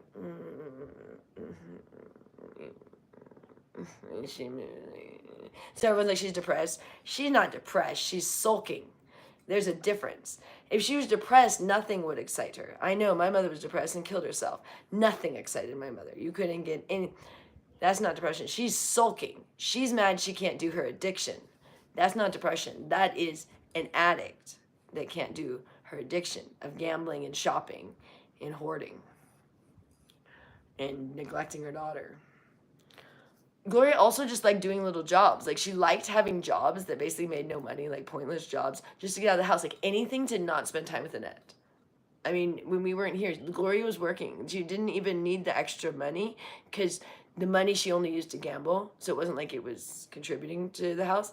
But it kept her out of the house, and Annette just was basically living by herself, but with a hoarder. So it was, like I said, it'd almost be better if Annette lived alone than living with this woman that comes in and just brings waste and that brings in mice, and she blames the bed bugs on Annette. We're like, that's so mean. Annette didn't do the bed bugs. That's you, Gloria. Everything is Gloria. Everything she blames on Annette too. Oh, before we moved in, everything was in. That's why Annette says innocent all the time, because Gloria used to blame her for everything. We don't blame her for anything, and we always say nothing is her fault, because Gloria blamed her for everything. Blamed her for the messes. Blamed her for all the money lost. Blamed her for the mice. Blamed her for the bed bugs. Blamed her for everything. Blamed her for like basically destroying her life. Like, I have to give up my life because I have a mentally disabled daughter, is how Gloria used to act. Like, and acted like a martyr and stuff. And we didn't realize she was not even taking care of her. We assumed she was always taking care of her. Like, we knew Gloria was weird, but we assumed she was taking care of Annette, if that makes sense. Like, okay, yeah, you have a messy house and you're kind of weird, but yeah, you're making sure your daughter has what she needs, is what we assumed. That was a bad assumption.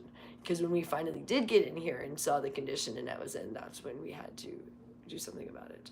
And that's why I can't leave now, because it just goes right back. I mean, Gloria's the weirdest person. It's like, it's so weird, her organization of her mind. Like, I'm like, where is your mind? Is there one in there? Because, like, when you see how someone places things around the house, you see that that's, like, the organization in their mind. And I'm like, it's so erratic, because, like I said, it's like, we don't understand. Like, you know how, like, normally, like, things would make sense. Like, someone just, like, might put something with, like, you might put scissors in a spot that makes sense to put scissors. Not this one. You never know where the scissors may be. They might be behind the toilet seat. And it's just like, and then, oh, but you're the one that lost them. Anybody but her. I mean, it's like, so I started, like, being notorious to just move everything and put it in one spot, because I got so tired of the constant yelling of it was everyone else's fault. The only reason why Gloria doesn't yell at everyone else anymore is because now we gave her no reason to yell at us anymore, because I make it so organized. But when it was disorganized, she yelled at everybody. Who lost the scissors? When she's the one that loses everything. And so until I made it organized, it was constant all day long. Everything was lost, and it was everyone else's fault, and especially Annette's constantly. And she used to scream at her when she would poo or pee her pants, which she does often. I don't say anything. I just clean it up and put it in the wash and don't say anything about it. And Gloria used to berate her and make her feel horrible about it and just scream at her. Annette, oh, how could you do this? Oh, this is disgusting. Just go on and on. You're disgusting. How you poo your pants? What's wrong with you? Go on for like the entire time. And anytime she was cleaning anything, she just berate her. And I don't ever do that. I just go in Annette hides things because she gets scared that I will, because from her mom, and now she knows I don't, so she doesn't as much. But when I first got here, she used to hide her poo pants. I'd find them in really weird spots, because she didn't want me to know that she pooped her pants. But they'd be like in spots, like in cupboards and stuff. You got poo pants, and so now she doesn't do that anymore. What would happen is she would be walking, I think, and she wouldn't get home, and I think she knows to go to the restroom, but I think it would happen when she would be walking and she wouldn't get home in time, and she used to walk so much, so I think she'd poop her pants while she's walking. I don't think she poops her pants normally. I mean, she can go to the bathroom, but I think that's how, because it doesn't happen as often anymore, but it used to when she used to walk so much. Probably wasn't, she couldn't get home in time, probably would hit her sometimes while she's walking, because she'd be far from home. But yeah, but it used to happen pretty often. Also, probably when she was on drugs, it probably couldn't control herself as much. I'm not sure, but it don't happen very often. But it does occasionally, still with her. And both of them have an issue where they don't use the restroom enough. I'm always like, those ladies go to the bathroom? What is going on here? It's so weird, but when they do, it's foul. I'm like, they need to eat better. What is going on? So there's something wrong with these two. But it's really weird because, they only have to use the bathroom if I'm taking a bath. That's when they both have to take a poop. And that's why I know it smells. And I let them come in because we have another bathroom, but they don't like to come in our room. And they don't think it works because it never worked before, but it works. But they're still like, no, it doesn't work. Like, yes, it does work. We fixed it. They never, things are just whatever. They don't adjust. They don't learn. Annette is better, but Gloria is like, it's stuck in the mud. If it was broke once, it's broke forever. So this toilet and shower is broke, even though it works. Anyways, so sometimes I'll be like, you can go in there, but she like comes in here and like messes with everything in the room. Anyways, she comes in here, it's so annoying. But anyways, so I say, you can use the restroom when I'm in the bath, that's fine. I'm like, how is that coming out of a woman? That is awful. And I'm like, Gloria, it's bad. And my husband's like, what is wrong? And I'm like, it had to be when I'm taking a bath. You had to wait all day. And the one time I'm in the bathroom, the only time I go in the bathroom, I use my bathroom for everything else. I only go in there for a bath, which is once in a while. But it has to be. If I take a bath, they both have to take a poop. So I don't take baths very often. Just things like that, and you're just like, are you doing this intentionally? Or do you guys have this weird thing with the universe? And it's like, let's just irritate Joy. Let's just, she's using the bathroom. And I'm like, you're not there all day. I can see it. My door's open. No one's in the bathroom. But if I go take a bath right now, they'll both need to use the restroom. It's like they hear the water running, and they're like, oh, now that's probably what it is. They really are that way, that they don't want to do anything until you're doing it. It's like, oh, now I want that. It's been there the entire time, and now you want it now that I'm using it. That's where a lot of strife would occur, where it was like, we had to use the laptop, and it was like she hadn't used it in a year. And it's like, oh, now we have to use it, and now you're like, can I please have my laptop? Oh, you haven't used it in a year, but we're using it now, so now you need it this minute, after we just got you a 4K TV. And this laptop's like a piece of junk thing. Just like stuff like that. It's just that they get really snotty with all their stuff. And we're still like, we're such intruders in their house, even though we're paying all the bills. I mean, because really the amount of stuff that the amount we spend on them with food and things like cigarettes and nonsense, basically we're covering everything, because basically their stuff is barely covering they're expensive. They're so expensive. They're so high maintenance, and I'm trying to keep it on a budget, and it's difficult because they like, literally if I don't get something, it starts getting, Gloria puts these lists up, and I'm like, I'm trying to like on a budget, like if it's like the end of the month, we don't have money, and I'm like, okay, what can I get to just manage by today? And it'll be like, oh, you forgot this.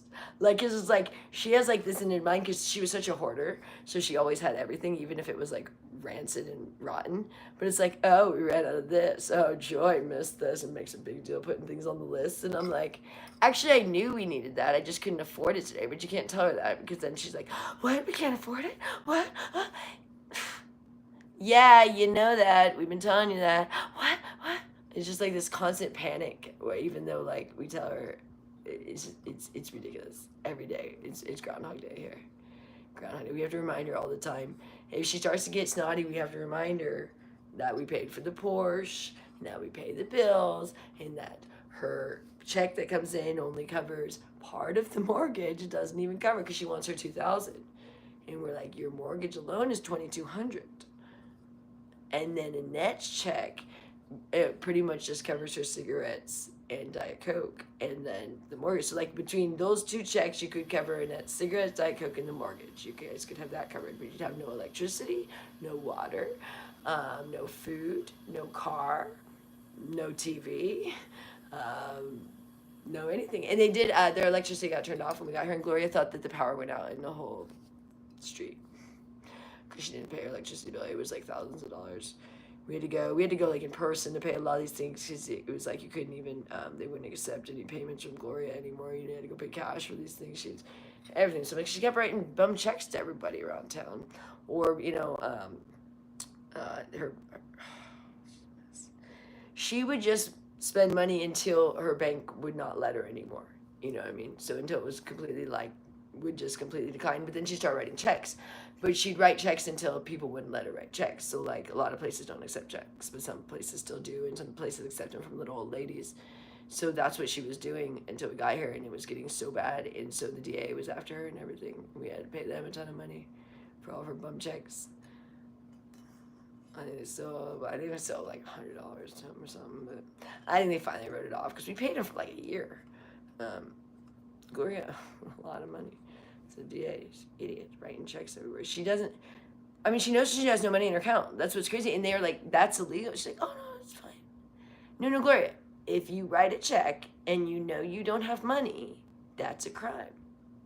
No. Yes. No. I don't have money sometimes. No, but you won't, because see, when your money comes in, you've written too many checks, so your money doesn't cover the amount of checks you wrote. She doesn't understand. She thinks that money comes in is just going to be like Santa Claus and just fixes everything. Like she has this really weird concept of like $100 might as well be $1 million, but like she spends 100 as if it's $1 million, and she spends $1 million as if it's 100. And it's just this weird thing. So it's like, it's really weird. So she thinks that $2,000 coming in will fix $1 million debt. You know what I mean? Overnight. Well, that's fine. So I can write checks all month long for any amount of money, and then when my $2,000 comes in, that'll make it all better. That's like how she just lived her life until they completely cut her off.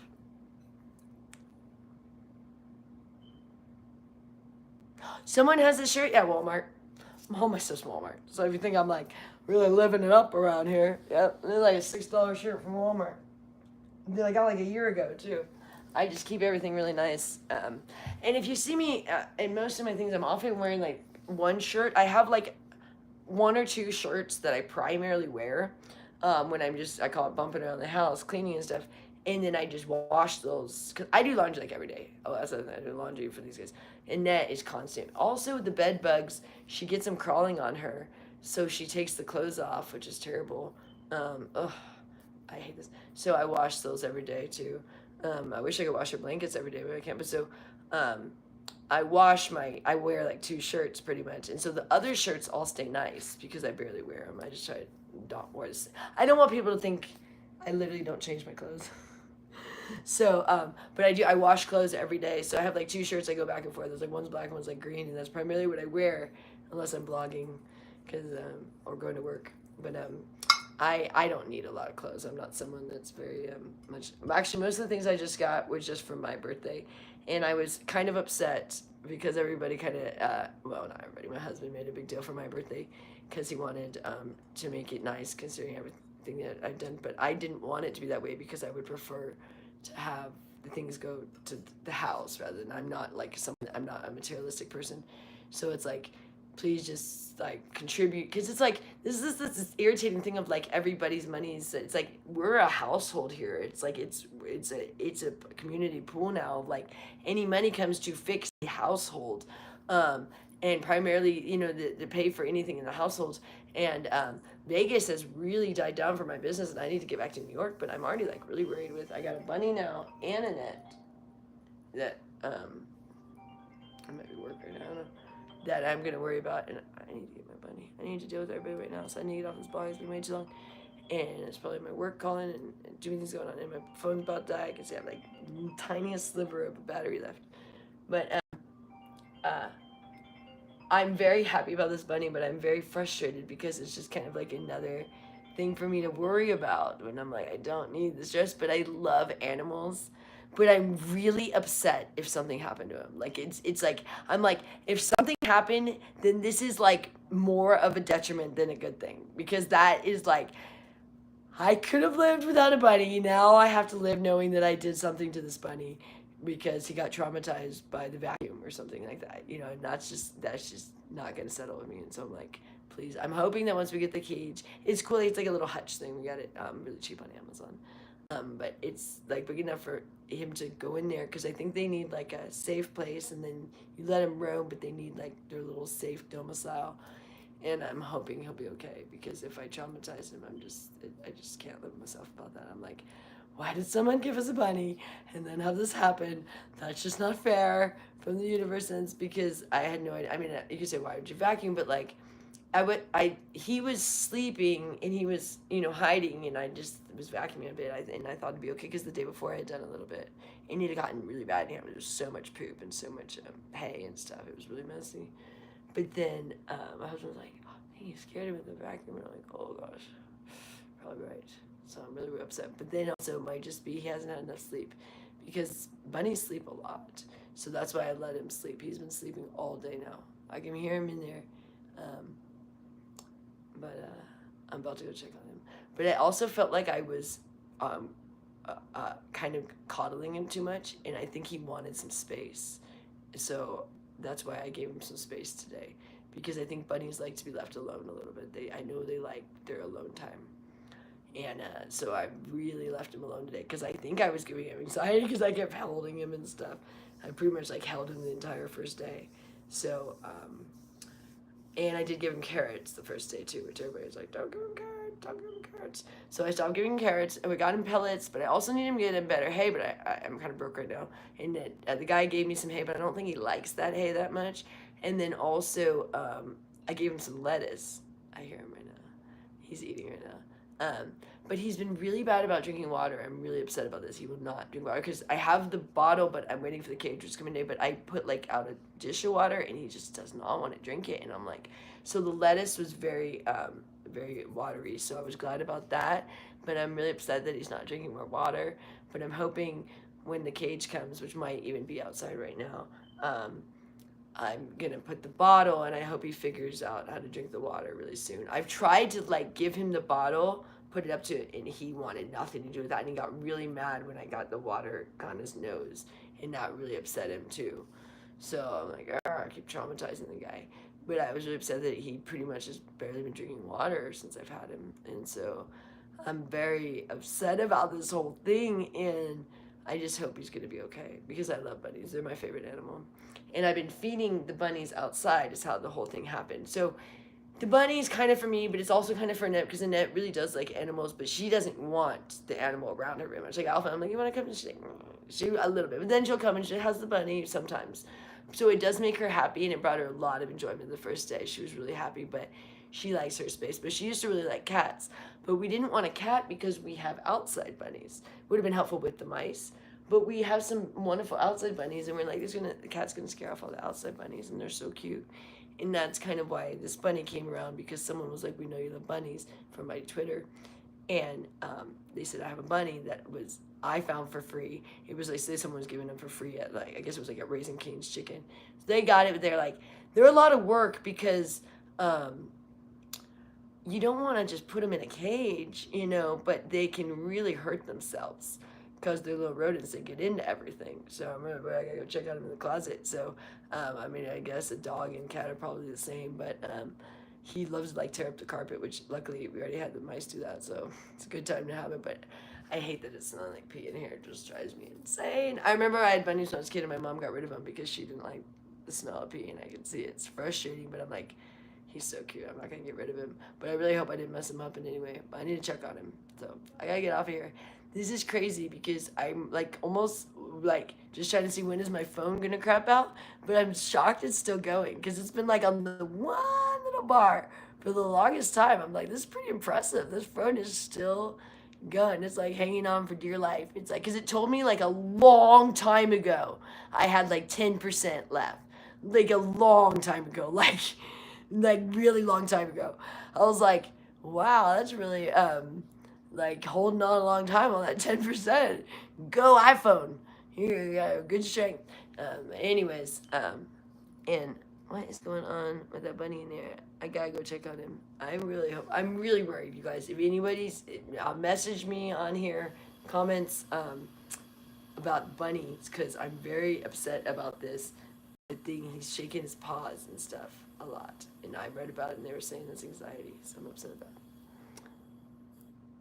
it. Okay, hola. Yeah.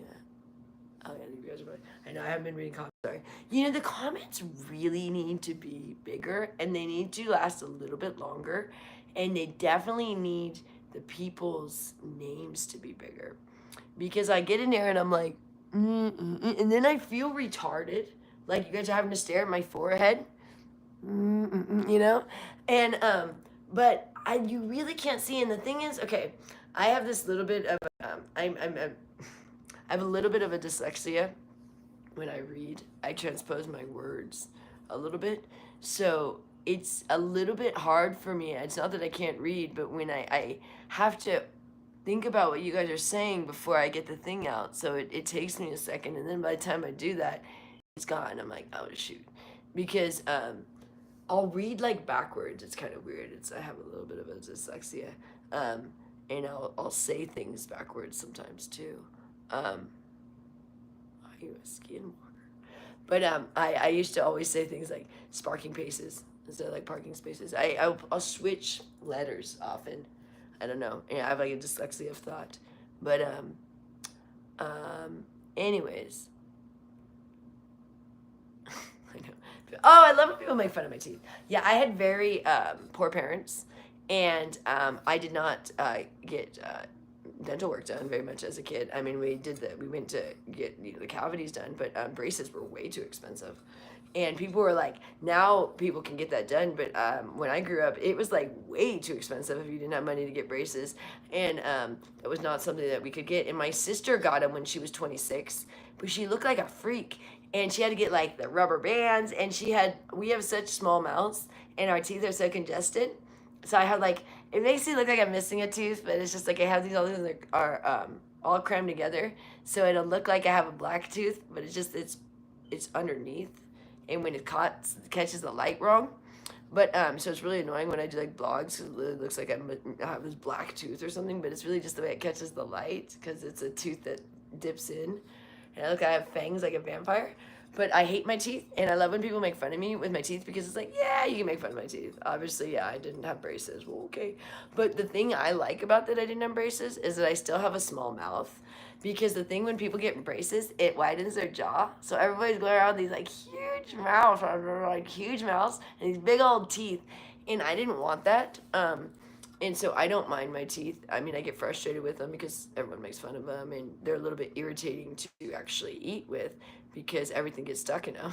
So I have a water flosser, which is such a lifesaver, because when I eat, it is so frustrating. Everything is stuck in my teeth. So I have this water flosser, and then I use Tom's toothpaste and Tom's floss, which Tom's floss is the most amazing thing I had ever discovered. I used to hate floss because my teeth are so close together and it hurts. Tom's floss. If you guys hate floss, this is not an ad. This is literally, I discovered it when I was in New York. I always use their toothpaste, but I was like, I'm gonna try the floss, and it is like, oh, this is why people floss, because without that floss, it just hurts, and you're like, and when you have teeth that are really close together, you get like your gums bleeding and stuff, but you use that floss, and it's amazing. So that's a lot. But yeah, my teeth are not good, and my whole family has bad teeth, and so it's just like, whatever. Yeah, you can make fun of my teeth. Whatever. I really don't mind when people make fun of me, because I make fun of myself, and I know that I'm a good person, so I don't mind if people make fun of like outward things, or even if they call the cops on me, because I know that I'm not doing anything wrong. It's just ridiculous, but it's like, you guys might be scared if someone came into your house. I don't know. You might have things to hide. We don't do drugs. We don't have anything to hide. I wish he would have come in here. That would have been really interesting on the blog. I don't know why he didn't. I think he thought I was going to be shocked. I would have been a little shocked, but not fully, because it's happened before from social media. My sister called the cops on me, actually, when I was talking about my stepdad and all that stuff. But anyways, about the potentially that I just don't understand why my stepdad gave my mother a gun when she was suicidal and depressed, and why there's different stories for how she died, and why he abandoned her body when he said she got cremated. And I don't know why 3 different people that I talked to have 3 different stories of how she died. Like, one was that she OD'd, and the other 2 was that she shot herself. And I don't know, there's just a lot of holes in the story, and I'm not allowed to talk to anybody. My sister said she would get a restraining order against me if I brought it up again to anybody. So, and I called the police in the town. She died in Gold Beach, Oregon, which there's like 8 police there, and they don't return your phone calls. It's like the podunk little town there, and they really don't want anything to be of an issue, because it's a tourist little area. And they just, it's like nothing happens there. The last thing they want is some sort of weird thing. So they just, I mean, it was a pretty easy cut and dry case for them. It was like the suicide, they didn't even look into it because she was suicidal. But aided suicide is still murder. So, anyways, but I got banned from my family for talking about that. And my stepdad was also an abusive alcoholic on top of it. And my mom hated him. So it's not like it is out of the, he used to beat my mom, so it's not like it'd be that crazy for the scenario to happen. When I used to have to defend my mom against him all the time, and he would throw irons at her, hot irons at her, and you know, crystal lamps and plates and anything that could be broken was thrown at my mom. And she used to come hide in my room, lock the doors and stuff, and he was a drunk. So, yeah, and when I went to go visit, he pretty much was so irritated by her because she was so suicidal and depressed that it wouldn't have been that weird for him to help pull the trigger. Just saying. But yeah. But she also was suicidal, so she could have done herself. But it'd be nice if I could ask questions about it, but I'm not allowed to, so I called my aunt, and my sister called the family and told everyone to never answer a phone call from me again. Because I talked to my aunt, who's a little bit schizophrenic. I have an aunt who's schizophrenic, my mom's sister, and I asked her some questions, and schizophrenic people will tell you the truth about things. That's what's crazy. People don't realize they are very honest. They might say some things that are a little bit off the wall, but there's certain things that they don't lie. And, you know, there was just some things, but it was not that I just heard the things from her, but I'm just saying my sister doesn't want me talking to these people that have a lot of information that was never gotten to me. I didn't know that. And I got on the call with my aunt for like 2 hours, and I heard a plethora of stuff, which I also made sure was true with other people. And then I got banned from ever talking to anybody. My sister told everybody to not take my calls and to block me. I'm blocked by my family. Blocked. Yeah, they blocked my phone. Yeah, primarily that. Also the eating disorder. So I got kicked out of my house when I was, after my mom died. My dad and stepmom kicked me out. I was living, so when my mom died, I was in the Air Force, and my family wanted me to come home because they wanted me to get out of the Air Force and be with them, which I wanted to stay in the Air Force, but they kept bugging me, so I got out of the Air Force, and I went home to California. And then my sister didn't want me to live in California because I had an eating disorder, and which I was an alcoholic. I had never done any drug then, not even weed. I was an alcoholic from the Air Force and bulimic, and what happened is I ended up going up to Washington because my sister wanted me to go live with my dad to deal with my eating disorder. And so they kicked me out of their house 3 times while they were supposed to be helping me with my eating disorder because I was throwing up in their house. But I couldn't stop throwing up until I knew how to fix myself. But so they said, if you throw up in the house, we're going to kick you out. And since I couldn't not throw up, I got kicked out 3 times. So I was homeless 3 times when I was young.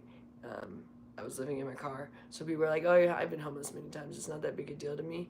It's not something I would like to do, but it's not that big a deal to me. I'm not going to just submit to what people do that I think is out of line, like kicking me out of the house when I have an eating disorder after my mom committed suicide.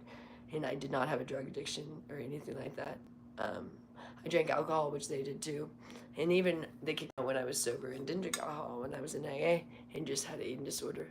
My stepmom couldn't handle that I had an eating disorder, which my eating disorder was primarily because my father. But anyways, and my stepmom is the woman that my father had an affair with when I was 5 years old. So she's been in the, and she hated my mom and everything, and they're primarily responsible for my mom being so depressed all those years. But anyways, they kicked me out, and I then met this family, and I went immediately, well, not immediately, I knew them for 6 months, and then we moved to Panama, and I didn't tell my family. I just moved to Panama, and so that's why they hate me, because I didn't tell them, and I moved to Panama, and I basically got a life without them being able to basically kind of like make me feel bad by kicking me out and berating me all the time. And when I was able to find someone that actually accepted me and helped me so that I could get through my addictions, like this family, that's why I help them now, because they help me even though their craziness, they still help me, because all I needed was someone to just accept me and not kick me out of the house. Even though I get kicked out, different. But yeah, so I don't talk to them, and occasionally we've talked to them, but it always just ends bad, because it always comes down to like, we'll be like, hey, sir, like, we're in such need here, and they have tons of money, and they never want to help, and it's always comes down to like, they think like we're just needing them for their money, and we're like, we don't want your money, you know. It would be nice since we have nothing and you guys have everything, you know, and you've never given me anything, and I am your daughter, but that's all right, you know. Didn't even come to my wedding or get a wedding present, but you know, but they gave me an Amazon gift card for my birthday last year, the first thing they'd ever given me, and it didn't work. I'm not kidding. The Amazon like tried to tell us that it was a fake gift card. So I got one from my dad and one from my sisters for $200, and neither of them worked. And we spent like a month trying to get Amazon to let us use these gift cards, and they would never let us do it. So they wouldn't give us cash because they were like wanted to be controlling of like, oh, we want to make sure you're not spending it on something that we wouldn't approve of. You know, we weren't doing drugs, but they just think I do. Which I've done drugs a very small time of my life. People have thought I've done drugs a big portion of my life. It's been a smaller portion than anything else, but people will like to focus on those things. And I don't regret any moment that I did that. It made me who I am. I don't do it now, and I don't want to do it anymore, and I have no desire to do it ever again, and I have responsibility now. I didn't have responsibility when I was doing that, and I was still like it. No matter what my age was, I didn't have responsibility, so I got to basically, but now I do, and Annette is my responsibility, and she will be the whole entire time I'm alive. Well, she's alive, because I'll probably outlive her mom and maybe even her brother, and it might just come down to me and her, and I'm not going to abandon her. And so whoever lives the longest, you know what I mean? But I'm not going to ever abandon Annette at this point. So I have responsibility now. So I will never do drugs again. And weed doesn't count to me. I'll do weed because that's not a drug to me. And it's not a drug. It's not a drug even. It's a flower. And it's an herb. And it's my medicine. I have a medical card. But anyways, I can't believe my phone is not cropped out yet. This is amazing. But yeah, I've had a pretty crazy life, and so I can take the ups and downs of here, but no one else could. And I can take you guys like ragging on me because I know that what I'm doing is the right thing, and I know that I'm the only one that would do it, and that no one would put up with what I put up with, ever, like in any of the aspect of my life for the most part. I mean, you know, like walk a mile in someone's shoes, like, you guys don't have any idea. So I find it funny when people will say I'm mean or abusive, or I'm like, I should be a lot meaner or a lot angrier or a lot, but I'm not that way. And so once in a while I go off, but I do that because it's more out of a disciplinary mother thing of like, you're being way out of line. Like, it'd be like a maniac child that you have to, like, people say don't ever yell at a child. My mom yelled at me all the time, and I became a very obedient and well-behaved child. And I never saw my mom as abusive. I know you guys say, oh, your mom committed suicide. Yeah, it's just wacky. But I was very respectful of, like, I respected that you had to be in line or you're going to get yelled at, and you don't want to get yelled at. Now it's like coddle kids or whatever. I did that blog on that, but it's like there's a line, yeah. There's a screaming at a kid and calling someone names and things, but also when I'm yelling at Gloria, she's an 81-year-old woman. I would never yell at a child like that, and I also don't yell at Annette like that. But in that moment, I had to go because she was being so vindictive and spiteful that entire week. The pancake thing, and it was just, I don't even remember the whole thing, but it's just like, it just never stops with her. And she does these little things, and she really doesn't like me. And it's just so obvious sometimes.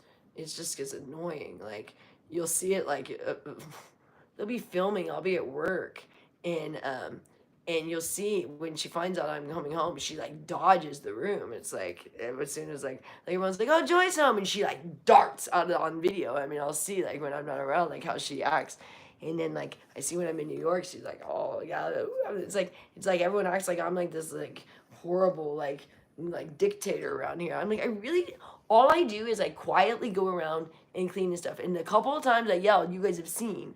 And that's it. The rest of the time, I'm just all day. And I don't say anything to anybody. And I just clean up their messes all day long. And then every once in a while, when she just says something so freaking irritating, like twice